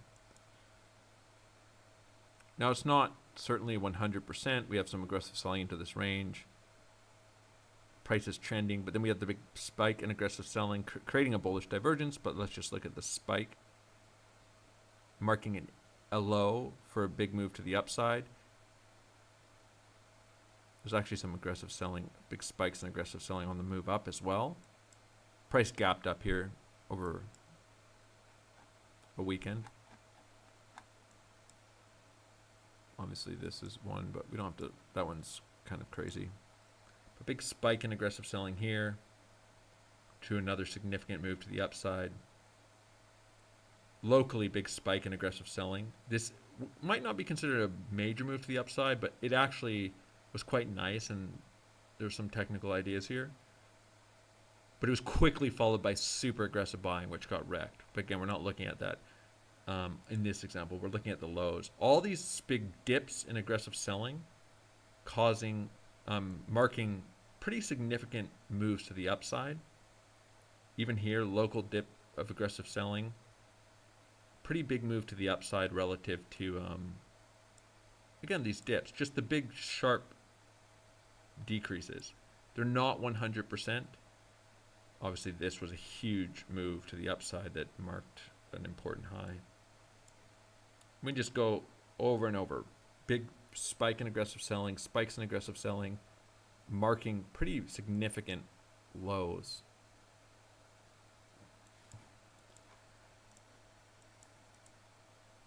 This looked very much like a big spike in aggressive selling, but didn't form a major low. Even here, right? This looked like a big spike in aggressive selling. These ones did mark minor lows for decent rallies out of them.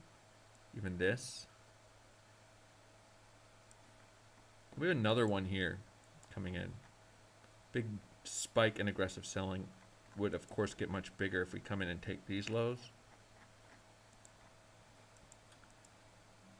But if we zoom out, that edge of the big spike in aggressive selling for a minor pivot, at least for a rally to come off of it, is pretty good. So forming technical trades around those ideas, I think is, we don't have a ton of data here, but I don't think these big spikes in aggressive selling should be ignored at all. Again, not focusing on the divergence. There's a divergence here that's can be considered a bullish divergence, but just the degree of the aggressive selling.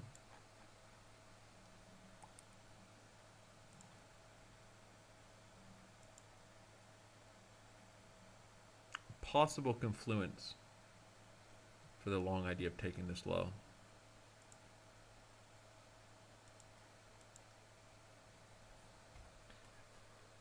I've been live for 3.5 hours. I'm going to stay live a little longer. I want to see, it certainly looks like price has a lot of liquidity still to the downside, chopping around, forming a range. Man, I've talked a lot of random stuff today. Looked at a lot of different things and covered things from different angles, different perspectives. We've looked at order flow. We've looked at technicals, basic low time structure, high time frame structure. I've admitted that I had it quote unquote wrong. I took longs that didn't work on this downtrend with a thesis that didn't play out.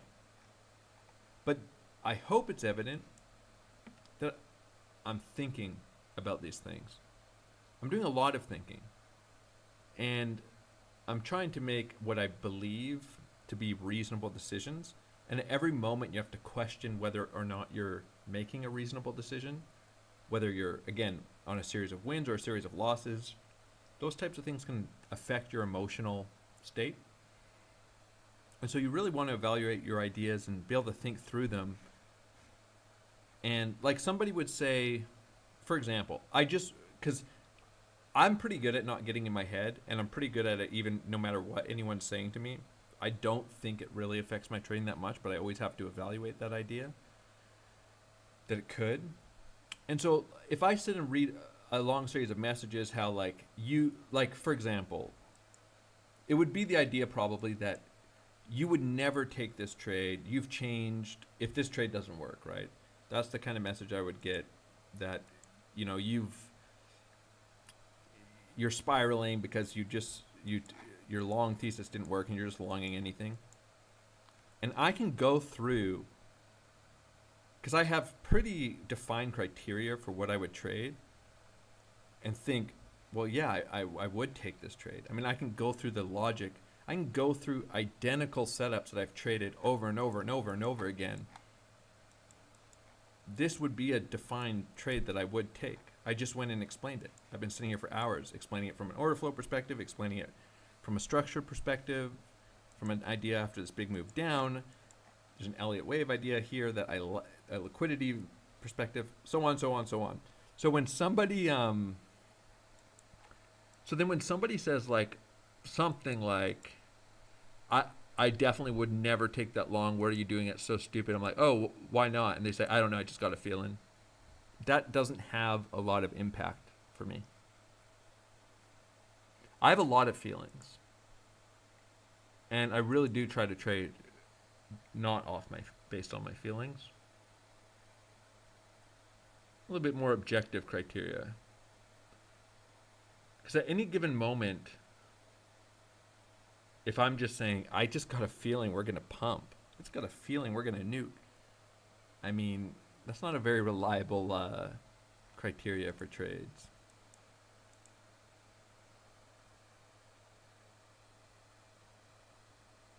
Yeah, I've been live for a few hours.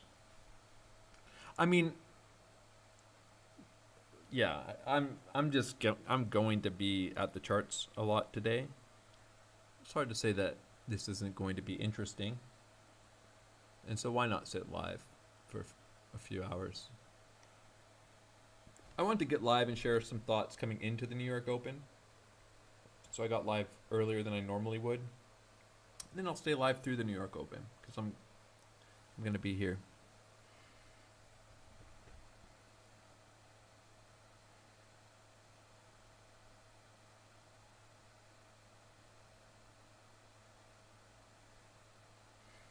The reason you could say here that a lot of liquidity is still untapped is we can see, just in terms of the CVD, cumulative volume delta that's built up against these highs, that's giving us this bearish divergence. We want to look for a lot of this to get wiped out. That could happen quickly. It could happen over the course of a range, but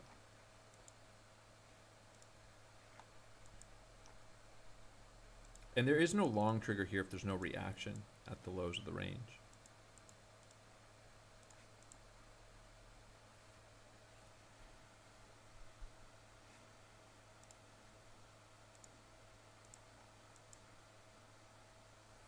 It's also probably a short trigger here as well. Any retest of these highs on a low time frame.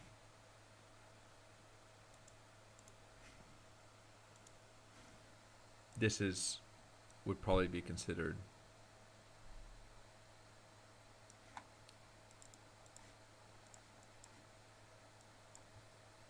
sweep retest into the 618, particularly with the bearish divergence forming, which I'm almost certain we'll have one, but we'll see if we do come retest those highs.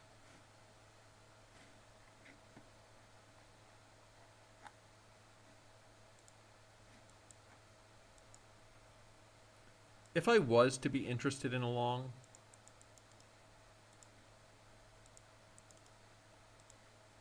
for a lower high, which here I'm higher low rather, this isn't uninteresting. Like we can go back to, I'll just share a couple examples.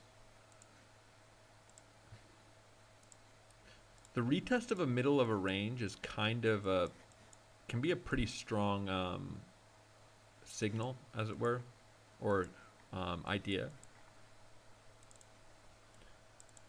This might take me a second to find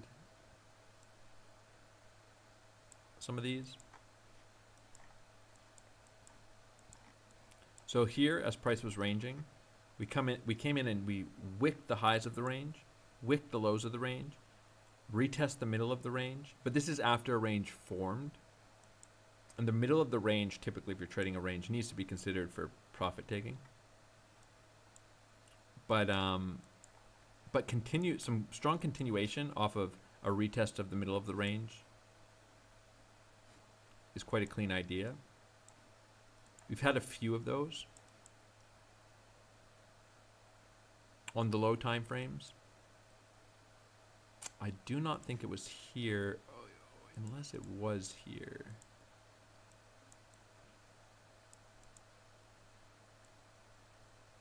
No, this was not. Maybe this was the idea. We had a series of them on really low time frames in both directions.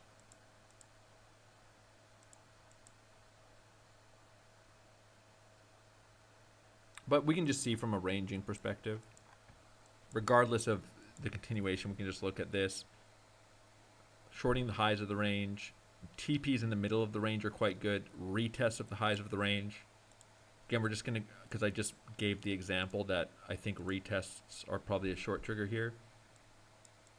This would be the idea. You form a range, you have the middle of the range, retest, break down the middle of the range, longs, TPs in the middle of the range. You can long retests in a range, TP the middle of the range, long retests.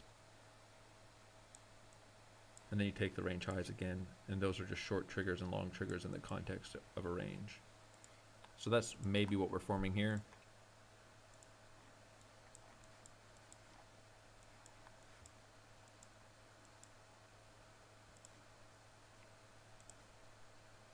Was it this?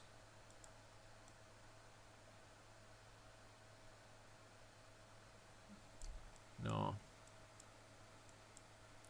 Maybe I won't go through this. There's times where I'm like certain I remember the price action, but this is just a time where I remember having a series of ranges over time pulled and major pivots came off the middle of the range. I actually just can't remember where they all were. So I'm not going to spend a bunch of time looking for them.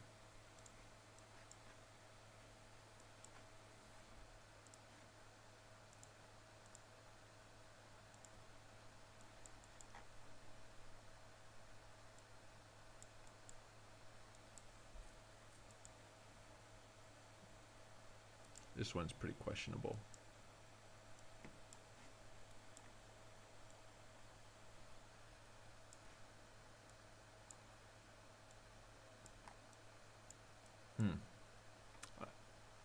I don't know. I'm going to spend a bunch of time thinking about it.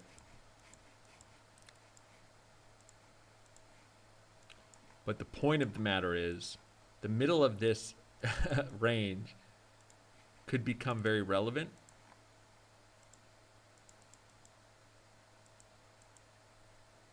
For upside and downside.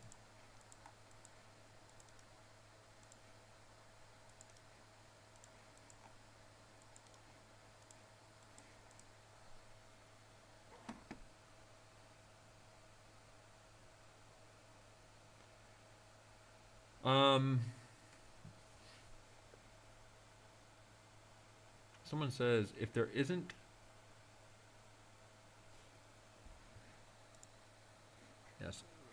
someone says if there isn't an immediate reaction after sweeping the wick, but reclaims it maybe a couple hours later, do you still consider taking that sort of long?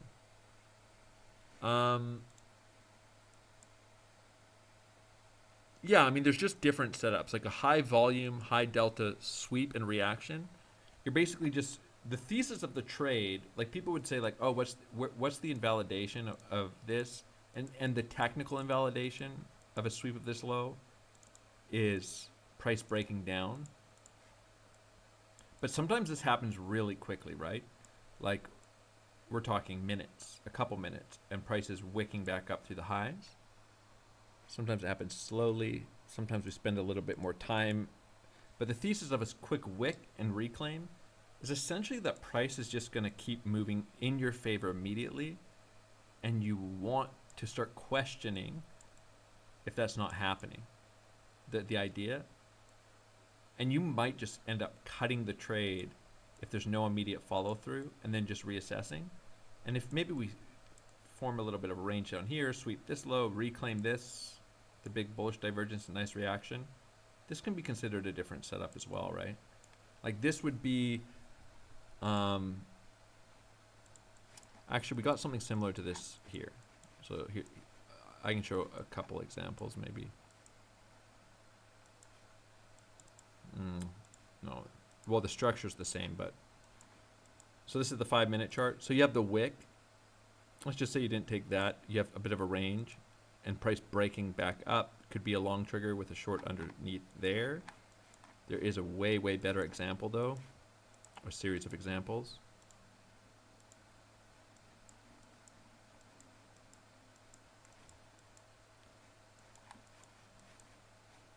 How far back on the 1-hour chart can I go?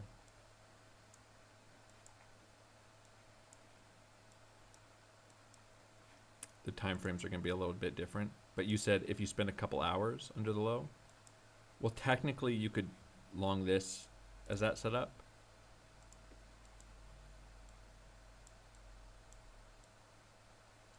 Instead of longing this as a range. I mean, if that's your thesis.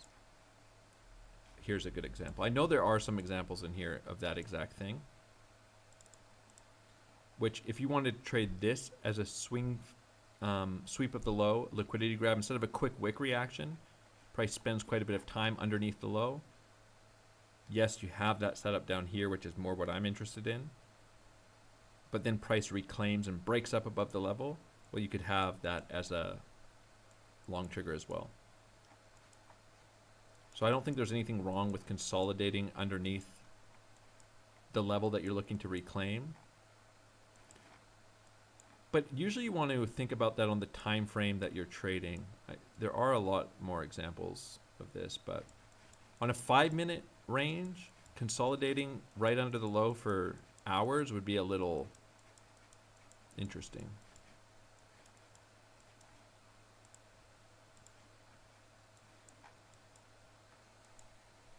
But this short setup relative to this time frame was price consolidating. It's just if we flip the chart upside down, consolidating and then breaking back into the range, let's say. And that was the short trigger. And so something like that instead of a wick could be used as well. Same idea. But both a high volume wick or something like this could be considered a trigger. But I think the high volume wick, you want to see immediate continuation and be willing to cut that trade really quickly if there's not immediate continuation. You can always get back in if there's a trigger, but your invalidation is essentially the momentum that comes off the level.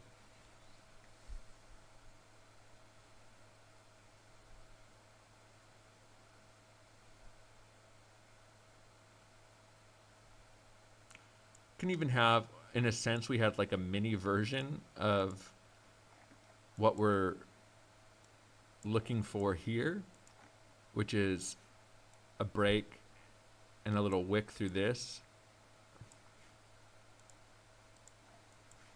which would be like a fractally miniature version on the 1-minute chart if it looked like this.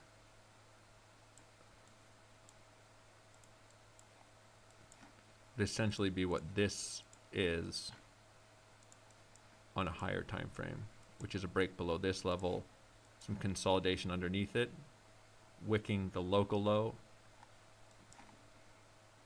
ending in a reclaim of the bigger range.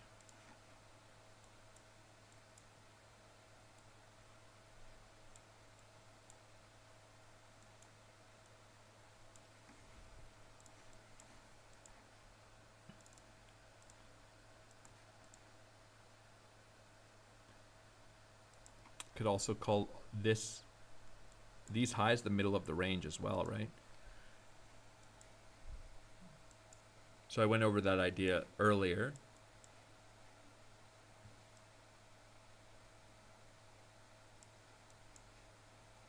If price starts ranging here,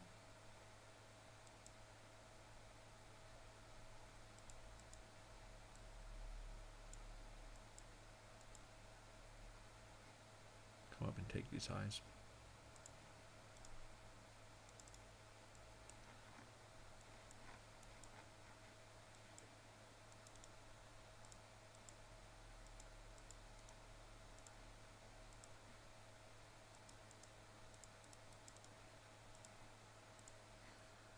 Let's get rid of a lot of this mess as price starts moving towards the range lows. Again, it's not actually a range. The potential formation of a range.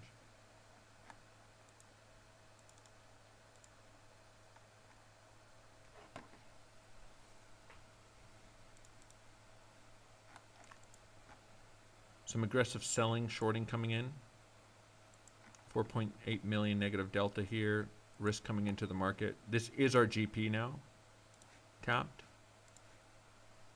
It's on the chart, but again, just in my view, if you're scalping on the low time frames, like I'm sure there's going to be people that just have liquidations and invalidation way up here for shorts opening here. But in my view, shorting into this is quite questionable on low time frames because it's just so easy for this to happen. And the reason I do just bring that up is because there are some aggressive open interest increase, 4.8 million, some aggressive shorts opening here. Obviously, a lot of these people are just looking at this as, whoa, this is super bearish, and they're probably not opening these shorts as a scalp. They're probably opening it, yes, on a low time frame bearish move, but targeting just a huge move to the downside, which is always possible. But we have quite a bit of structure here, and to be opening your short aggressively here with tight invalidation is, which I'm sure if price rallies, we'll see that a lot of these shorts are opened with tight invalidation. It's pretty questionable. If I was trading the minor time frames here, I might even be considering looking for longs off of this. Price to reclaim this. Just target into this high.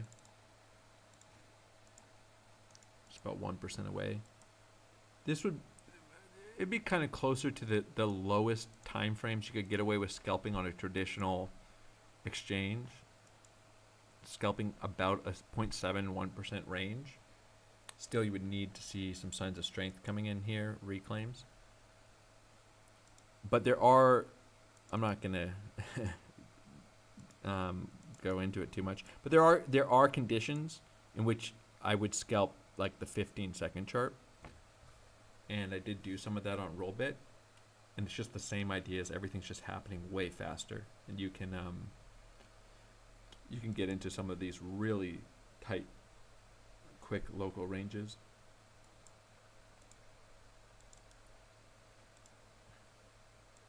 I think generally in situations like this, you're better to just use the highs for short setups, mid-range for TPs, lows for TPs, and vice versa.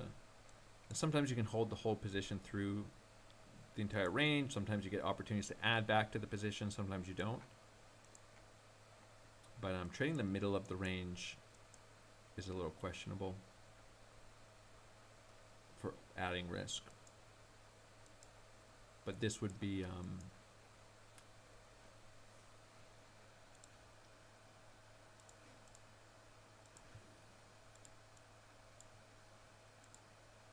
coming into an even tighter time frame.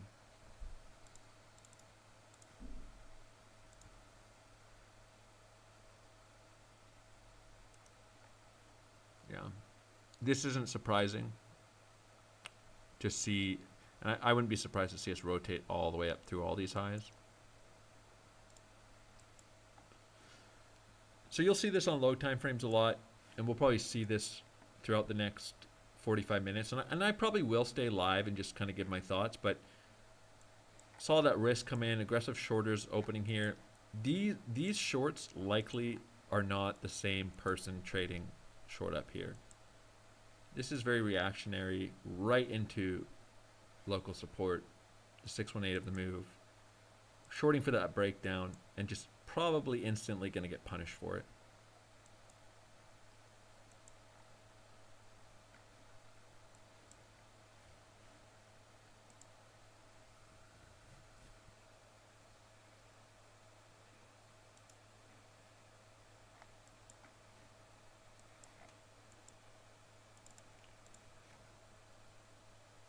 this is, of course, type of price action we want to start seeing in the context of a range, because we need the structure to start forming.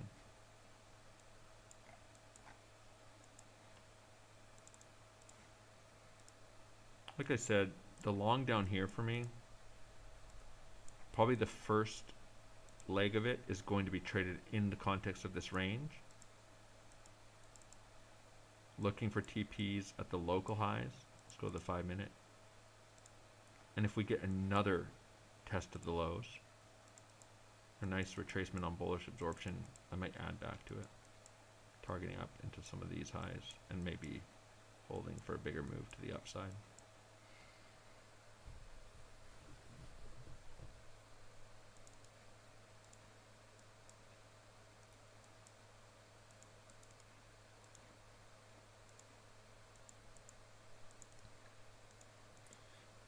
So this is just my view, which obviously I'm going to share. If you're scalping, it needs to still be around strong technical setups and structure.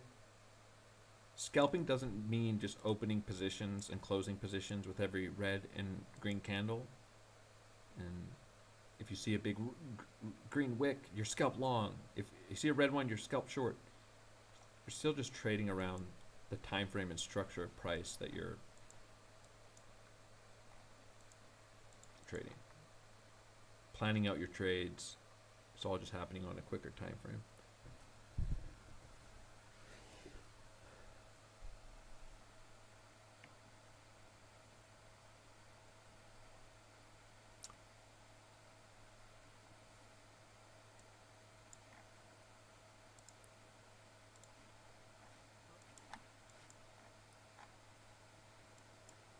Yeah, there is a high volume area here. Someone just saying they remembered down here, so broke out of this range. This was a major level of resistance. There's some key fibs there, and there's a big high volume area here. They're asking if I would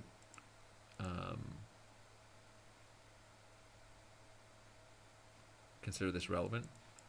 The high volume here is definitely relevant, I would say. But I would probably personally just be looking at local structures rather than just taking trades off of this, because this is all kind of thin air right now. So I think the only way to justify trades in this context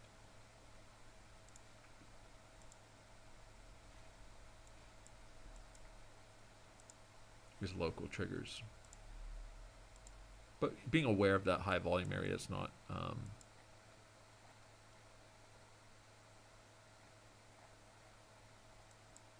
not a bad thing.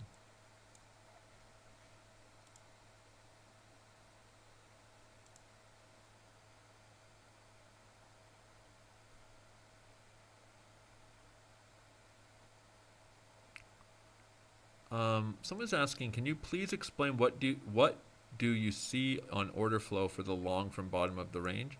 Are you saying here or down here? That I don't see anything yet because we're not down there. It's still just an idea.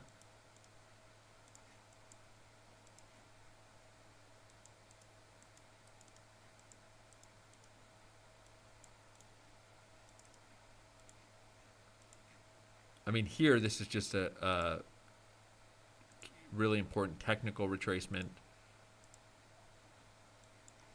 This is a impulse low, sweeping structure, reclaiming it.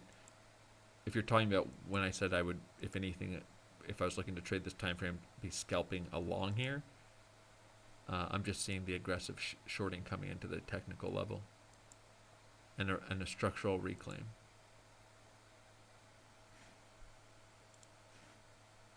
That's this.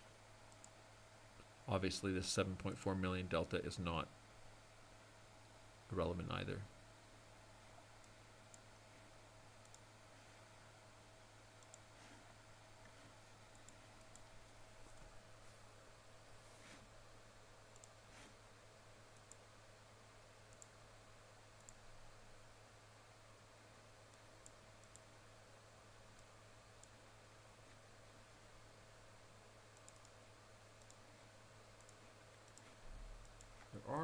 couple things.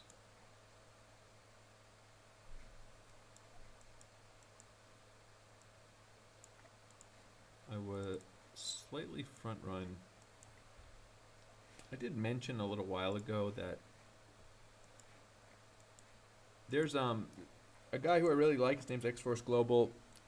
He has a really high time frame bullish idea on XRP for a big move, actually targeting towards $8 off of a big triangle that's really close to either invalidation completely or working.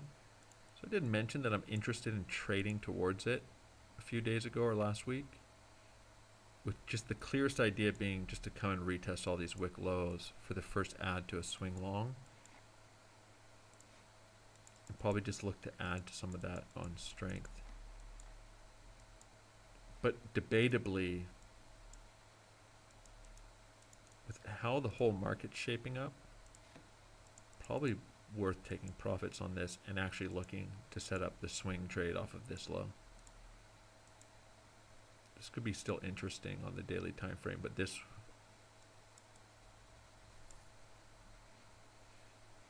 I'm going to keep an eye on it. Also Doge. Doge is coming to a really critical level in my view, that it front ran many times, which is a retest of these highs. I actually had this on my chart back here, back here, back here, as a long I was interested in. It's also the 618 of the move. And it would just, in the end, be a very clean... I'd actually be trading this much higher, by the way. This might surprise some people, but if I had any... And I'm not a fundamentalist trader, but if I had any fundamental thesis that I was confident in to some degree or would want to trade towards, with technical setups, it'd be on Doge. Like I mean, I like this idea as a long setup on Doge. Come take all these daily wicks. Still have a few more to take. Maybe a deeper move through them. Retest this. We just have this big break out of this range. SR flip for another big leg up. So I'm probably going to be taking that trade. I'm gonna move this alert up a little bit. Looking for something. I mean, the more locally defined this is a general idea, I can get that set up, the better.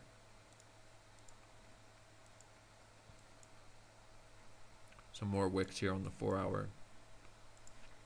If we could grind into the levels, form a little range here, and I could get this set up much tighter, that'd be nice as well. But I'm gonna be watching Doge down here.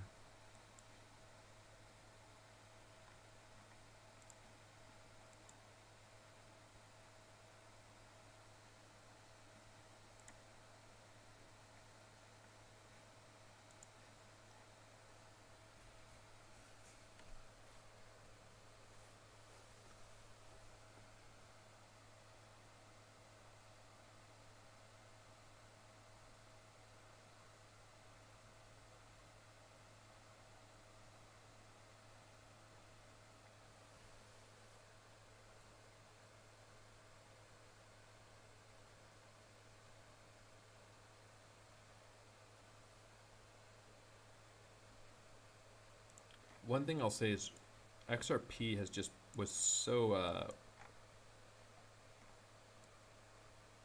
so wicky.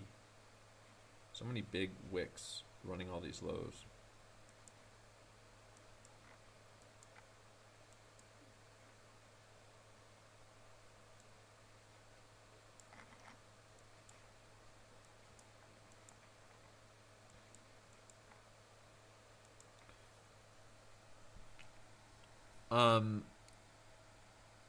LoveXLux says, did you see the CRV long I posted in active trades? Way more likely it hits $6 than XRP hits $8. I did not. That active traders is it's kind of like a subgroup within the members group. It's for people who are actively charting and sharing, just to be sharing their like trades on a daily basis. I didn't see that. You can tag me in it if you want. Yeah,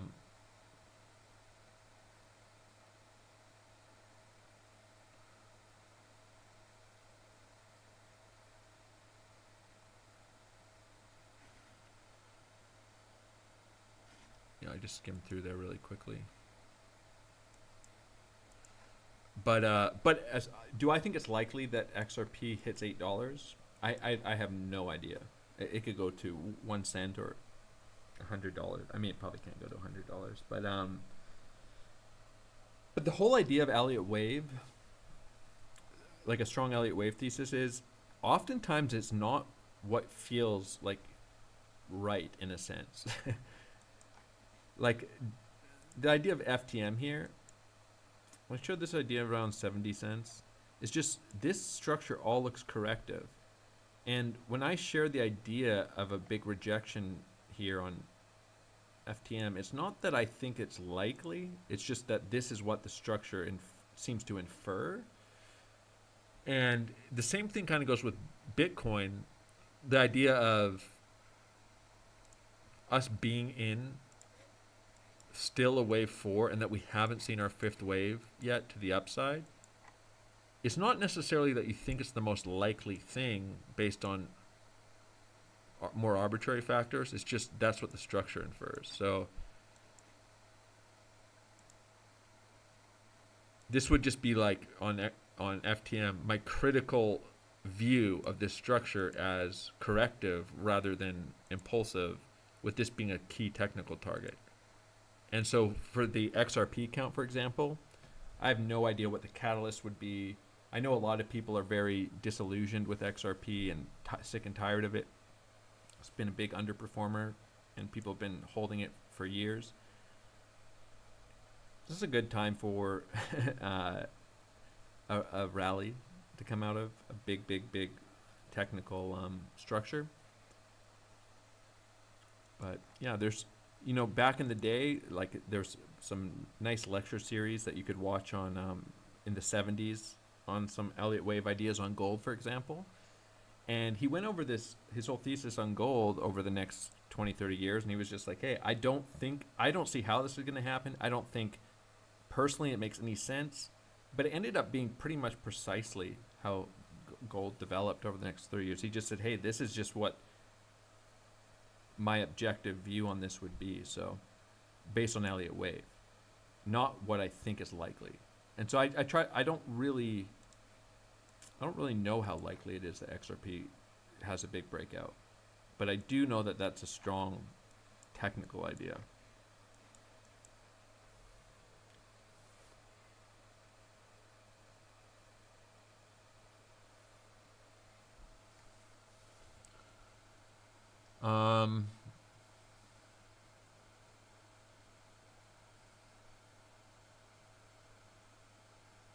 And I guess from some perspective, there is a bias that I have towards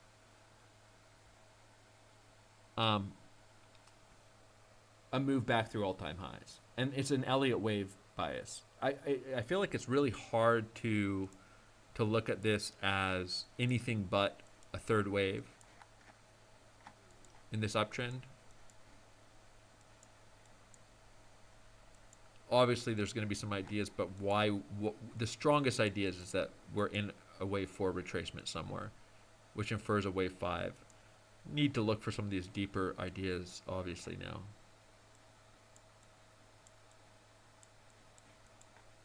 But as structure starts developing that looks like it could be the completion of a wave 4, I guess my bias would be to start trading longs back into all-time highs.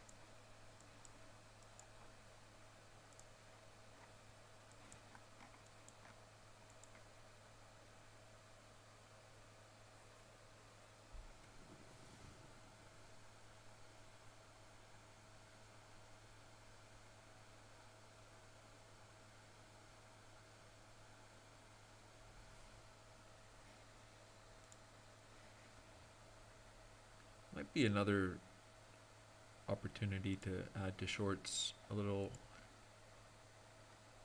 higher. Price can push back up and retest these range highs.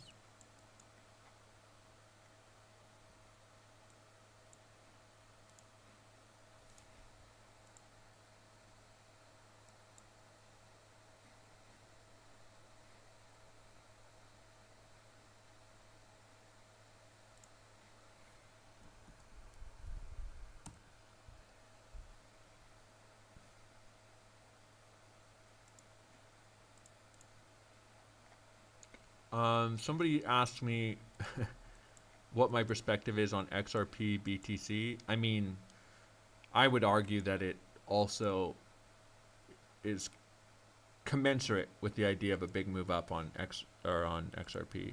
They just did it at a glance, right? They asked me for my thoughts at a glance. Here's the daily chart on XRP. We'll look at some other examples. XRP got really strong against BTC here. Look at this structure. As we grind into these lows. Very, very controlled descent against, I mean, I don't even think this is the appropriate way to draw this trend line necessarily. It's just a general grinding trend line to the downside, but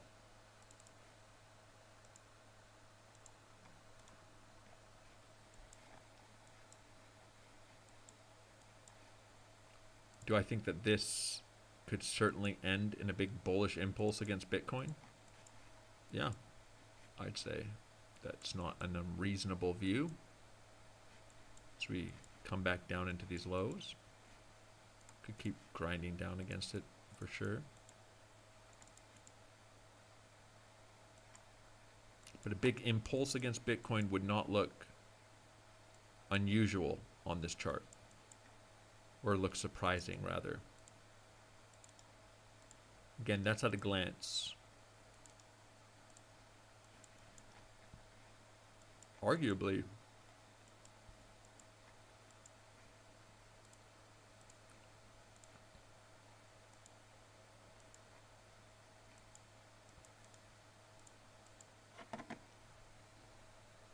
a little bit of strength coming in here on the daily chart.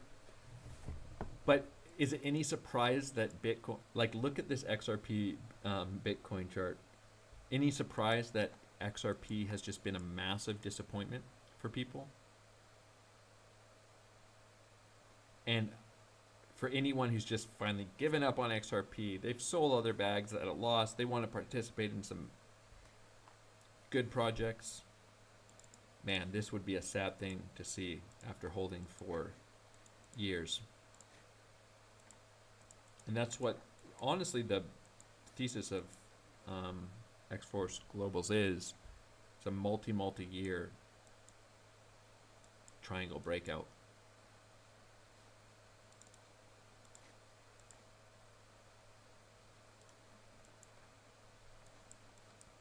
I'm not saying what I think is certain to happen, but hey, I'm willing to trade towards it. We're basically at the max level for, as he phrased it, but this is just, it either is going to work or it's not, and it's either going to work around here or not. It's going to be completely valid or invalidated, and that's a nice time to put on that risk, in my view.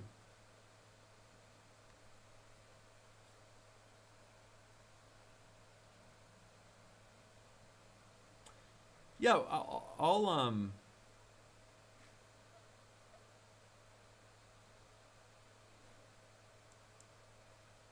I'll look at a couple alts. Somebody asked if I can look at Atom as we keep an eye on Bitcoin here.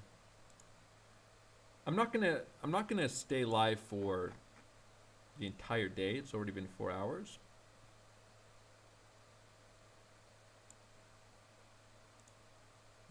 We have a bunch of random charts here. I haven't looked at Atom in a long time.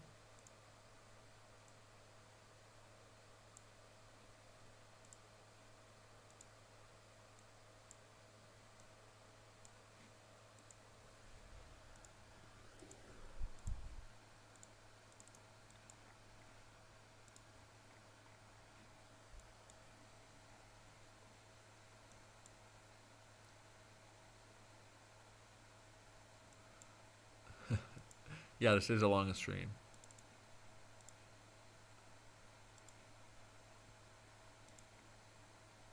Nice SR flip. Retest. Also the 886. This is the this is kind of the Bitcoin setup I took that didn't work. Some of the general elements of it, which is the retest here at the 886.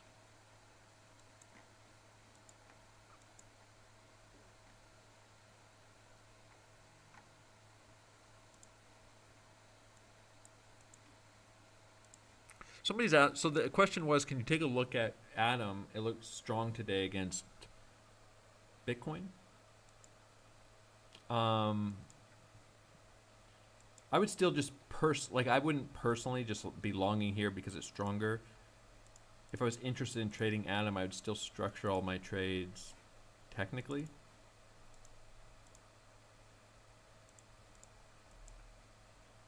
Forming a bit of a range here.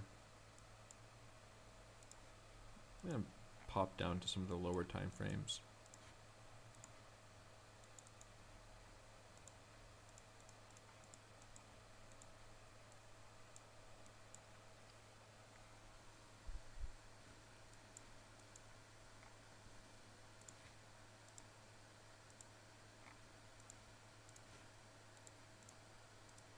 I mean, a really clean setup clearly would just be to come in and retest these lows. That'd be your nice clean invalidation long setup off the 886. TP up into these highs. Would probably be targeting a move through all of this. Structuralist area of the chart. Come and take these highs.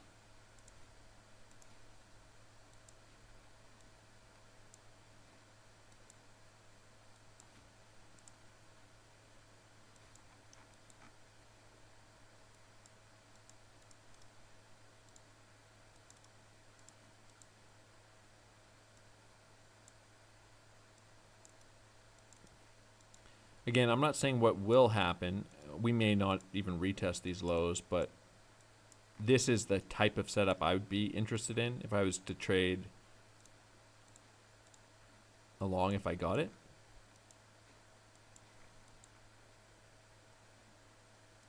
Really nice risk reward.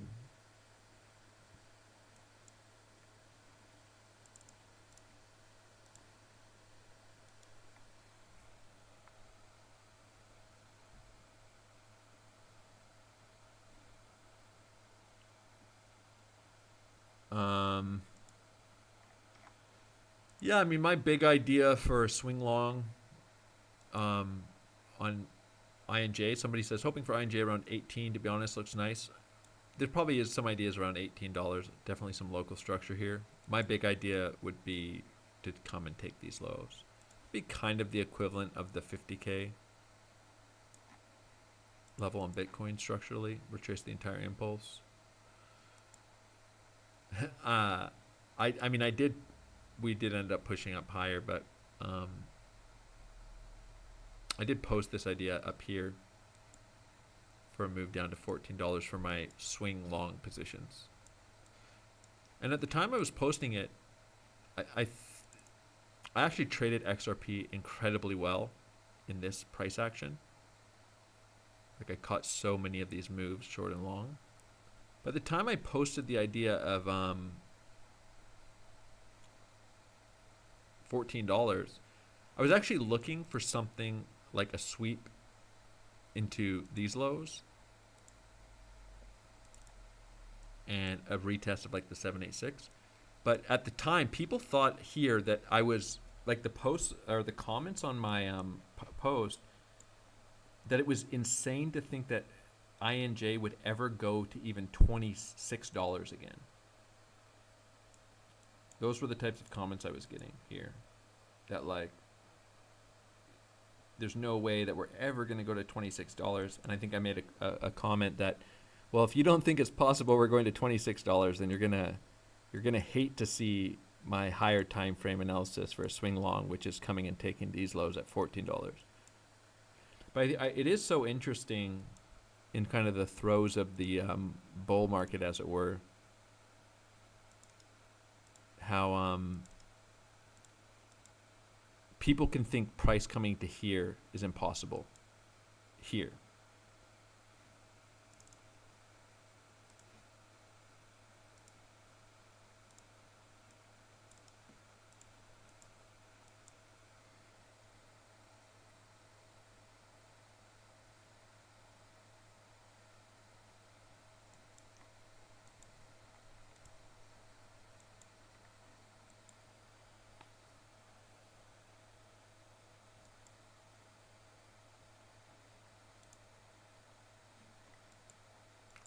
So a little bit of a bullish divergence forming here locally on Bitcoin as we retest this structure. So we've swept, we've retested, we're holding up as support for now. Again, this is just the local kind of mid-range, taking these lows into the golden pocket, as it were. We can just see some of this aggressive selling continuing to get absorbed into this level.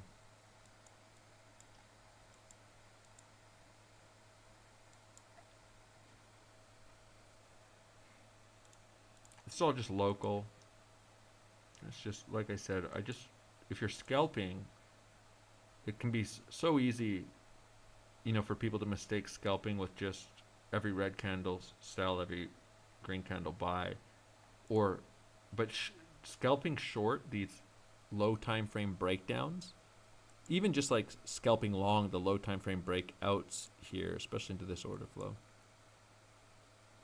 get you chopped up very quickly. I still trade around technical retracements, and these low time frame breakouts with tight invalidation are not good short setups typically.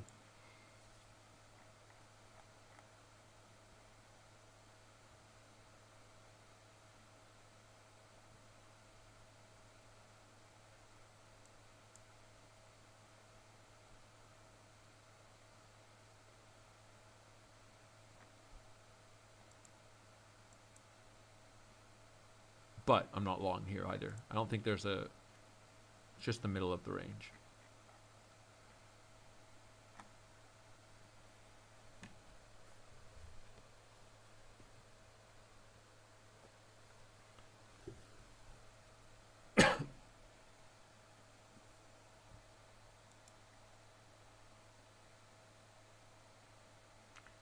And of course, there's a huge difference between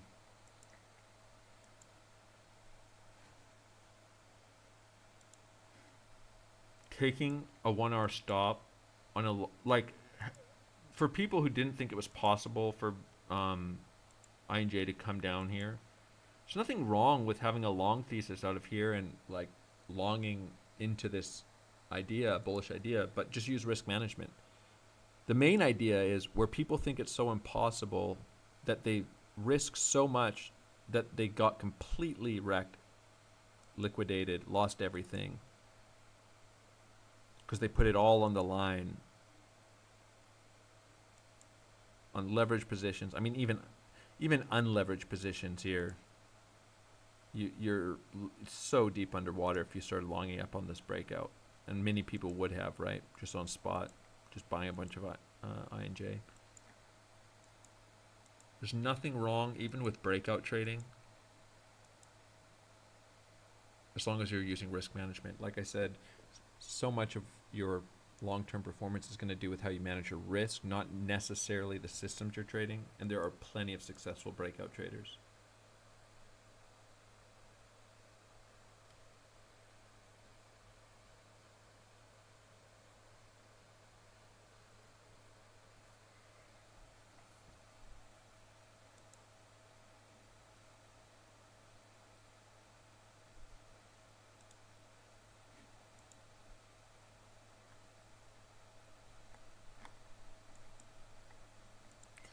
As far as this short on Bitcoin goes, I think it makes a lot of sense to have the risk completely out of this short on the low time frames and just look to reopen or add to it, reassess it up here. But I don't think there's any reason to hold that short to a stop at this point. Just see the continuation or you don't.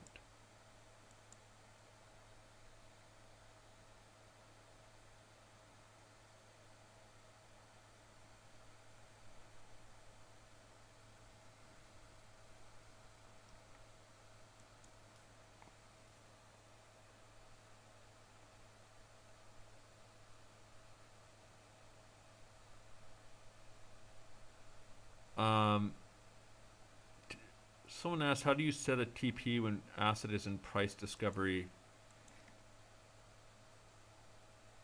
There's different ways to do that. It's not particularly easy. You can use fib extensions, and you can just use signs of weakness. This was the post I made. This is when I was looking for these lows to get taken, somewhere in here, I think.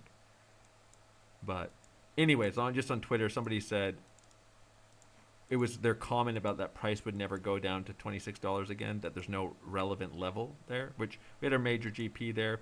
And we'd run these lows. I actually had longed a run of these lows on a lot of exchanges, but not every exchange, and I was looking for these lows to get taken again. I just made a joke post that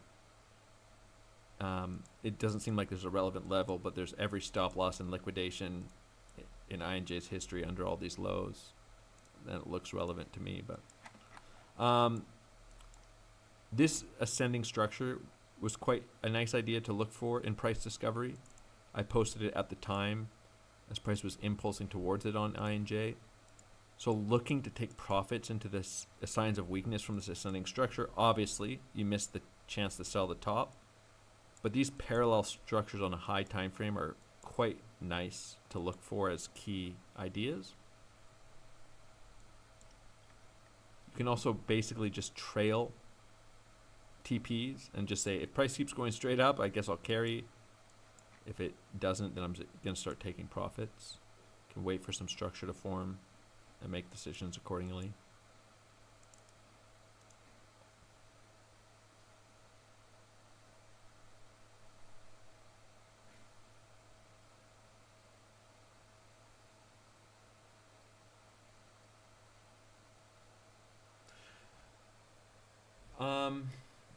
Yeah, somebody says, but agree with you and said elsewhere that even investing or buying on spot should still have invalidation. Yeah, I think so. I mean, if you've been in this space long enough, you know there's plenty of projects that have gone down 99% and then another 99% from the 99% and never recovered. And plenty more projects are likely to just evaporate and die. And so if you're betting everything, don't think that just spot is going to protect you from taking a massive loss that you never recover from.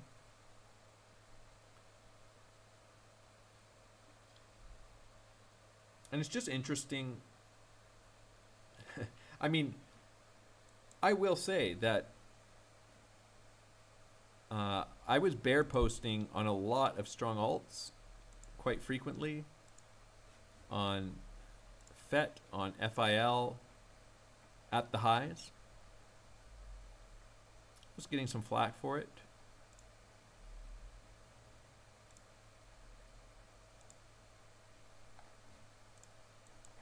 I posted this, that I said on my timeline, because literally on my timeline, everybody here was saying, FIL, it's time to accumulate. It's time to accumulate. Multi-year breakout. The move here targeting, $300. And I just said I would not be accumulating here. And these alts are going to see these 60, 70, 80% retracements. And these are the types of places you see them from. And, people just said, do you really think, like I remember a comment, do you really think that FIL is going to go back down to these lows, have a major rejection after a multi-year plus breakout?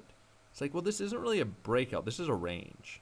And we're already up 300% from the lows. And this is just a wick through the lows, I mean the highs.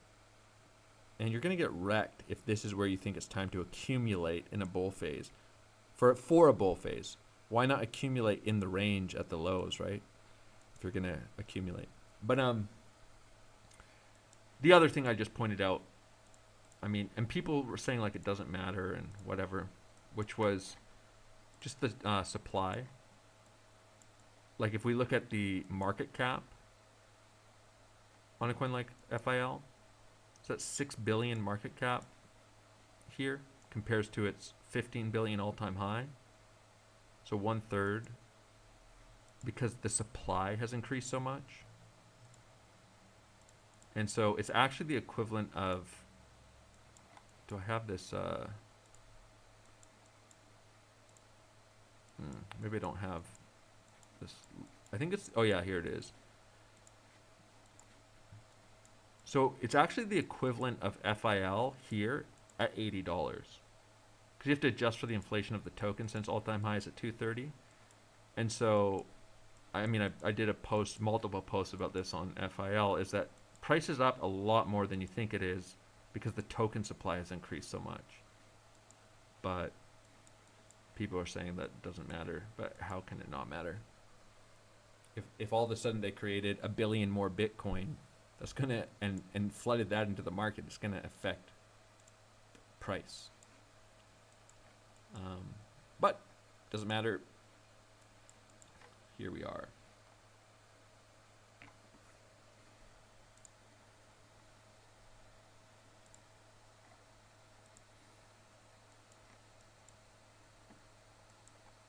And you know, I've said this too at the highs. It's not necessarily that you have to short the highs, but some of these perspectives are just good for people to see after parabolic moves, because no matter how many times it's happened on every single chart over and over and over again, every time price is going straight up, people start thinking it's impossible there's ever going to be a major retracement ever again.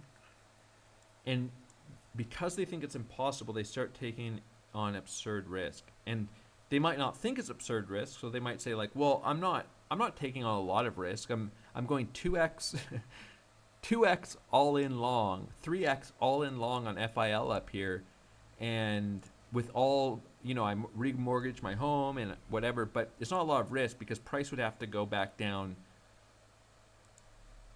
30, 40, 50%, 60%, 70% to liquidate me, and that's never going to happen. And those are the types of decisions people are making up at the highs here, thinking this is their chance to make it big. You know, they start doing the math. I saw on Twitter that FIL is going to go at least to all-time highs. So that's another 1,000%, but probably more like 350, 400. So now's a good time to put my net worth at risk here on 3x leverage. And so hopefully seeing some of those perspectives I share stop some people from making those types of decisions. Not everyone's so refined in this live stream that they're taking a 1 hour stop and really taking clean technical setups.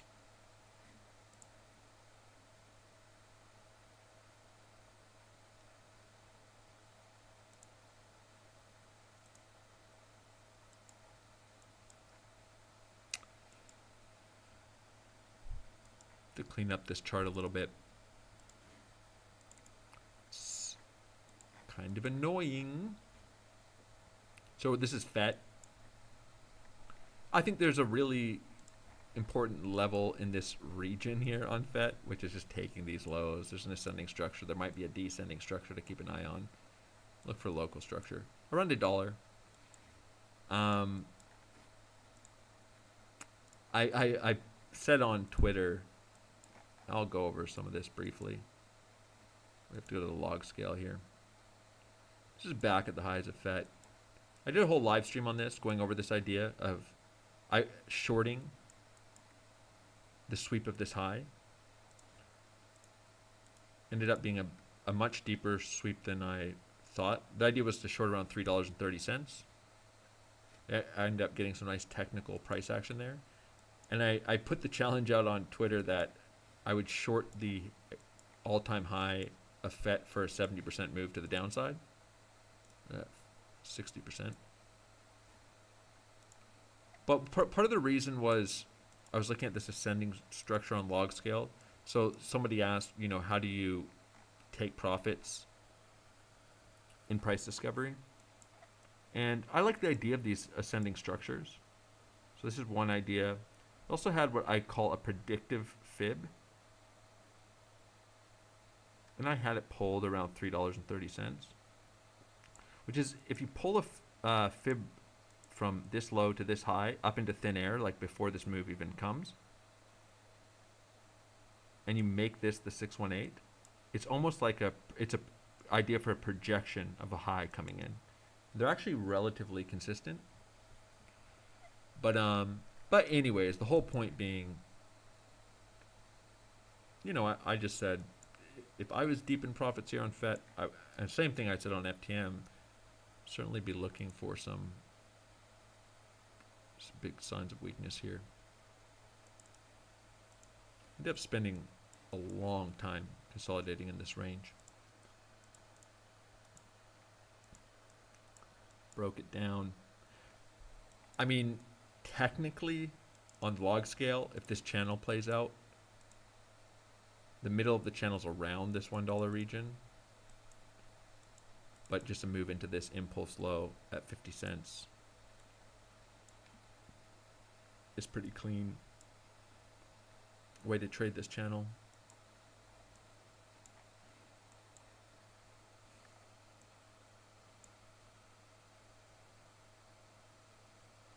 But yeah, some of these ideas, they may never come, but you know, it's super nice to have the high time frame structures available, and ultimately for a lot of alts, I might just not end up trading them unless I get those high time frame ideas. Like INJ, lots of things can happen. I'd be interested in getting long, and I was interested in the swing long idea at $40. I'm still interested in it if we can come and take these lows. On FET, I'm going to be looking at this $1 mark and this 50-cent mark. We either get it or we don't. But these are the types of setups that just print like crazy, right? Even for a lower, I mean, have the potential to print like crazy. You enter, everybody's just given up completely on FET here, especially you take it off log scale. I mean, it just looks horrendous. It looks so bad. There's just nobody longing FET here, but you just print this for another lower high in the downtrend, you know, 200% move, and you could end up with pretty tight invalidation on a setup like this. So these are the types of setups I like to look for on alts. Again, just using risk management. There's no reason to trade a setup like this. You might get a super tight invalidation setup, and the risk reward of the setup could be crazy. You might not, but for example, on the lower time frames, maybe we form a little range here, you're coming to the level and you wick into the level, and I've taken these types of setups, of course, before, and you end up with like a 1.5%, 2% invalidation on a sweep and reclaim of this level, targeting 50, 60R.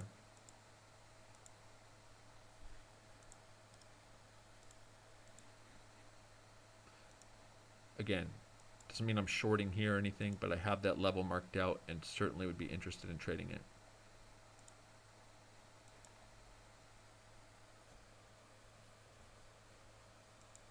It's a long ways to go. But I think levels like this on FET and like the 10-cent level, which is, again, just a technical thesis on FTM, don't know if it's going to come, would coincide with something like a $38 or 38K, 32K Bitcoin. And so I don't think it's unreasonable to think that if we see something like this on Bitcoin, that we could see something like that on a bunch of alts.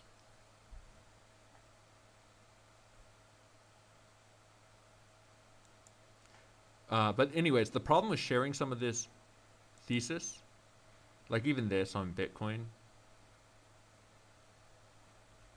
as some of this structure breaks down, but you're looking to take longs and shorts in here, is in a 5-hour live stream, I can share a lot of my thoughts. And even if I come back and share some of this stuff on FET, but a lot of people will view it as, oh, you were bullish, you were longing here yesterday, and now you're looking for 38K or 50K. But I think some of the structure breaking down needs to be accounted for. It really should change your perspective.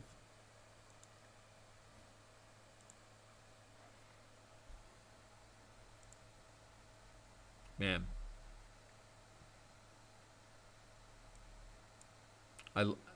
I still get a kick out of that. Should have seen that coming.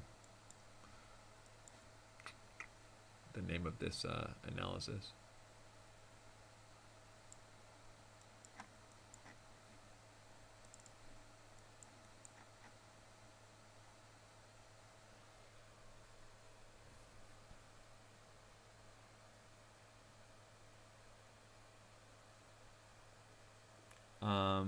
Someone says how to look at delta, not CVD on Coinalyze.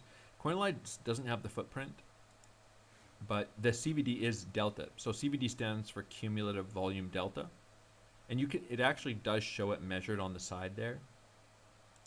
So this line is just this data in line form. So CVD, this is the delta. CVD stands for cumulative volume delta.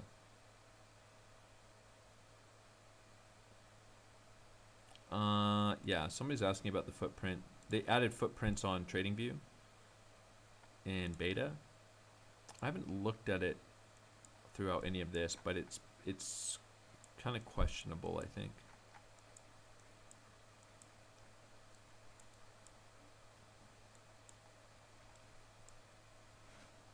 Sometimes it's looked okay when I've looked at it.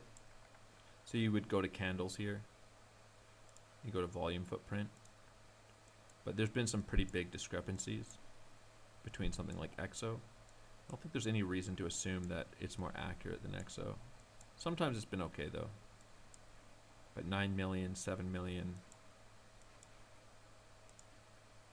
But I've seen like, for example, I've seen EXO have a 6 million delta 5-minute candle, and TradingView show it as an 11 million.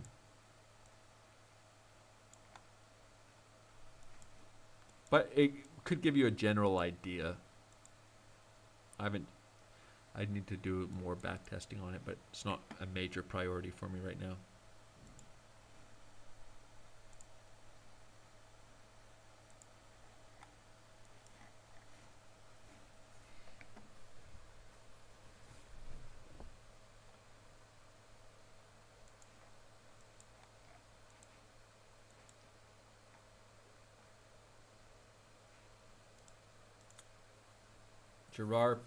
Gerard asking the important questions. He's saying, why take position if no can stop?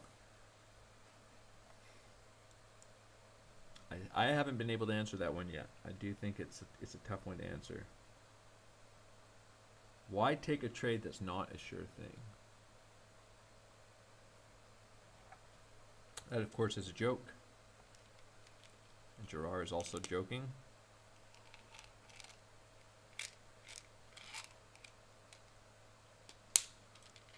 I mean, there's just simply, for anyone who does believe, like there's times where certain technical ideas, even order flow ideas, certain times, certain series of trades or what have you, it can look almost like magic. It can look as though you can know what price will do. But of course you simply can't.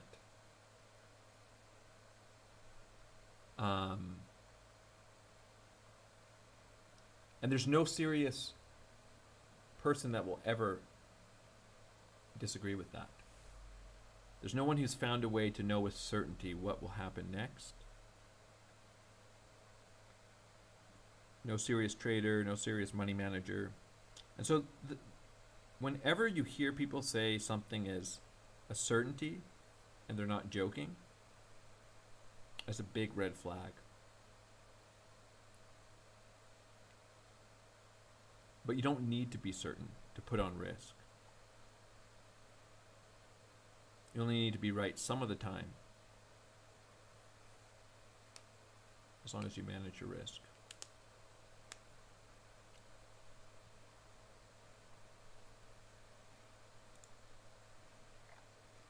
Okay, so we might be approaching my long trigger quickly. We have a big breakdown here.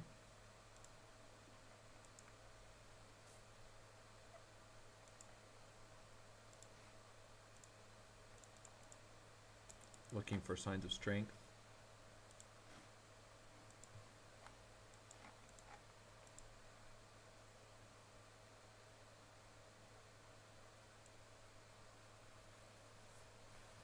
A nice clean reaction, high volume, high delta. Loki Law is saying, hey, sorry I'm late. Can you show what the CVD is telling us? Is there any bullish absorption? I did take a short up here. Locally, there's a bearish divergences in CVD between these highs. Be interested in a sweep of these lows.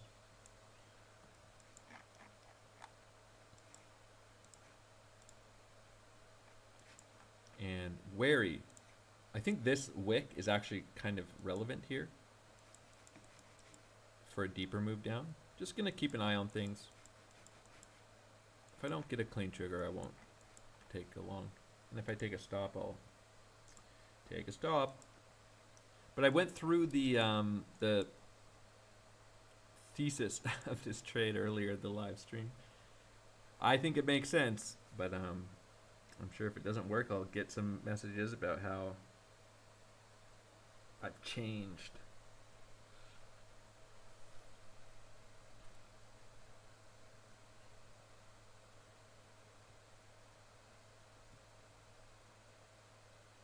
And I know for the person that I'm referring to that said that, I know that that message was full of goodwill, and if you're thinking that I took that the wrong way, I didn't.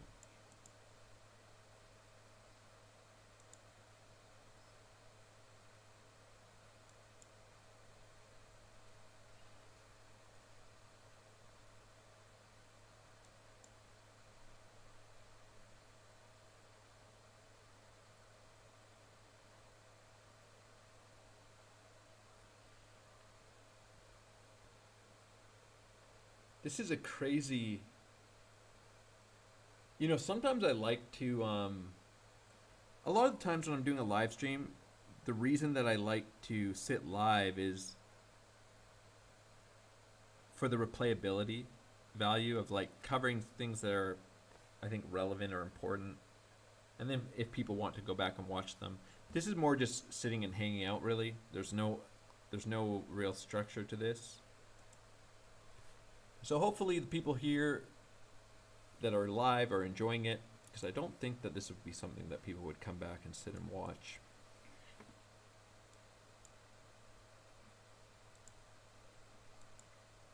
Need to watch this SR flip here on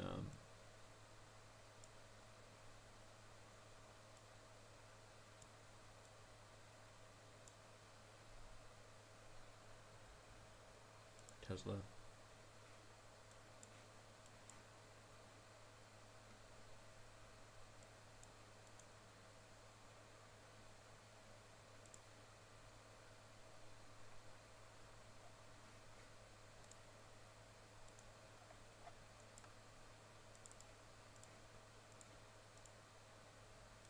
The time frame of this trade is very important. There's a chance to hold some of it into a bigger move to the upside, but I think trading within the context of this local range is important. And you know, a lot of people would say, like, why long here? I'm not longing here, by the way, but there might be a long trigger for me down here, when this is just a big bearish breakdown. And that is true. I don't think there's any reason particularly to be bullish here. But there could be a nice clean local long trigger and look to take the risk out of that, similar to this short trigger. And be willing to take some profits off this into the range highs. But maybe look to carry some of it. We have the big horizontal retest here. Ultimately, I would not mind seeing something like this. It's very speculative at this point, and I will not deny that. Playing out over a larger time frame.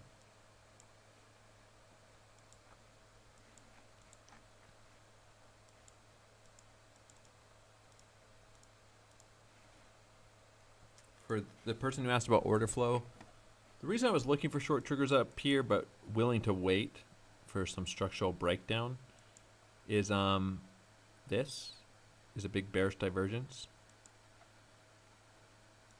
So let's see what happens. I wouldn't be surprised to see price have a bigger move to the downside, but let's just see what happens at the range lows. If we just start nuking, there just might not be a very clean setup at all here, right? Like if this just starts happening, it's always possible.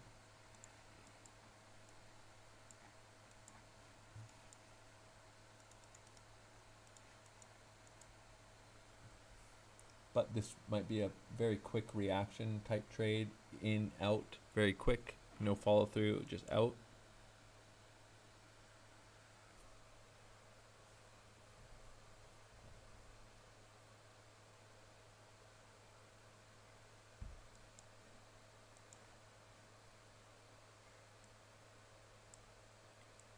And for me, there's the possibility that this trade looks like this. I'm going to see what happens after a reaction. But if I find a reason to take profits, I'll just take some profits off of it. I might hold some of it higher.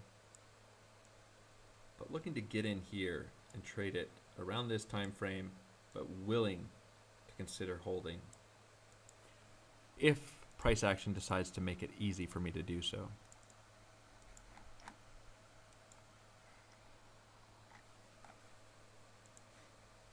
I think I just deleted it, so I'm going to put it back on here just for reference.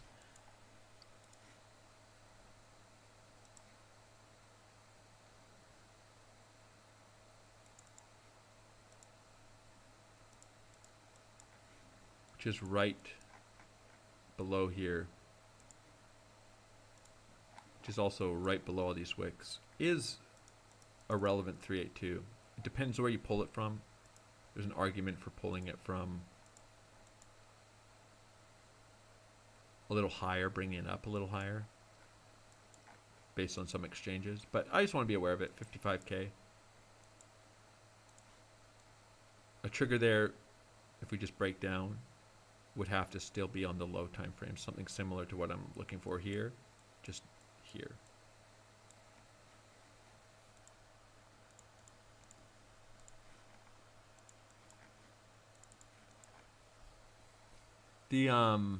I did get a question in the Discord. Somebody says wave 4 can't come below wave 1, but can it wick through it? Some people allow for wicks on like highly leveraged products and consider it valid, and many people don't.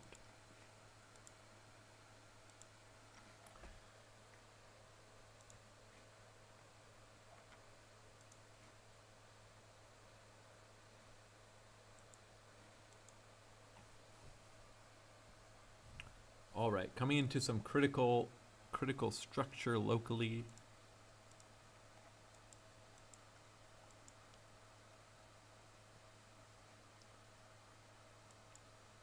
We're recovering from our losses.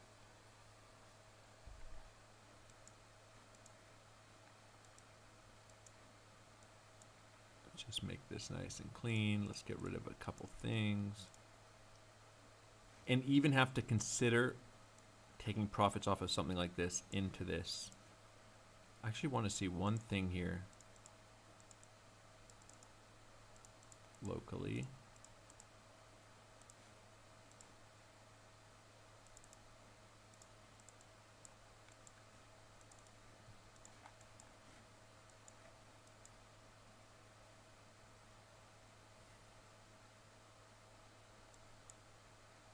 If I don't get a clean trigger here, I'm not taking this long.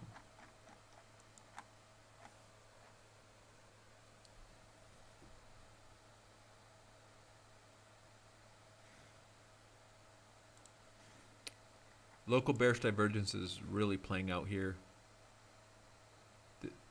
against these highs. Looking for a big wipe of liquidity, some volatility. Need to be incredibly careful. Like, do not, I'm just going to say, I'm explaining what I'm doing. If you're not an experienced professional trader, there's no reason to be trading this with capital at risk. These types of decisions and executions have to happen very quickly, and you can get wrecked really easily if you're not very careful. But if you want to start learning how to trade some of these types of ideas and testing it out, open up a paper trading account. Try trading this with some fake money, these types of ideas, and see how you do.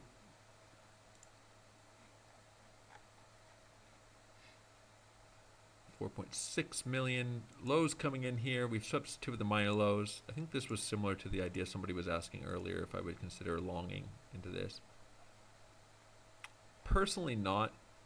Could certainly find this as a reactionary level, but I'm just going to be looking at the extremes of the potential range here.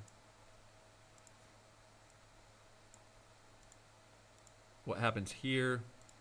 Important. So I like to have the order set up.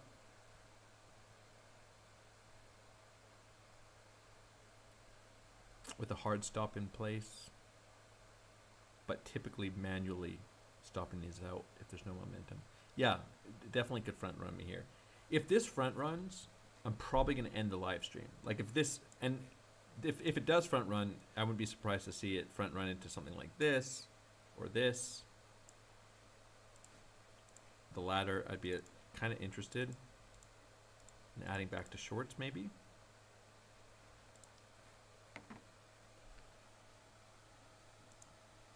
Because these pivots are always going to be a reactionary idea, and people like to sell into them. People like to start really aggressively selling into a potential breakdown as price gets lower and lower and lower, get trapped, squeezed out, and then the move comes. So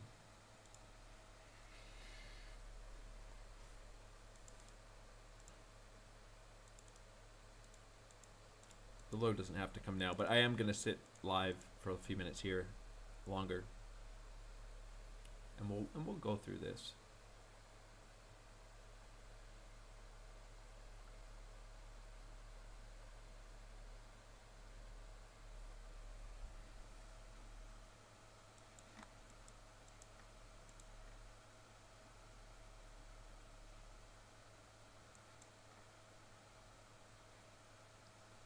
Yeah, we gotta keep an eye on this Doge here.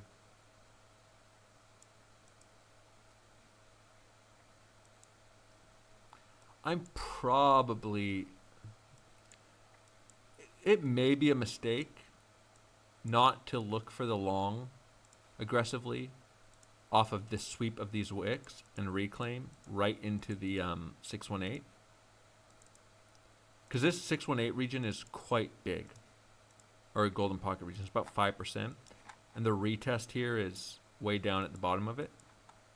And not going to be unlikely to see some reactions here.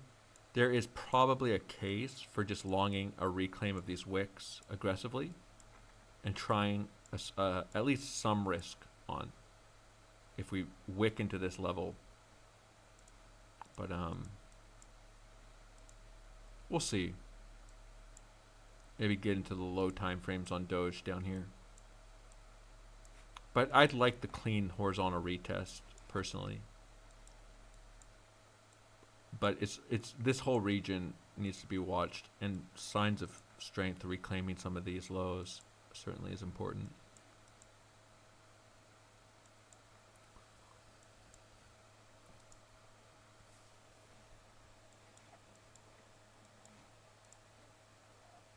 I should, give me a second here.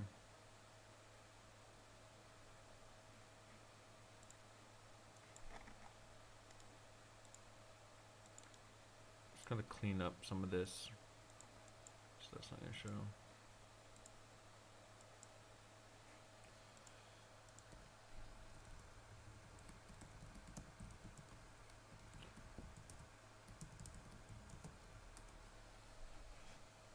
I'm just updating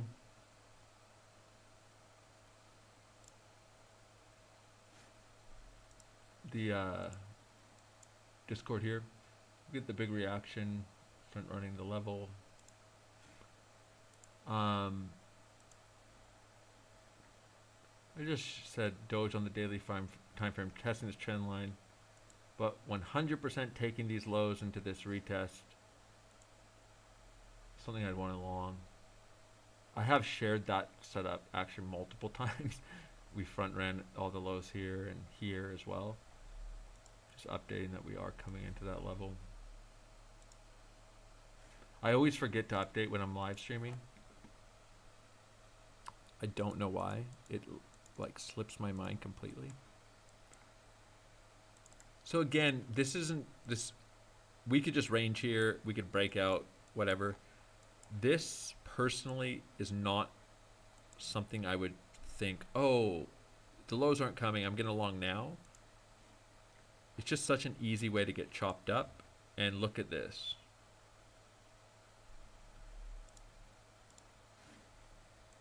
Big 4 million delta at the highs here of this 5-minute candle. Aggressive selling comes in at the lows. Decrease in, a lot of people are shorting into this. Tight invalidation for the breakdown. Boom, all wicked out here. And this is just a great way to get chopped up. Shorting into this low, stopping out here, maybe longing into this. All just wait for the range to form. That's the whole thesis here. I'm not saying you can't come in and short and long all these low time frame pivots and scalp into these levels. Scalp this into the retest, but that's not the time frame that I'm trading on.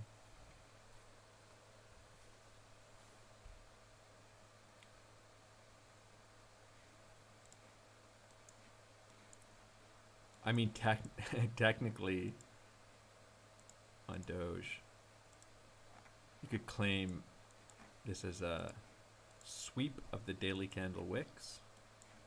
Let's get down here. See if this was a front run of this wick.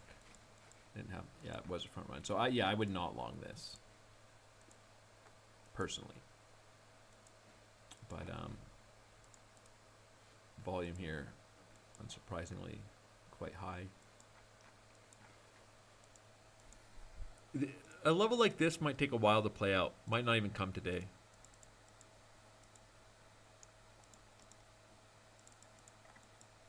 In fact,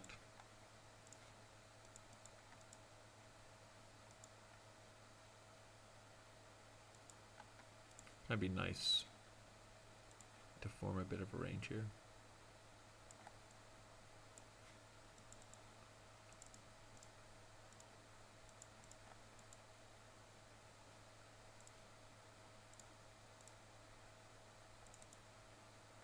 It's just interesting. Just pointing out like the fractal nature of price actions. It's just the 5-minute chart on Doge leading into this. But a lot of similarities on the low time frame of like a setup like this.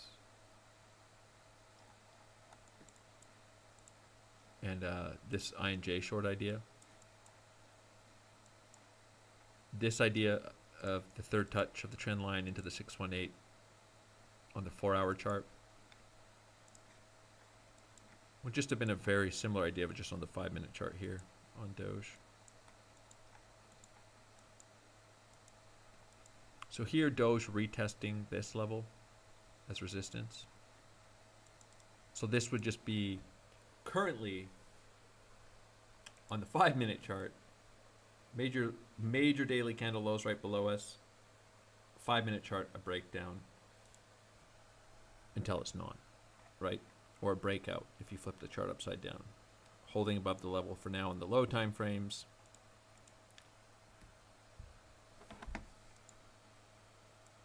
Very similar structure to Bitcoin, unsurprisingly, of course. All these 5-minute wicks came up and swept the highs for a move to the downside.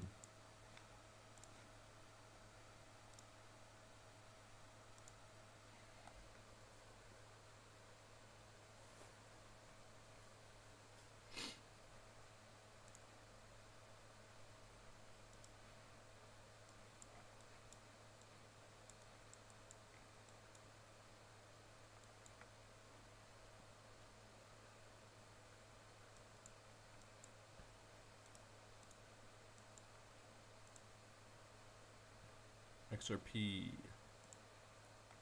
I want to keep an eye on XRP here as well.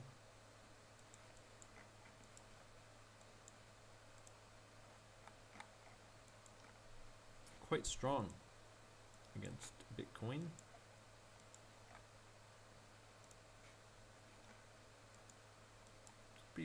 I'll have to probably look for new swing setups if we do front run this.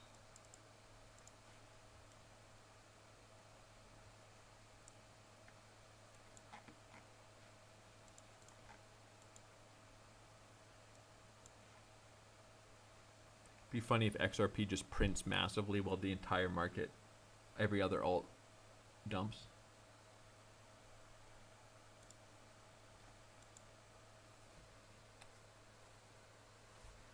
All right, so we kind of have, if this is a range, although it's questionable not to just pull this from the highs at this point. But if we call this the highs, the deviation, the range lows, middle of the range, flipping it to resistance, just these horizontals here for now. Reaction, sweeping these.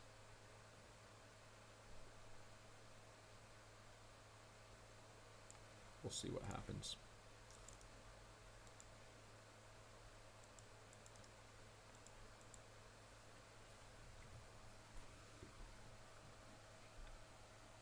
But the best way, in my view, to trade these types of time frames is instead of sitting and looking, we can walk through some of this local structure.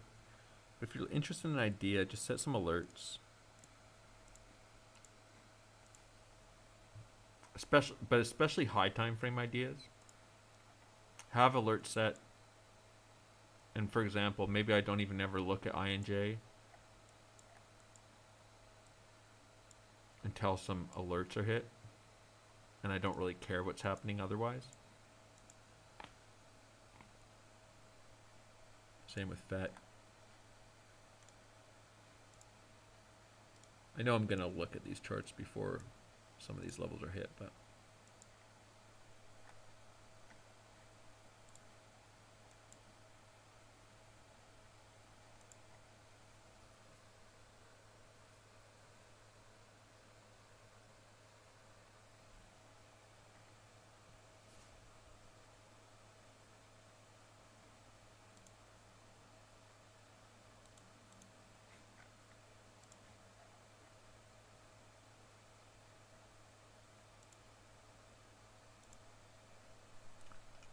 oh, if you're in the live stream, CJ, I'm just seeing your question with an example.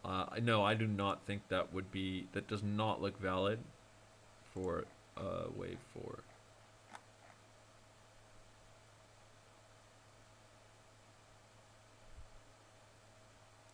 I don't, yeah, so, and just one more question in the Discord, someone's saying, do you think it will front run this gap below the GP? I don't know. I don't know. We're going to have to see what's going to happen here.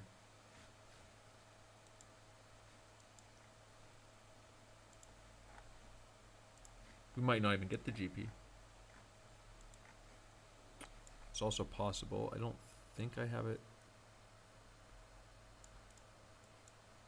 pulled incorrectly. It's also possible we don't hit the 618. But again, I'm just not going to be longing any low time frame reactions on Doge. Front running the level. I'll just look for setups elsewhere. Because anything here is a breakdown of these candles.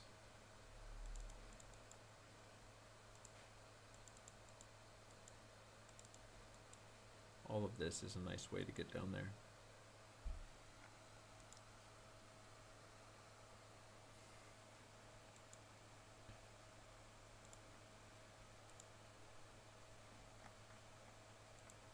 Starting to see a little bit of aggressive longing coming in here. Had some risk coming out of the market. Nothing crazy, but increase in open interest. 1.1 million, 1.6 million. And the only relevance here is just to say that, like, how does support and resistance form? Well, if we want to see a clean SR flip start happening against these lows, maybe price comes up a little higher and then rejects. From a liquidity standpoint, it'd be nice to see aggressive longs start coming in here and getting absorbed for the retest and continuation to the downside. Started to see a little bit of bearish absorption on this downtrend locally. Again, nothing crazy, but just signs that there's some aggressive longs coming in as price is grinding down and limit sellers pushing price lower. Did have some slightly bullish absorption form here, but again, middle of the range. With the higher time frame divergences just nowhere near playing out. By higher time frame, I just mean in the range from our low.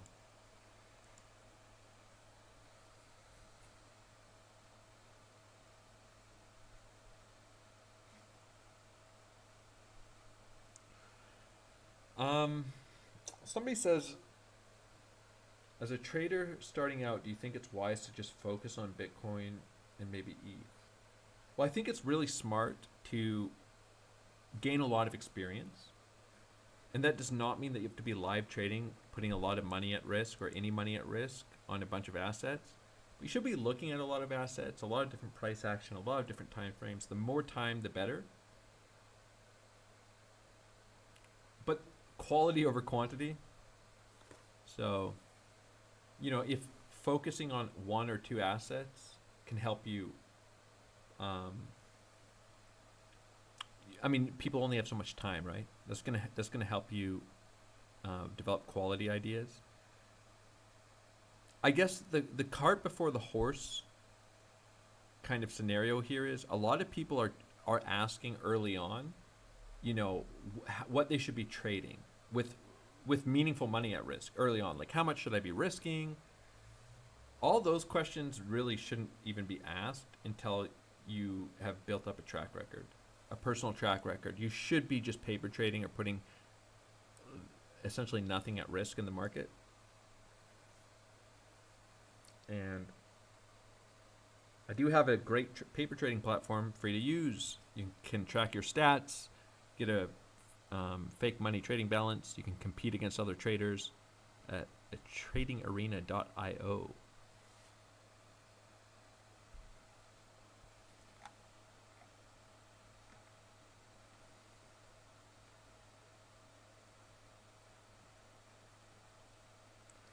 And that should make sense, right? Like, that could even be, you know, applied to questions like, people will ask, how much should I risk when I'm scalping? What percentage should I risk? Well, that's not really a question somebody else should answer for you. You should go log 100 scalps, right? That doesn't even have to take that long. Pick 3 assets, 2 or 3 assets, trade them on something like this time frame, and paper trade and log 10 trades a day. Nice clean setups. You know, start with a standard kind of risk profile and see what your results are and start building some of that trading data. If, for example, this should just be so obvious, if you've never scalped before, the answer of how much risk you should be putting into your trades is 0. Why would you put any risk into them?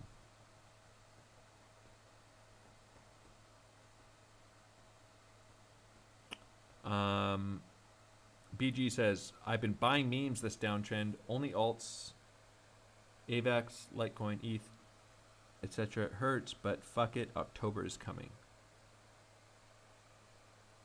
Yeah, I mean, I don't really have anything to say to that, really, in terms of the long-term prospects of a bunch of meme coins.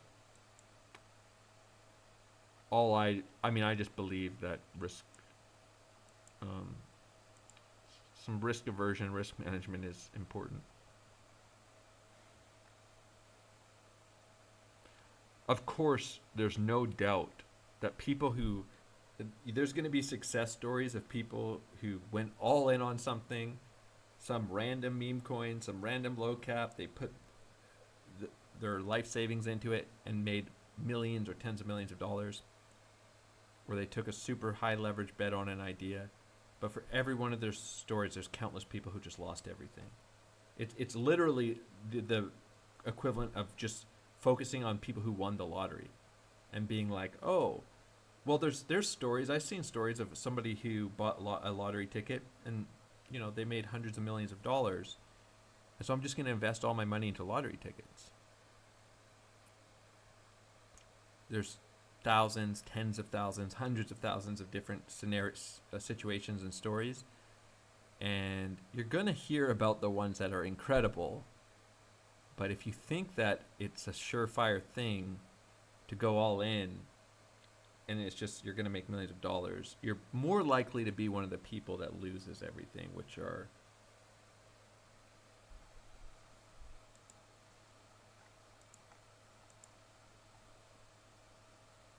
and I would say that for like all of my trading ideas, I think they're good ideas with a really defined amount of risk, where I can trade those types of ideas over and over and over again, win some, lose some. I don't think I have a single idea that is a good idea if the thesis of the trade is that it has to work, and if it doesn't, you lose everything. I don't think any of my ideas stand up to that test. I don't think there's an idea that does. At any given moment, price can go up or down. At any given moment, there's people that go all in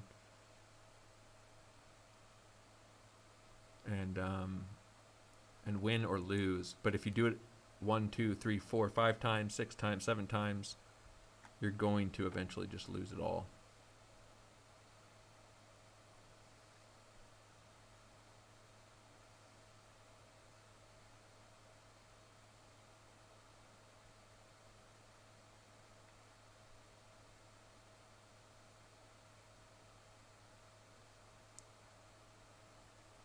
I'd have to. I'm not sure about the IBIT flows. I have to look. I haven't even looked at it. But you're saying since IBIT flows were so high when Bitcoin was in the 70s, but as soon as we approached 60K, it was literally zero buying. Is that just the standard retail mindset of only wanting an asset when it's pumping? I'd be surprised. Well, it's not that there's not been zero buying. But yeah, I wouldn't be surprised, I guess, if it's net negative compared to what it was.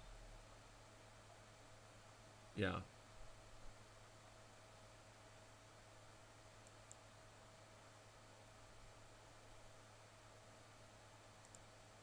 I mean, you can look at the IBIT order flow here.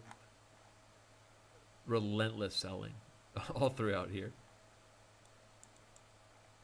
Aggressive, relentless selling. I mean, but there's also there's definitely limit buyers. You can't have sellers without buyers, but.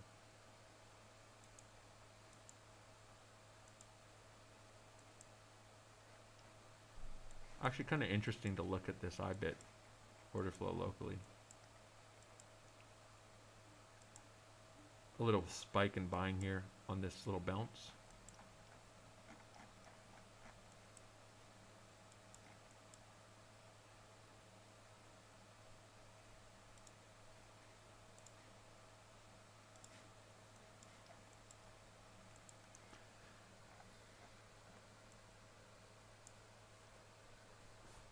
I'm not going to be surprised if we don't see a range form here either. It's going to be interesting. Let's see what happens.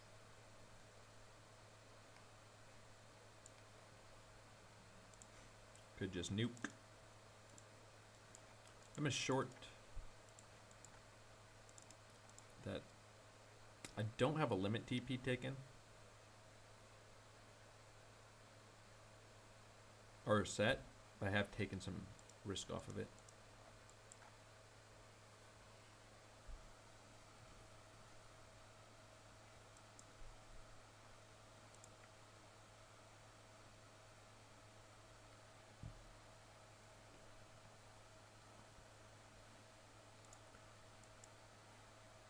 I am sort of hitting a wall here though with the live stream. So let's hope something happens here definitively with this local price action. Some 5 hours on this live stream.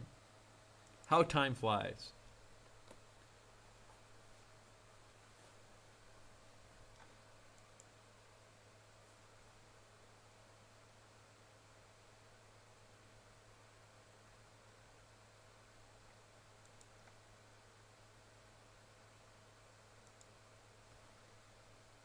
Oh.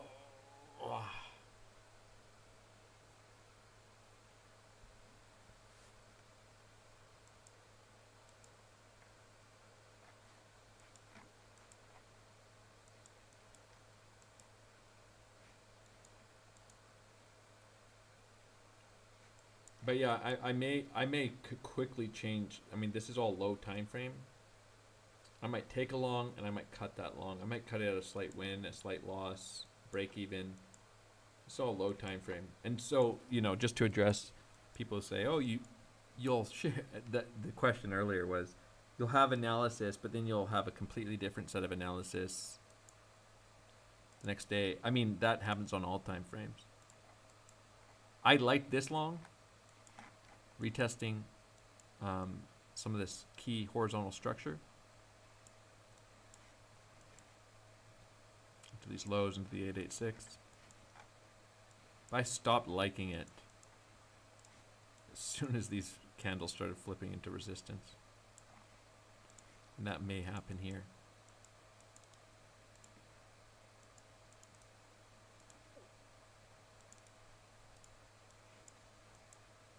I might go from really liking the long to really not liking it.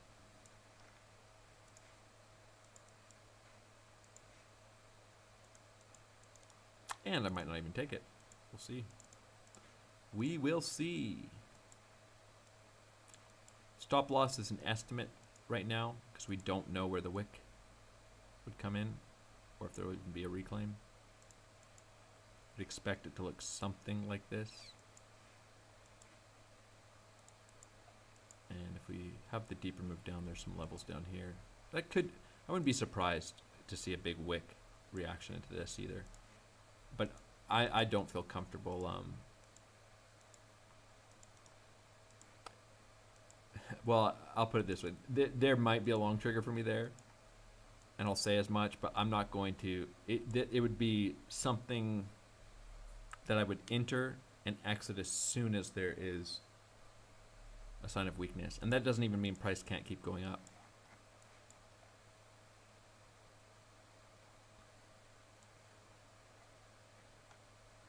I have traded some of these wicks and entered and exited on the slightest,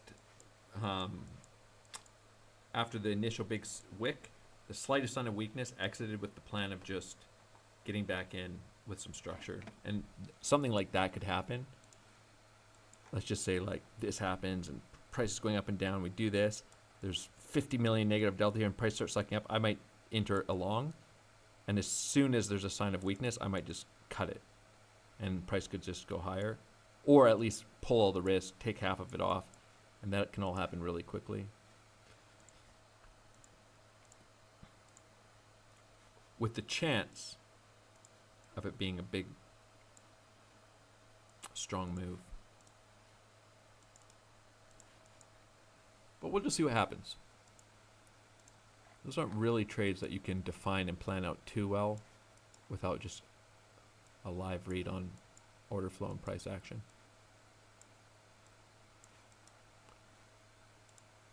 But seems very reasonable that we're going to take these range lows. Bearish absorption here, still just locally So we had the bearish absorption here. We had the idea for the short trigger of a range forming. And here, as we front ran those lows, we saw some obviously aggressive selling coming in here. Get some shorts get wicked out. Some risk coming out of the market. A little bit of aggressive longing. And we do have, across these 5-minute candles, some bearish absorption forming as some aggressive buying gets absorbed into this grinding downtrend, pushing price lower. We can see that divergence here in price and order flow. It's just signs that someone's sitting here pushing price down with limit selling.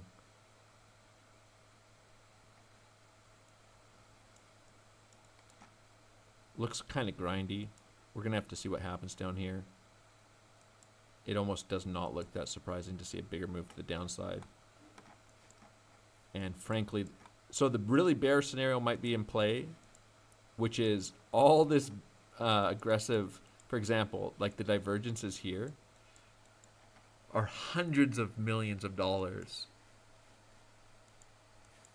let alone this range, billions of dollars across the market, but just on by a billion plus dollars of a divergence. If those longs get wrecked, I mean, we could just see hundreds of millions of dollars of liquidations here. Right now, there's an argument to be made that those positions are sitting pretty and they're just still averaging in and they're not going anywhere, but we'll find out.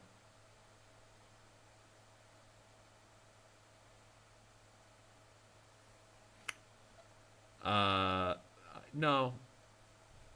Someone says, do you think that the monthly bearish engulfing candle might mean the end? I mean, it might mean the end, but it's not the primary thing I'm looking at. Yeah, we might get some major levels to the downside. I'm just looking at things locally for now. There's lots of higher time frame bearish ideas.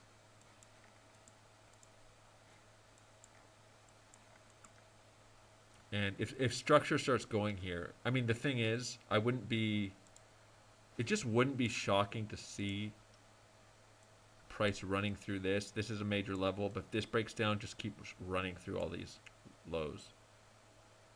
But first we need to start breaking down the structure. I'd prefer to see something like this if we're going to see these lows, but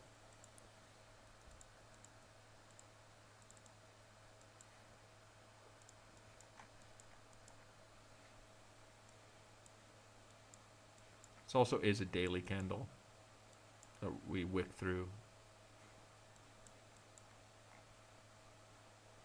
Just some 1 hour structure here.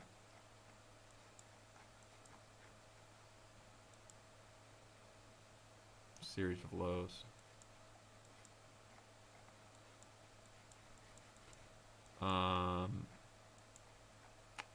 Question would be, would taking the 40K, the question is, would taking the 40K lows invalidate the bull market? Not in my view, but it gets pretty close.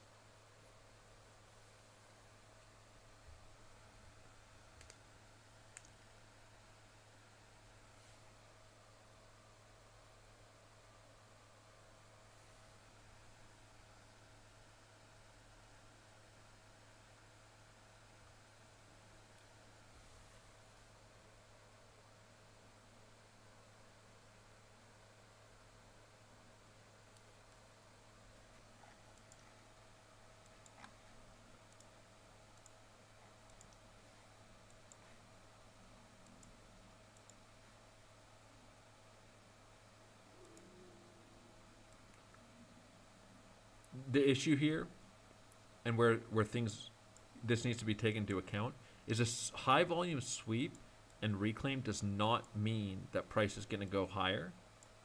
This is probably going to be a reactive level no matter what, and this can easily happen. So just be wary that just because price has a nice clean wick in reaction still does not mean price has to go up. And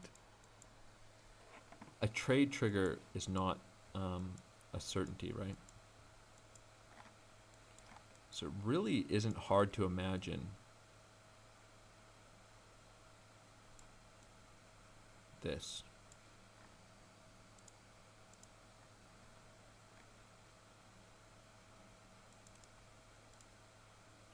So anyways, I'll be looking to take some risk off of this trigger if I get one pretty quickly.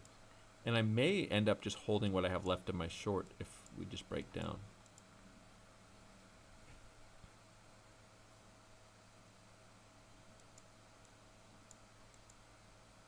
The other possibility is we get a really slow trigger here like we did at the highs for the short.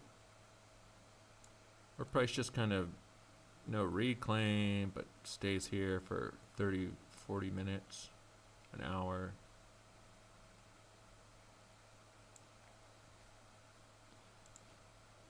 What's kind of nice, I gave the timing confluence idea too for just, as we are approaching these highs, for doing it in the new 4-hour candle, so just leave a nice 4-hour wick up above these highs. And we're about to have another 4-hour candle open. So the range would look okay with a new 4-hour candle wicking here. We'll rotate back to the highs of the range. Looking for pivots in that first 15, 30 minutes of the 4-hour candle is nice. Especially when a level is very close to hitting.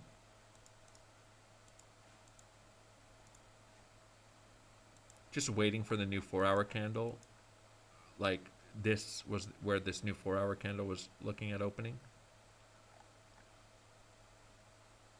Instead of assuming that this was going to be a double top, wait for the 4-hour wick.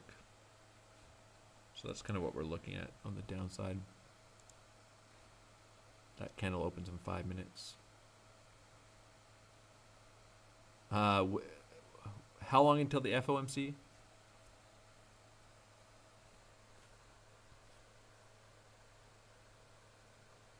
Is that 9:30?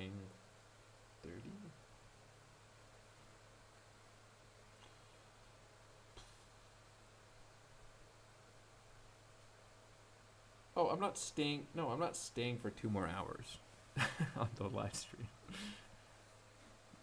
Well, I say that. We'll see what happens here, but.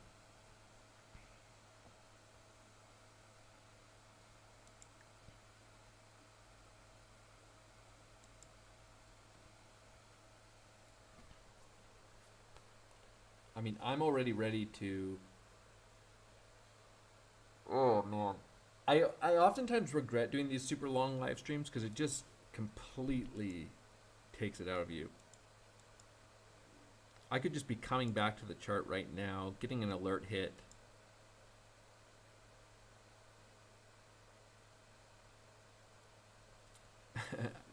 Just doing the, sitting live for 5 hours, talking, rambling on. But anyways, here we come into the lows. Again, these bearish divergences forming into the low.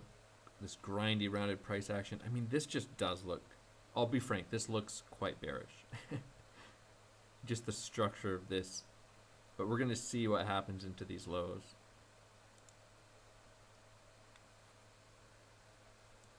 I wouldn't mind just seeing the deeper move.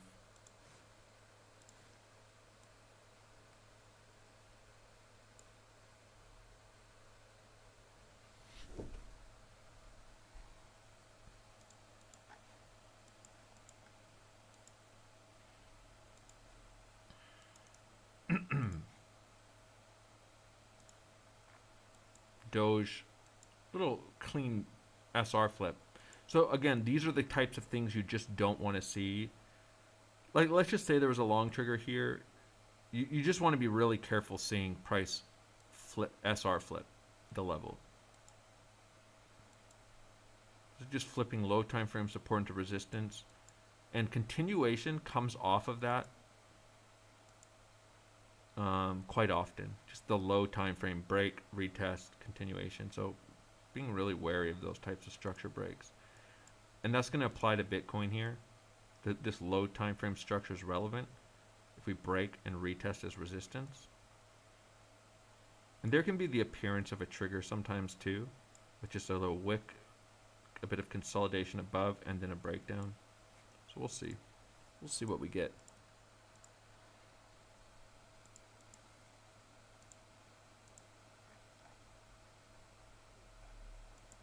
really choppy move down into the retest this low.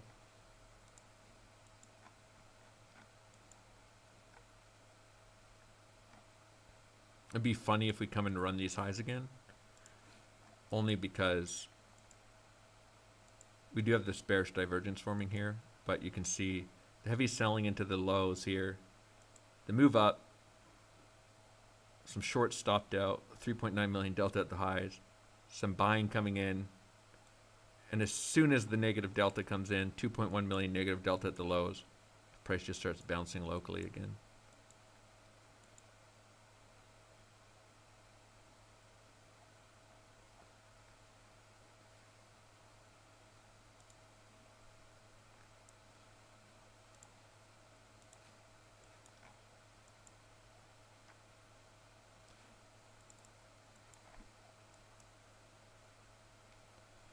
I would agree with that for the most part. Like, we'll see what happens here, but always saying feels like the slower a move into a level, the less likely a big reaction is. And I would agree that a lot of times it's nice to see, like, let's just say this would be a similar idea of like the range and the wick. The quick wick move into the level, the quicker wicks into the ranges, the big impulse and quick rejection can be quite nice. The slower moves, not as much. But the slow moves do happen. So there's a little wicky here. This was just a grindy retest. But it is nice to see the quick impulse into the level rather than a grind into it. You know, there's just kind of, it's a little subjective depending on the time frame, but if price is grinding into a level, I just went through examples and I wasn't on the right screen. But the more price is just kind of grinding into a level, into resistance or support, the more likely it is to end with a break of the level typically. So it's kind of time frame dependent though. I'll just go back and give the examples really quick. Like things like this, where you have the quick wick through the lows and quick reaction, are quite nice. The impulsive moves, even to the upside.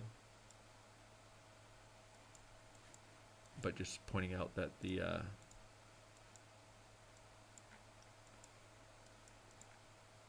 grindier moves can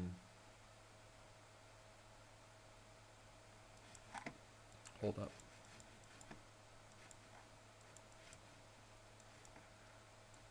We'll just see. There's really no point in getting too I'd just say too worried about what's going to happen here, because there might not even be a trigger at all. Like, price just might rip straight through the level. Sometimes you see something and it's like, oh, I want to long that. And sometimes you just don't see something that you want to long. It's not so clear.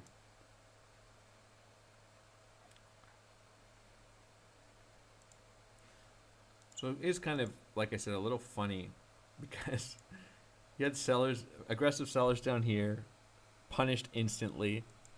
Aggressive buyers here, punished, buying into this, bearish divergence. As soon as a little bit of aggressive selling comes in here, another impulse up through this. It's just kind of funny to see how the low time frame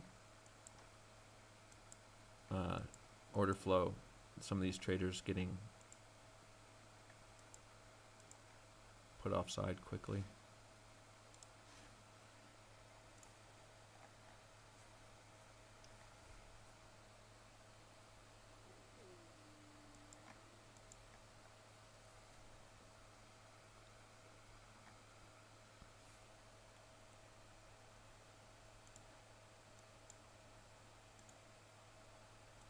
Look at XRP though. I mean, it's kind of ironic. We're just grinding up. Like, this looks quite interesting. It's kind of ironic that this is happening on the live stream after we just went over it, but definitely some relative strength.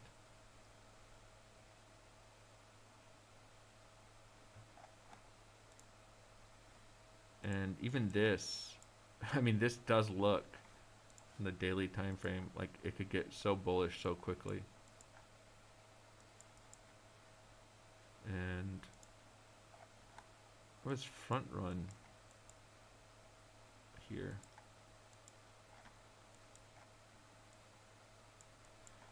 So might be looking for longs on minor retracements on XRP.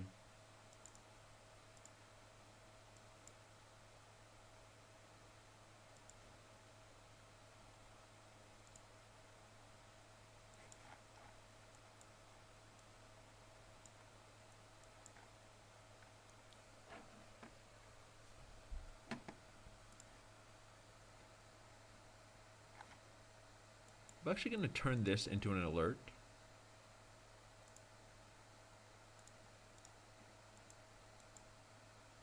See what price is doing up here, and then I'm going to drop it down through the trend so it goes off before the trend line highs are hit.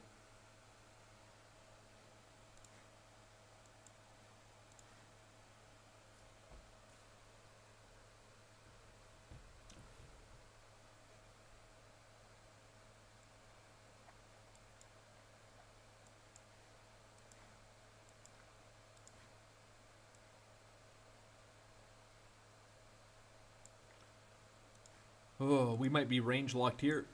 Need to look for potential retest of the range highs. This would be better almost for the long idea, frankly. If we could get a quick squeeze up through these highs, a rejection, and a really fast move down through the lows. I would actually like the looks of that much better. The level is relevant to me regardless of when and how we get there, as long as this range is intact. And just bringing that up because I'm probably going to sign off the live stream here pretty quick. Nice 6-hour live stream. And I'm going to have to I'm going to share some thoughts on Twitter either later tonight, maybe tomorrow. Make some more brief videos with my thoughts.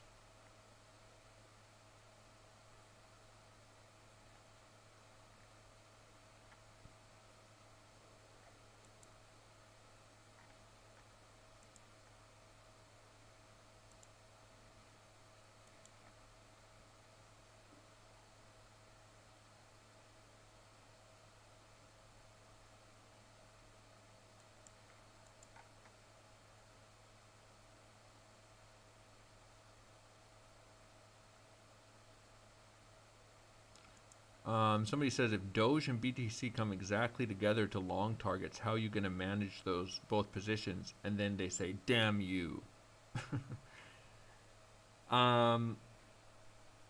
Well, this is the time frame of this trade is much different than Doge. The timing might be similar, but this is on the daily time frame, and what I'm looking at here is a 5-minute time frame on Bitcoin. But yeah, it can be hard to trade. I mean, I've had like 8 tabs open and taken 8 trades on different assets at the same time as levels are getting hit. I don't recommend that for people. But you want to have if you're market entering, it's obviously different if you're using limit orders. You want to really be careful of the correlated risk that you're taking. Because if Bitcoin dumps, most alts are going to dump, whether you're long or short. So basically everything either works or it doesn't, and you should really think about that. Even if you're using risk management, it can get nasty really quick if you're trading a bunch of stuff in the same direction at the same time. And executing those trades can be quite difficult, but having all of the size invalidations, everything ready, and you're just literally clicking enter on a trigger, and maybe clicking close on a trigger, looking for price to move away from your levels, if you're trading on reactions. And I definitely don't think for an inexperienced trader trying to trade a bunch of stuff at once is advisable. And there have been lots of times where I've had like 7 or 8 things that I was looking at trading, and I had the levels marked out, and the levels got hit with like a 10% wick in 5 minutes on everything or bigger, and I only caught 1 or 2 of the trades, and I missed a bunch of them because by the time I wasn't ready, because it wasn't like price was coming into the level in an obvious way, but there's just a huge move, either pump or liquidation, and all the alerts are going off at once. I wasn't ready, and I just missed some of that.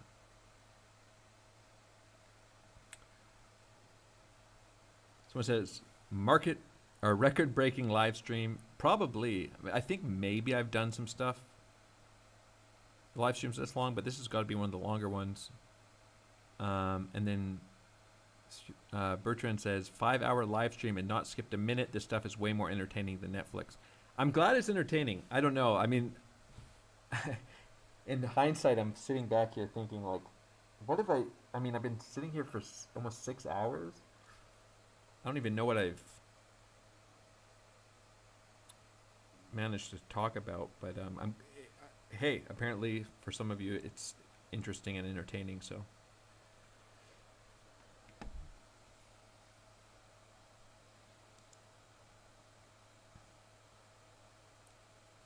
I could see it going both ways. You know, to just sit and free ball for 6 hours could be could have diminishing returns on the value there.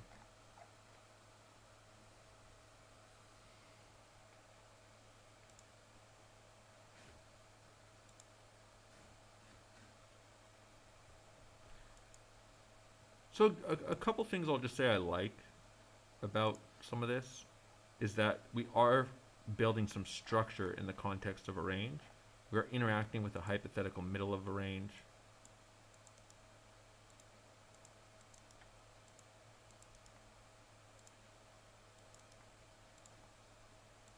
The more and more structure we form around this range, the less and less it looks like a grindy downtrend, the more and more it looks like a range, which is good.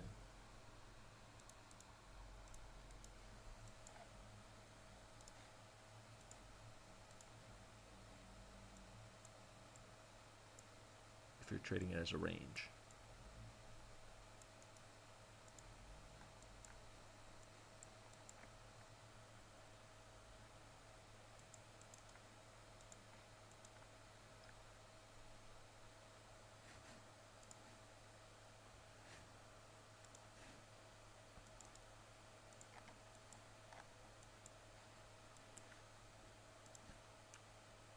It would be quite nice to just see something even like this in a quick move to the downside.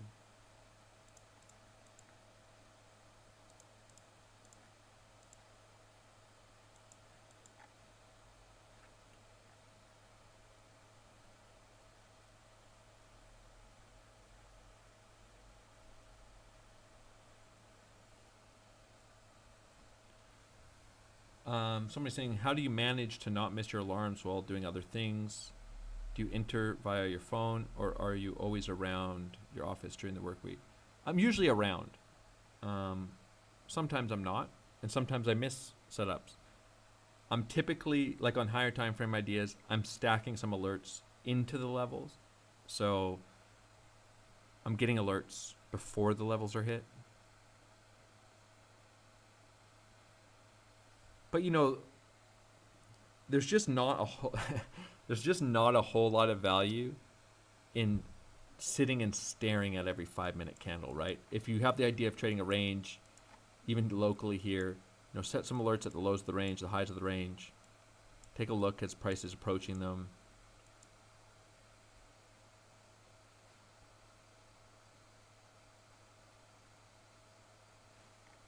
No, I'm not using prop firms.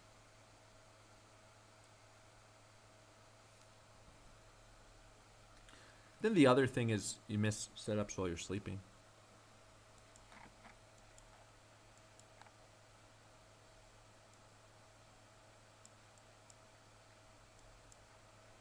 Oh, I'm fading. I'll tell you that. I mean, I just need to like go for a walk. So somebody's saying. I mean, so the whole thing about the FOMC, like, I mean, volatility can come in around it, but there's either setups or there's not, I guess. Or like, I'm never gonna be looking at the data that releases and be like, oh, you know, I'm shorting. It's all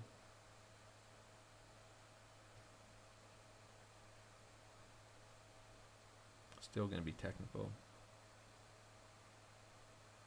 Yeah, well, I probably will end the live stream right away here. Maybe I'll come back. I may come back. It just depends what happens.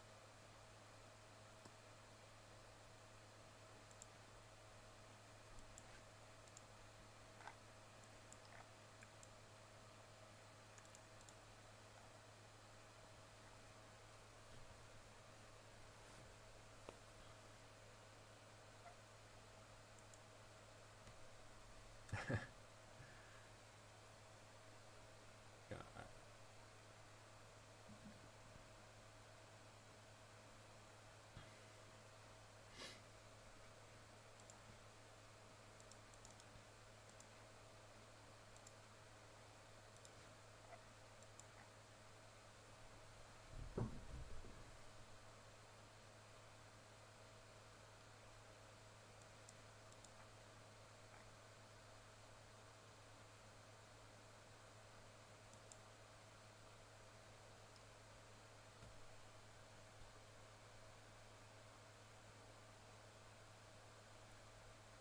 Somebody's saying, can you tell the best way to journal your trade?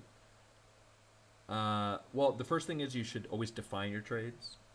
And so you should know, like, here would be an example. Let's just say that your plan was here, looking for a range to form, looking to short a rejection of this high and long sweep and a reclaim of this low. And you have your entry triggers defined. Whatever the definition of your trade is, make it explicit. And then to journal that trade, let's just say that everything falls apart and you had your plan and you came in and you said, well, price came down here, but then I saw a big wick and I thought, oh, the lows are going to get front run and this is just an uptrend, and I took a long there, but then I got stopped out, but then I saw another wick, I took another long, and then I decided I'd just wait for the range lows, but then it started looking really bearish and I was like, this isn't a range, it's a breakdown, so I shorted this. And if that's happening, well, then you go back and assess and say, okay, what was my plan and what did I actually do and why, and how did my decision-making process reflect my defined trading plan. And the other thing is going to be, risk. Where was your invalidation? What was your invalidation? How much was your risk? Did you stick to all of these defined criteria? And you can start getting into what your kind of more refined data. Like you could just say, like, I took the trade at the New York Open or at the daily close or at this 4-minute open as a trigger or whatever. You can just start defining other criteria in your journal and then go back and review it.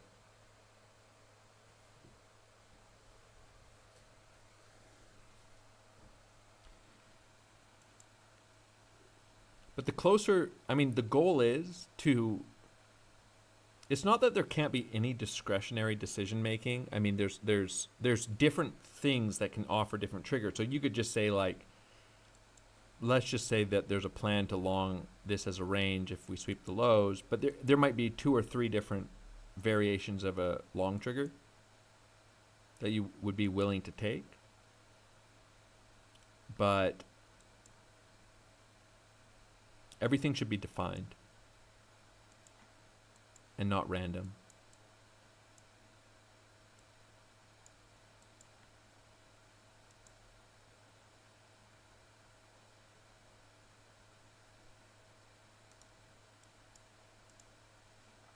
So again, soon as some aggressive selling comes in, price starts rallying, and now we have 3.9 million delta at the highs again. Well, a lot of it came in here. But some of those local aggressive sellers just instantly wrecked, and you will see this quite a bit at lows and highs. Some aggressive sellers come in right at the lows, aggressive buyers come in the highs, and price chops around.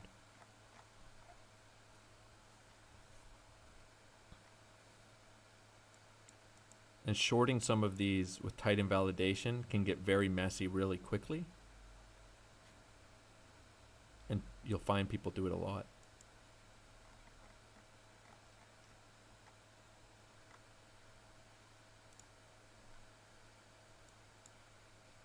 So coming up, kind of retesting a descending trend line, taking some local highs,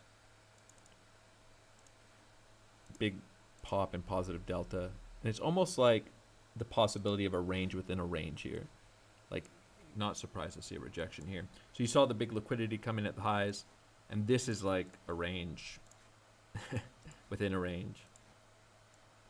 People fear selling, FOMO shorting, wrecked, buying into this, wrecked, wrecked. And this could actually continue for a little bit. But this would be a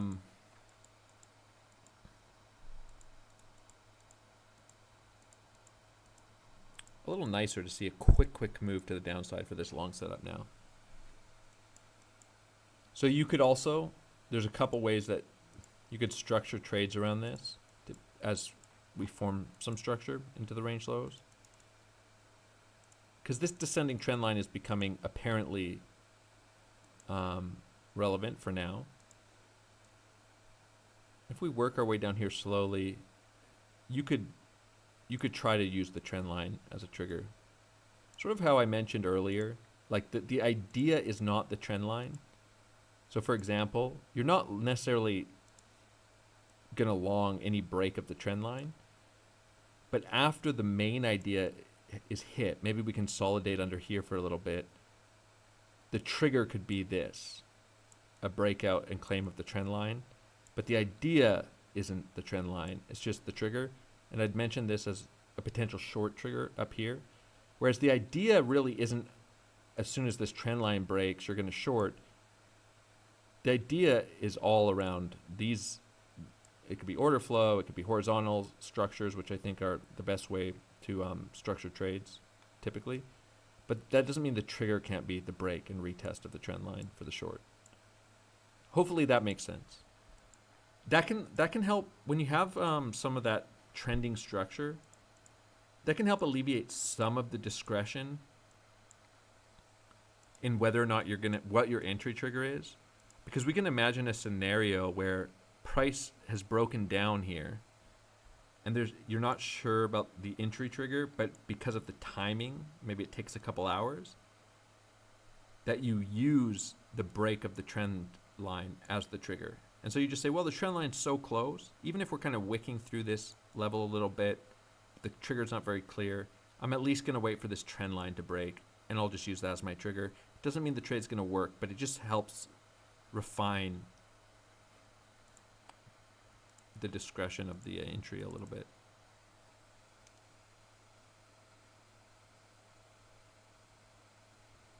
But all that to say, that does not mean, that's not the same as necessarily longing this trend line breakout.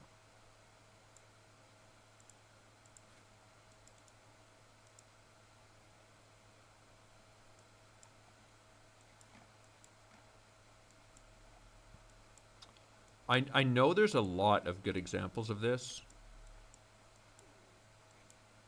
on low time frames, but my brain is a little bit fried right now.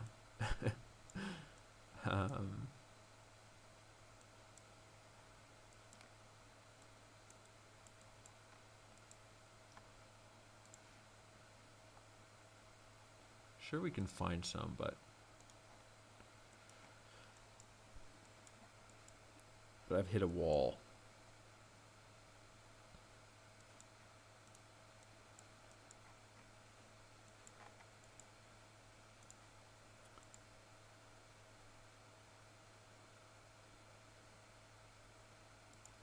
Yeah. I mean, yeah.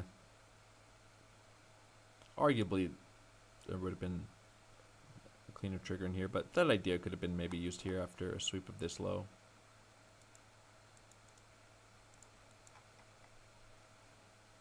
Sweep of these lows. It's a similar idea anyways. Instead of longing, I don't know. There's way better examples. I can't even think about when they were. Those low time frame moves.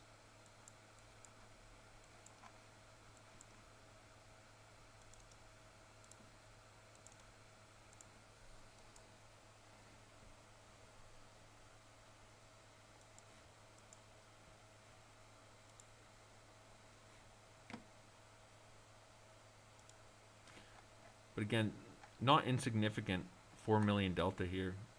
And this showing signs of selling pressure coming into these levels still. Limit selling. As we have aggressive market, well, shorts getting stopped out. Limit seller here. This happening on very low volume. So whoever was sitting here just pulled out completely. This price just comes up 260K. Delta. I think there's probably an argument for if we impulse up into these highs again to short. We'll see what happens. More so if there's a bearish divergence. But so for me, I might miss a long setup, price could go higher. This is, for example, where I wouldn't just start longing here. And price could go higher. I just didn't get my setup.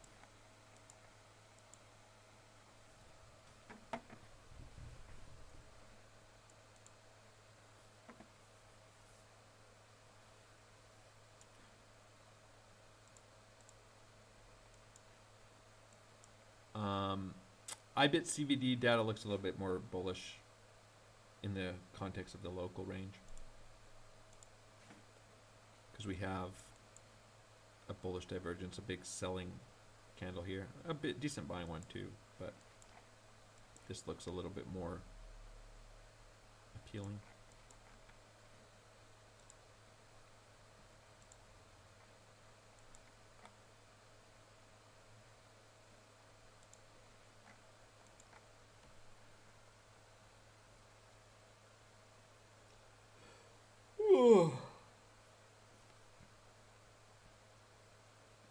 Jeez Louise.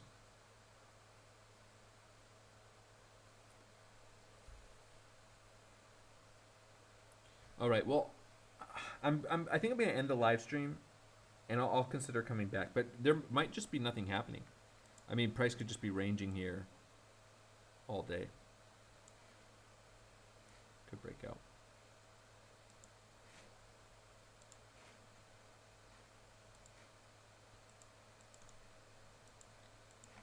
I would just say, generally speaking, after this big move to the downside, everything needs to be treated as a scalp, in my view. Not that bigger moves can't come higher or lower, but just waiting for TPs, local structure is all that's relevant to me until some higher time frame structure starts forming, either higher or lower.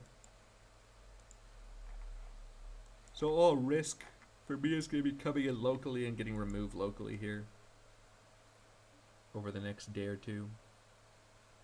Getting managed locally, rather.